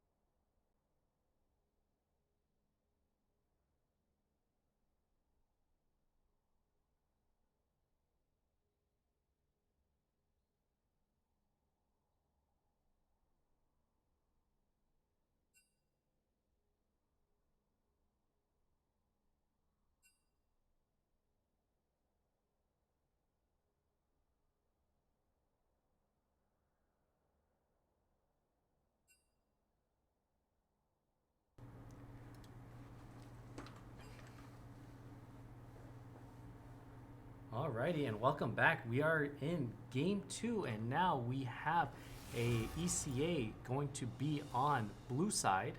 And what do you think of this match so far?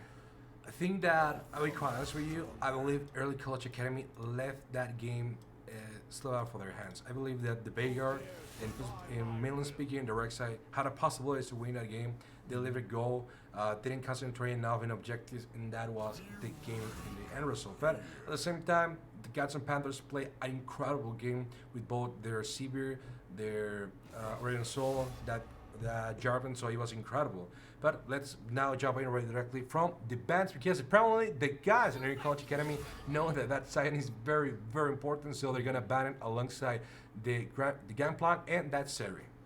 Yeah, and 3 more targeted bans against the jungler. So they looks like they want to force the jungler onto either the Rex or some other champion besides the J4, Udyr, and Zac. And so, the selection of Nautilus for E-College Academy is a response, therefore, with the Kai'Sa by the Panthers, a very good selection. Kai'Sa, one of those champions that can, literally speaking, go without any problem. He keeps growing, he keeps scaling. It's a very good selection. Now, let's see the second phase, probably a response to Nautilus. I will recommend probably Alistar. I will say Morgana, because, you know, the hook and everything, even the ultimate. But I don't know, Alistar, I feel like it is a little bit very fast, because you don't know what the rest of the team is going to be. yeah, no, for sure. And Alistar, maybe they do have a very specific team comp That's true. to play the Kai'Sa into, and it's the beefy front line with a lot of CC where Kai'Sa just gets to dash in and go. And now we have an Aurelia, and we know Aurelia is one of those very high-skilled champions that can do a ton of damage. Ooh, that's the reason why I told you the Morgana will be better.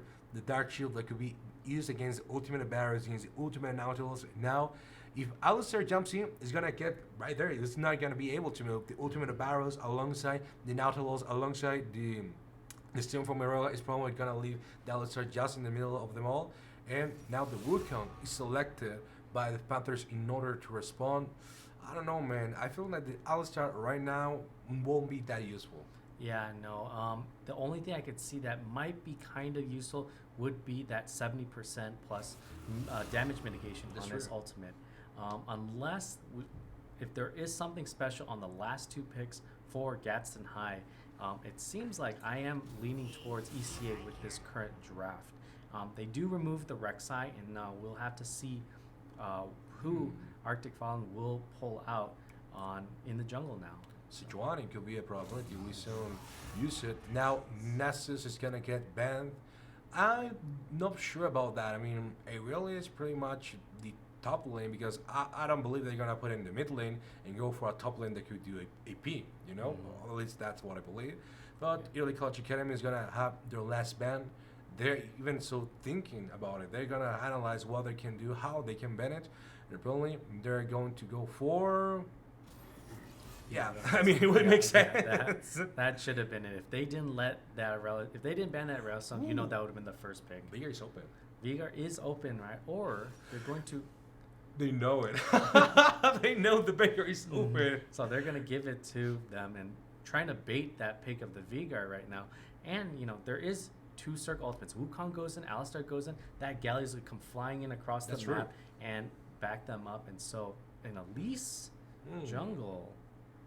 That's interesting. I mean, it's been used in the LEC. It's also being used sometimes in the LCS. It's not being used that much in the LCK on the LPL, but it's a viable jungle. It's not the best right now, but it's a viable jungle whatsoever. Yeah, definitely. But we're seeing that 4 jungle ban, and we're looking at that digging really deep on the jungler's champion pool right now, and might be just an old comfort pick, you know, back in the day when Elise was a solo queue meta champ, but an Ornn for that top lane. Is going to be Barrow's AP? Because there's no AP whatsoever. Or the Elise is very good. Or does a decent amount of AP damage, or at least early on, she has a lot of AP damage, especially against like champions that are more HP based. I honestly feel like I might be leaning towards ECA on this draft right now. Yeah. I feel like there's almost very little damage on Gadsden's side. Kaisa, yes. Galio, not really a high damage champion. Mordekaiser, not really a high damage burst champion. Sure, if the fights go really long, Mordekaiser will In late game. yeah, will succeed. But, just one of those things. Aurelia has a lot of that early game damage and can scale into that mid and late game damage, especially when you're diving Yeah. the squishies. Varus can do a ton of damage, and especially against some of the beefier comp as AP Varus. Elise has percent health built into her kit, so we'll have to see how this plays out. And I think, I mean, it's curious. ECA, they're in high school, but they're playing so old school. Like, I'm feeling like watching season 8, season 9 team. It's definitely. very curious. I mean, Gatson is the same. They're using a Galio Midland, something that is very rare to see right now, alongside with that Alistair. But the Kaisa, the Mordekaiser Wukong is something that is so in meta right now that makes me wonder why the Arctic Fall didn't ask for that Wukong on first pick. Why didn't he ask? I don't know, man. Even right now Wukong is good in the meta. Jarvan is already banned. B could be a very good selection right now. Yeah. Even throw the ultimate. Practically speaking, Galio enters. You use the ultimate, nullify Kaisa. They have no damage whatsoever in the game. Yeah. We'll have to see how these team fights go, or if it's just, or definitely Gats wants a team fight. That's a team fight comp. 100%. They're all going in. ECA, a little bit of split pushy, a little bit of skirmish type. They maybe want to take 3v3s. Trying to get some number advantage, 4v3s, 3v2s, and stuff like that, and try to push that advantage with some split pushing and stuff like that. But I'm not sure how I'm really feeling. It's a very definitely older type comps. It could be the coaches too, because some of the coaches are just having a preference towards specific strategies, even without diving too hard into the meta. Right, there are these more wider ranges of champion pools that you can play at this high school level. And so Yeah, I mean, probably the one that makes me more curious is Varus, because it's a good response, guys. It's not the best, but it's a good response. But alongside Direlia, I don't think that there's gonna be so much of a follow damage. I think that having that open up opportunity, you can have gone for the Jinx, you can have gone for the failures. Again, you could have gone for the Lucian.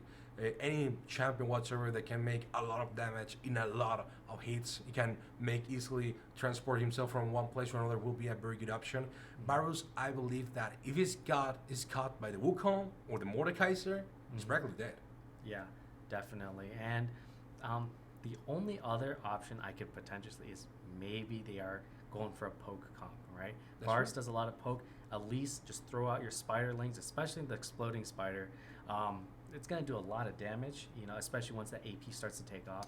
But still, though, how much opportunity is a dive comp like the Wukong, Galio, Kaisa, Alistar going to let you poke, right? If they get a little beat on anyone, they're going to full send that engage.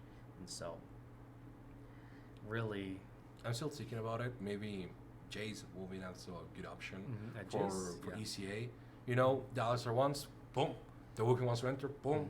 The Galio wants to enter, boom. So I believe that also will be a good option. In fact, Poppy will be good for Arctic Fall if he knows how to use it with his ultimate. But again, we saw what happened to the guys of La Cueva, so maybe that's the reason why they want to use it. But everything, after all, let's go diving into the loading screen. How would you? ECA feels a little bit more comfortable right now with the speaks, but at the same time, I don't know if they want to go with them because the guys from Gods and the Panthers are really looking strong whatsoever in this game. Yeah, and definitely, they have been very confident in their That's plays true. right now.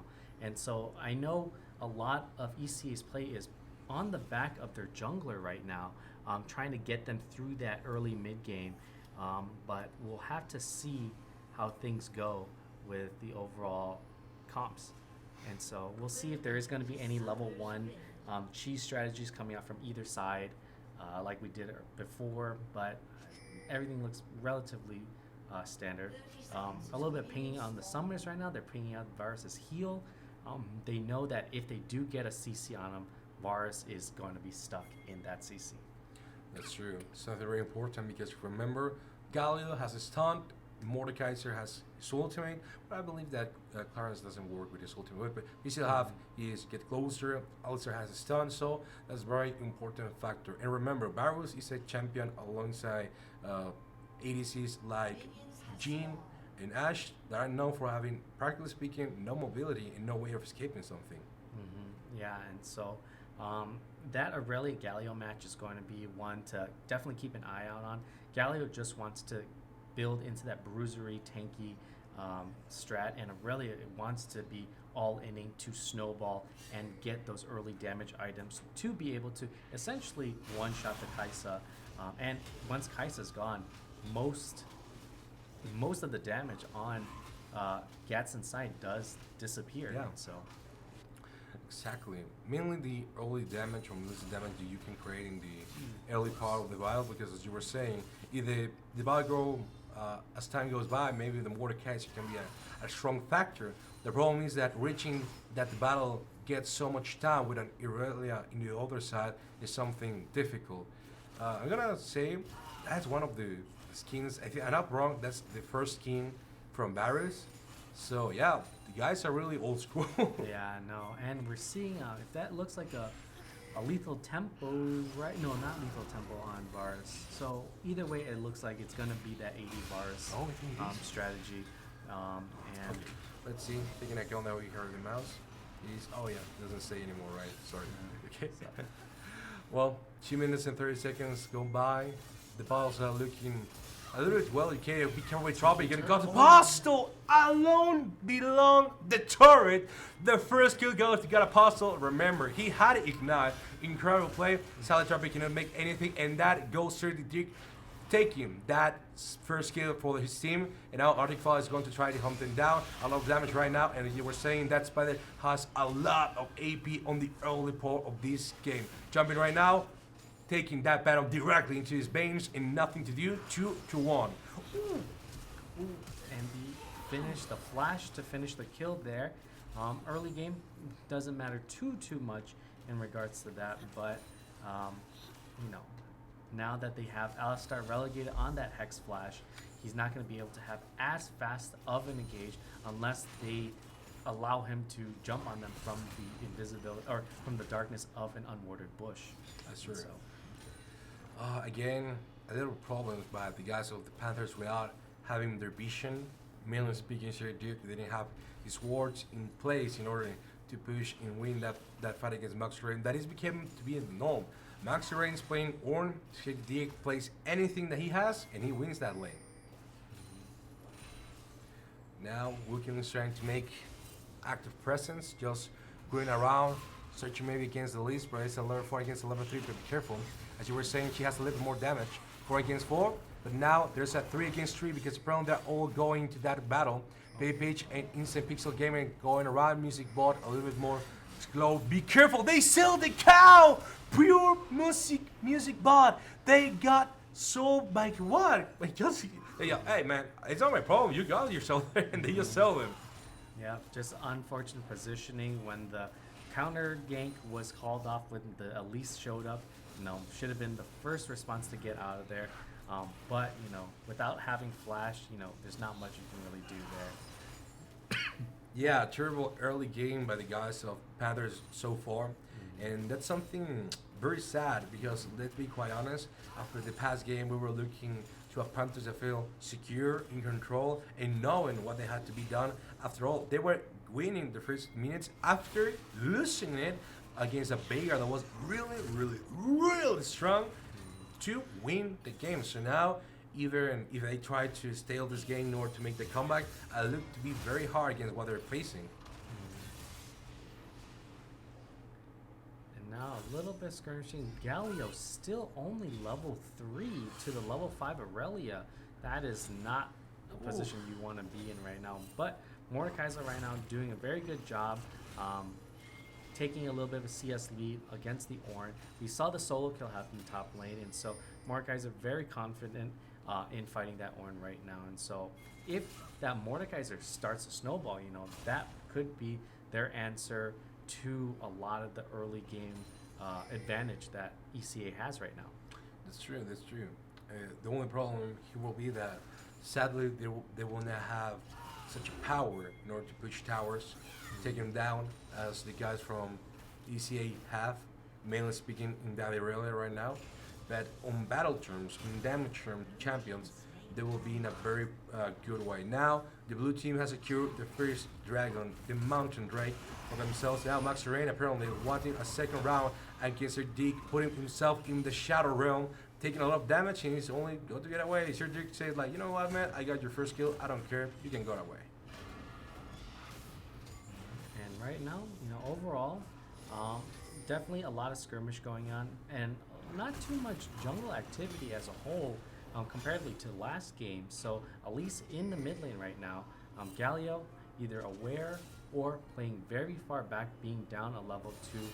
The Aurelia, here it comes. Oh, good flash. Yeah, it was a flash. For a flash, spatially speaking, the flash artifact that was very necessary in this type of gangs. It's a very good interchange, Yep, and so they're definitely, at least to take advantage of, will come back at some point. The wave is frozen in a very uncomfortable spot for the Galio right now, not knowing if the Elise is still going to be nearby, but she did base and is pathing in the upper jungle right now. But Galio still being zoned heavily off the wave, down 2 levels to Aurelia now, or now he is finally level 6, has the global ulti, and so they're going to be trying to look for some cross-map plays. I think the real soul. I think Gal will be very useful. Wait a minute. Early, Alexei was just making out of presses again. Alex Steve that was being playing so good the last game with this Jarvan has been playing so passive. That's something very curious because Wiccan is as Jarvan. In the moment he hit level 6, he's also very good in order to make those gangs. But now he's level 5. He's playing a little bit slow, and therefore Arctic Fall is taking that place instead of him. But as you were saying, Thropic could be very important, mainly speaking, on the top lane, helping that Mordekaiser securing more kills, because let's face it, if he tried to go downstairs, probably going to give 1 or 2 kills to Pepe Peach. And so definitely bot lane has been, despite the 2 deaths on the Alistar, has been fairly uneventful. Kaisa with a fairly substantial CS score lead over the Varus right now. Yeah. And so here comes a little bit of a fight happening top lane. Ornn and Mordekaiser inside the Shadow Realm right now, trying to use vision to his advantage, is stuck in there trying to escape, slowly ticking away, and finished off inside. And now Wukong going to check. Stolen! Alongside, we have good ultimate. Heroic entrance by Tropic. Now they have to do the damage. They take the kill. Got Apostle needs to run away. He doesn't have any type of stun. Probably gonna fall for that town, but the flash is enough. A very excellent steal by Alexi, securing not only the referral but also a kill. If I'm not wrong, I think it was a shutdown because the list was 2-0. So that's an excellent interchange. Now Tropic really needs to go away. The ultimate from Irelia putting a lot of damage, but the town will be enough in order for him to escape for. So 4-3, but right now the guys of the Panthers feel in control.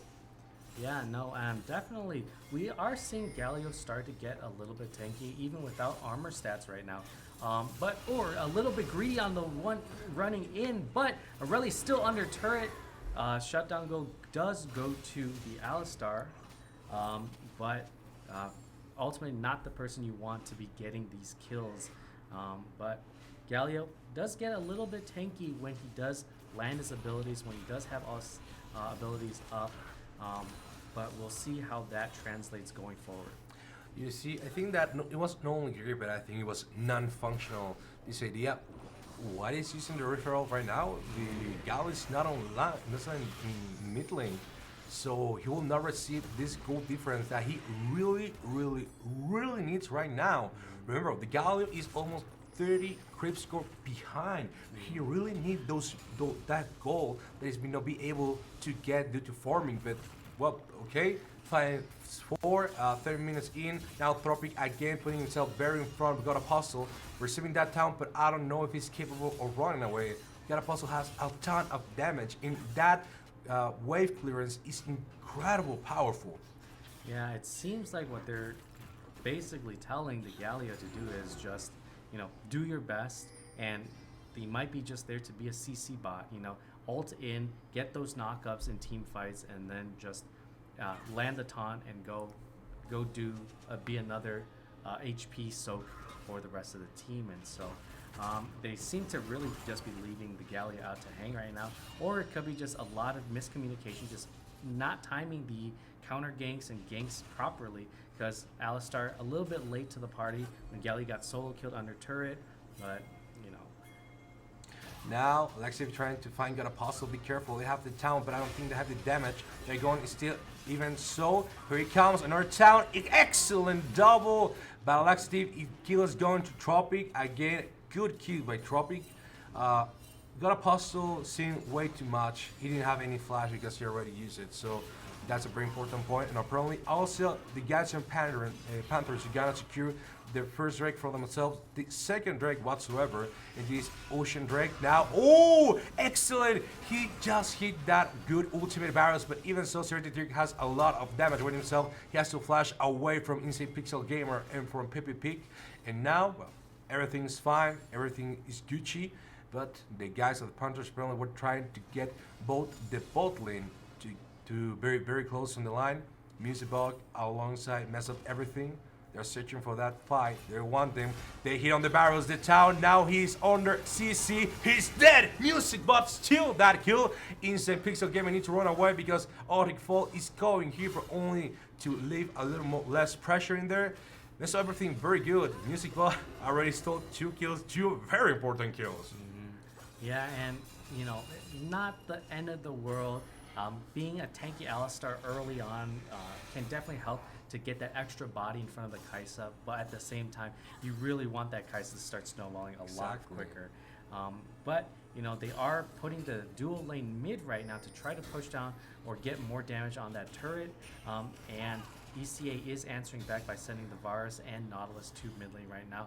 And so Mordekaiser still with a commanding lead over the Ornn right now. He is going to look for a fight.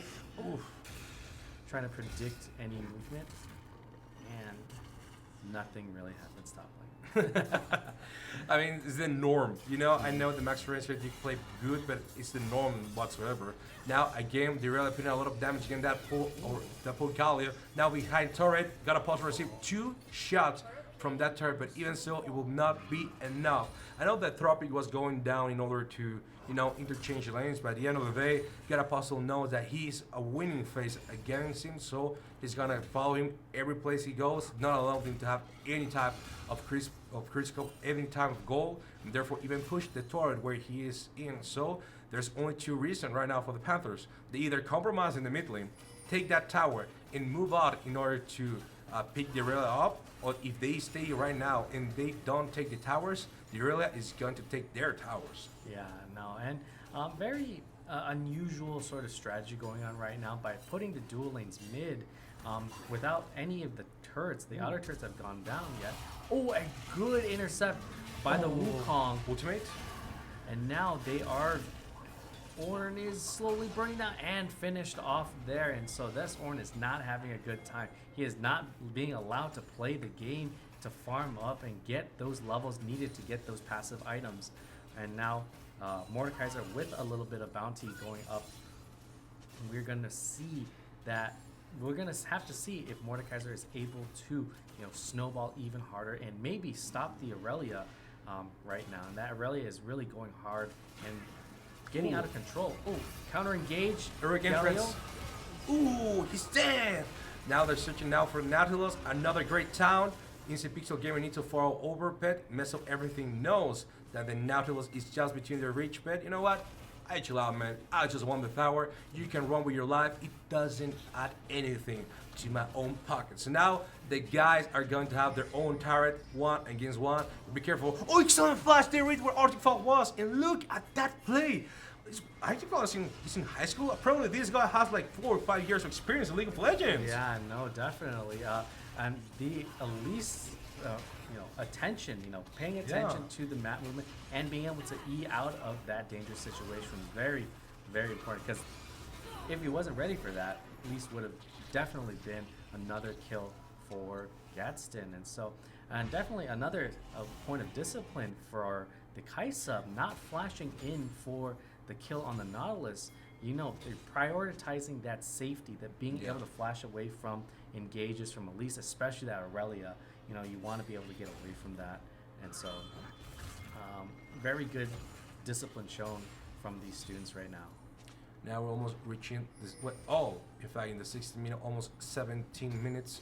And so far, the guys from the Panthers, the Gadsden Panthers, are looking not only strong, but the better team so far. Even as Aurelia had a 3-kill advantage in the early game, it really talks of control of how they playing themselves. You were saying they really know which objectives to take, and that's something that sadly for ECA is not falling together. Garapasso is playing great, Arctic Flag is playing great, but both P-Page and Moxerain of not being on that level so far, and sadly the guys of the Panthers have been taking advantage of that. Yeah, and definitely we're seeing that objective control by Gadsden.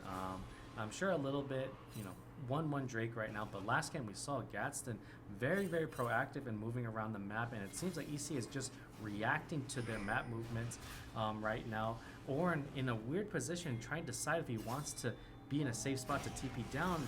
Ooh. And now the engage on both sides. Galio with a lot of CC going on right now. Kaisa finally joining in the fight to do the damage. Nautilus and Aurelia and Vars trying to run away. A lot of damage on the Wukong as they try to turn and potentially get the dragon. They're looking for a re-engage here. But I mean, they just take the jungle's life. Arctic Fall is out of the equation, so that is a win-win in my brain. And now they have the opportunity to secure that Drake. It's also a very important one. Cloud Drake that they can have without any problem whatsoever. I didn't know who had the referral. I didn't know they have it, or who had it at that given moment, but it's been invoked, so the referral is gonna be used to, it's gonna hit the turret. I think it doesn't have the range. No, it has the range, so opponent is gonna hit that tier 1 tower in the bot lane.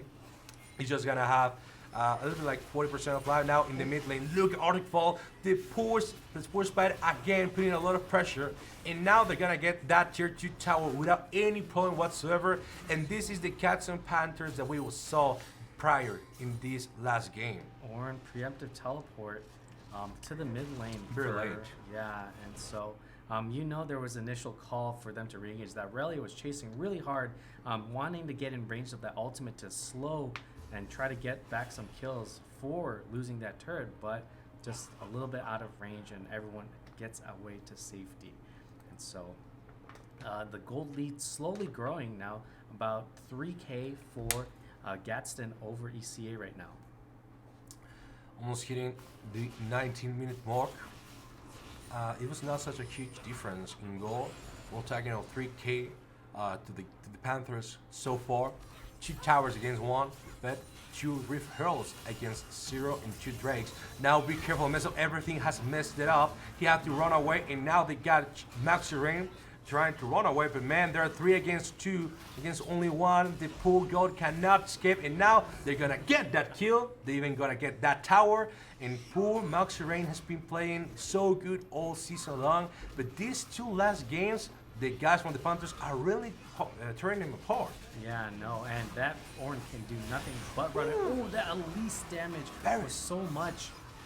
Oh, and now they are in an awkward position trying to decide where to go, and Elise grabs the Elise, and Varus is lurking on the other side. This Mordekaiser all by himself, surrounded, trying to finish off the Elise. The calls are being made to finish everything up, but now they're too little too late. Galli Olsen so late into the fight right now. It's such chaos.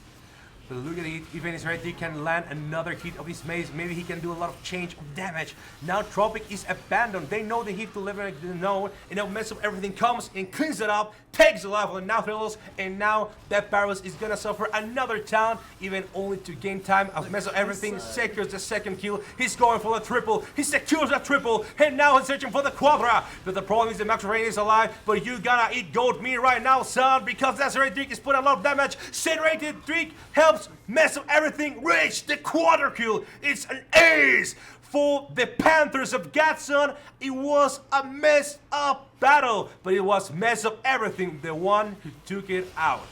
Yeah, no, that was chaotic. It almost looked very bad for Gadsden right there. Yeah. They were split up, couldn't make a decision where to finish the release or to back off. Suddenly, Nautilus arrived, Galio came ulting in super late, and eventually Kaisa, finally being able to get into the fight, was able to start cleaning up the rest of the team. And by the time Mordekaiser had already respawned and started coming back into the fight. He respawned. The battle was so long, he respawned. That is really speaking volumes in how much they're fighting right now. Yeah, and so it's just pretty crazy, and it seems like, 5-0 Kaisa is a very, very strong champion to deal with right now. But, as they're moving forward, Aurelia has that potential of blowing up the Kaisa. We saw what she did in that 1v1, forcing the Kaisa to flash over the wall to escape before that whole chaotic fight erupted in that top lane, top jungle area. I think that is the best point right now, is that if Aurelia had either 100% life, he had catch up, mess up everything we have forward, the battle was a mess. Probably speaking, that battle would have been completely for ECA, because without the Kaisa, you don't have that much quantity of damage that you can give to the enemy champions. But to this point, the 22-minute mark just hit us. We are 2 dragons against 1, 15 against 9 kills to the Panthers, and almost 7k of gold difference. Something that it really didn't feel that much of a difference just a couple of minutes ago, but so much objectives have just happened in that quarter kill by mess of everything really changed things up. And right now they have that Baron. If they secure one good team fight where they can kill 1 or 2 enemy champions, probably that will secure 2 to 3 towers. Yep, and finally, the last bot lane tower for ECA was taken in the last minute or so, and now they are moving towards bot lane, at least backing, so they are not going to have a jungler in place to contest this right now. And so Varus potentially still can steal this, but this will have to be a very big mistake from the jungler's part. And so there goes the initial, or it did go down to 100 gold, so if that Varus had the timing on the Q, that could have been a dragon steal right there, but luckily secured in their favor. If I'm not wrong, I think they don't have any vision, so it was also very hard possibility by Pete Thatch, because let's face it, if it's hard to land a hit with Varus without Q to steal a dragon, a Drake, let's not even say it without any vision whatsoever. But damage is done, 3 Drakes to 1, 4 turrets to 1. There's still a possibility that ECA can come back in this game, but it will mean either one, Guts, Apostle, takes Kaisa, takes Maze of everything by himself 2 times probably, or that the Panthers really threw away 2 to 3 battles, 2 to 3 team fights in this span of 10 minutes? Yeah, definitely, for sure. And right now, looking at the junglers, it feels like Elise, even though she does have 2 completed items, feels like she is not contributing as much compared to the Wukong. Wukong with 2 of those knockups every single team fight, and this Mordekaiser really dishing out a ton of damage on their Aurelia, fighting off 1v3 right now, and so forcing the Elise and Nautilus to back off and have to respond towards this mid lane push. 3 men search the kill of Mordekaiser, 3 men run away. That is important to how strong is right now. Certic with that 4-1, and now searching the life of Arctic Fall, the poor jungler that nowadays is looking like a 4-3. And now that first turret in the base on the middle lane, they're trying to reach it. They're trying to hunt down at least his half-life right now, and reaching on the 25-minute break, 25-minute point. The guys from the Gadsden Panthers are looking stronger than ever. The only way that I can see these things go over is that they have 2 to 3 good fights, mostly speaking in numbers advantage. 3 against 1, 3 against 2, 4 against 2 is the best case scenario, because in this moment 5 against 5 is impossible to win if mess up everything does everything good. And now we're seeing a collapse on the Ornn right now, or they're just going to try to force them off the turret and try to take it. But right now, Ornn ultimate, and it fizzles. Ooh, Music Bot is completely damaged where he comes the heroic entrance. Now they're seeking the Maxi Rain that is practically over. Got a Apostle receiving a little damage. Look how much he's jumping with so much CC. It's over. He's dead. And now mess up everything is doing. He wants another triple K, but he's just going to receive another date by double kill by that Wukong. Instant Picture Gamer is receiving a lot of damage, making the point being to resist, to gain time, and now Mess Everything is dead alongside Wukong that is almost completely over, and the only one alive, the only who still exists in both teams are the jungler and the top lane, because Heretic didn't give anything about that battle, they didn't care, and he just kept pushing. Yeah, no, and you could definitely think that was definitely a 5v4 fight. That turret had so much value, just ramping up damage against Gadsden right there. They were tanking so much damage, trying to juggle it over and over again. But, you know, I'd be curious to see how much damage each one of them took while diving that turret. They were under that turret for a very long time, to a point where Kaisa had gotten down to less than 100 health because of 1 or 2 tower shots. And so, even I want to clarify, if Maxi Rain hit that ultimate, we were speaking about probably a Baron for ECA. So that's something that you really need to take into account, mostly because we said it before. If they win 2 to 3 fights, the game turns completely over to Early College Academy. So Gadsden Panthers need to take that into account. They're not winning yet. They have secured a really good lead, but that doesn't mean the game is over. So you need to relax and take a lot of concentration this team fight. But now apparently they're gonna initiate the Baron. There's no way the guys at ECA are able to respond. There are 1 in the bot lane, 2 on the top lane, 1 in the mid lane, and only the jungle to be capable of answering bet is very far over. So free Baron, nothing to do. Panthers secure that objective almost on the 28-minute mark, and apparently now they're going for the Drake. yeah, no, and so that gold lead goes to almost 9k, pushing into the 10k range. Right now, you can see that they're really aggressively trying to chase down the stragglers on ECA, and they run into Elise right now. And despite breaks out, this is poor positioning from both sides right now. No damage. Kaisa immediately removed from the game. Their damage is gone. And now they're playing the long game. They just need to make that hurt, but be careful. Here comes Heretic, hitting first on the spider. There's no more bugs right now. Instant Picture Gamer needs to run away. Now Maxi Rain hitting on that goal, but the problem is that this guy's now a double kill. Got Apostle Ring to run away. He is in the Shadow Realm. A lot of damage is falling upon that pool. Got Apostle, and now with the triple kill by Heretic, hitting, supporting so many shots from the tower. It's over. There's nothing they can do. The inhibitors are going down the mid lane, and now the guys from the Panthers are just gonna finish the job. Ace from Gadsden, ace for the Panthers, with the first turn for the Nexus falling down, with the second being destroyed, and now the Nexus is the only thing that stands between them and victory. Ladies and gentlemen, please, this is your New Mexico State Esports Invitational, the Gadsden Panthers. Yeah, no, we were nervous seeing that Kaisa immediately popped at the start of the fight, but didn't matter. The Mordekaiser is so fed, just walks in and cleans house, taking the turret all by himself in that inhibitor fight and eventually winning the game. And so, very impressive game by Gadsden. And so that secures them. They have won the League of Legends NMSU Esports second Invitational League of Legends Championship. So It's a mouthful. yeah, it's a long time. We need to talk to the officers and consolidate that title a little bit. And so it was great. I believe that if Sergio Dirk was not in a good position, we will not be in game.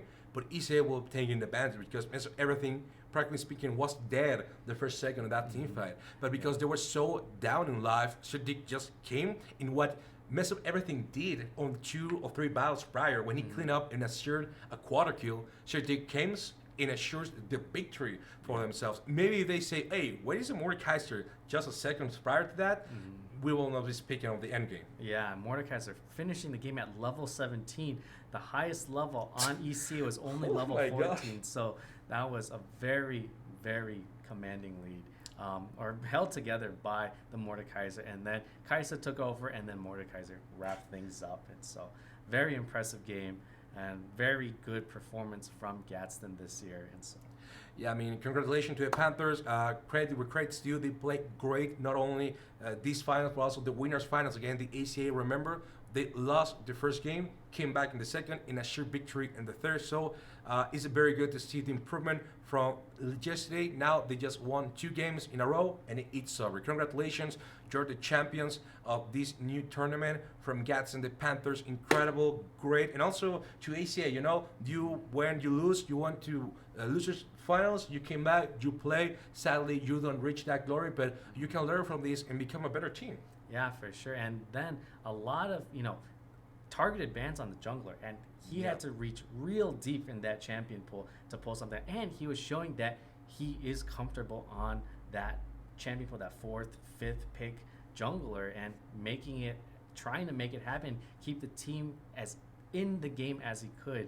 And so it just wasn't enough, when you have a 7-1 Mordekaiser, that Kaisa getting that quadra kill in that mid game, just too many threats on Gadsden's side. So I mean, Arctic Fall played incredible in these, not only this series, but the prior series. I will go as far to say that the reason why ECA is again in the grand finals after what happened yesterday is because of Arctic Fall and his Rek'Sai in incredible last series. And even right now with Elise, we see he was playing great, but as you were saying, at the end of the day, Elise has his limitations in nowadays meta, and really was showing that on the last part of the game. But to them, it was really incredible. From the Panthers, everything played great. I think he had 1 quadra right now, and I think they got another one past game. I don't remember correctly. But again, to me, the highlight of the Panthers is, and will be Serrated Dirk with an incredible Mordecai. Say anything when he plays in the top lane, and I really even don't like the top lane, even less Zion. Whatever Serrated Dirk plays is incredible. He's a great game, and he's a promise on the way.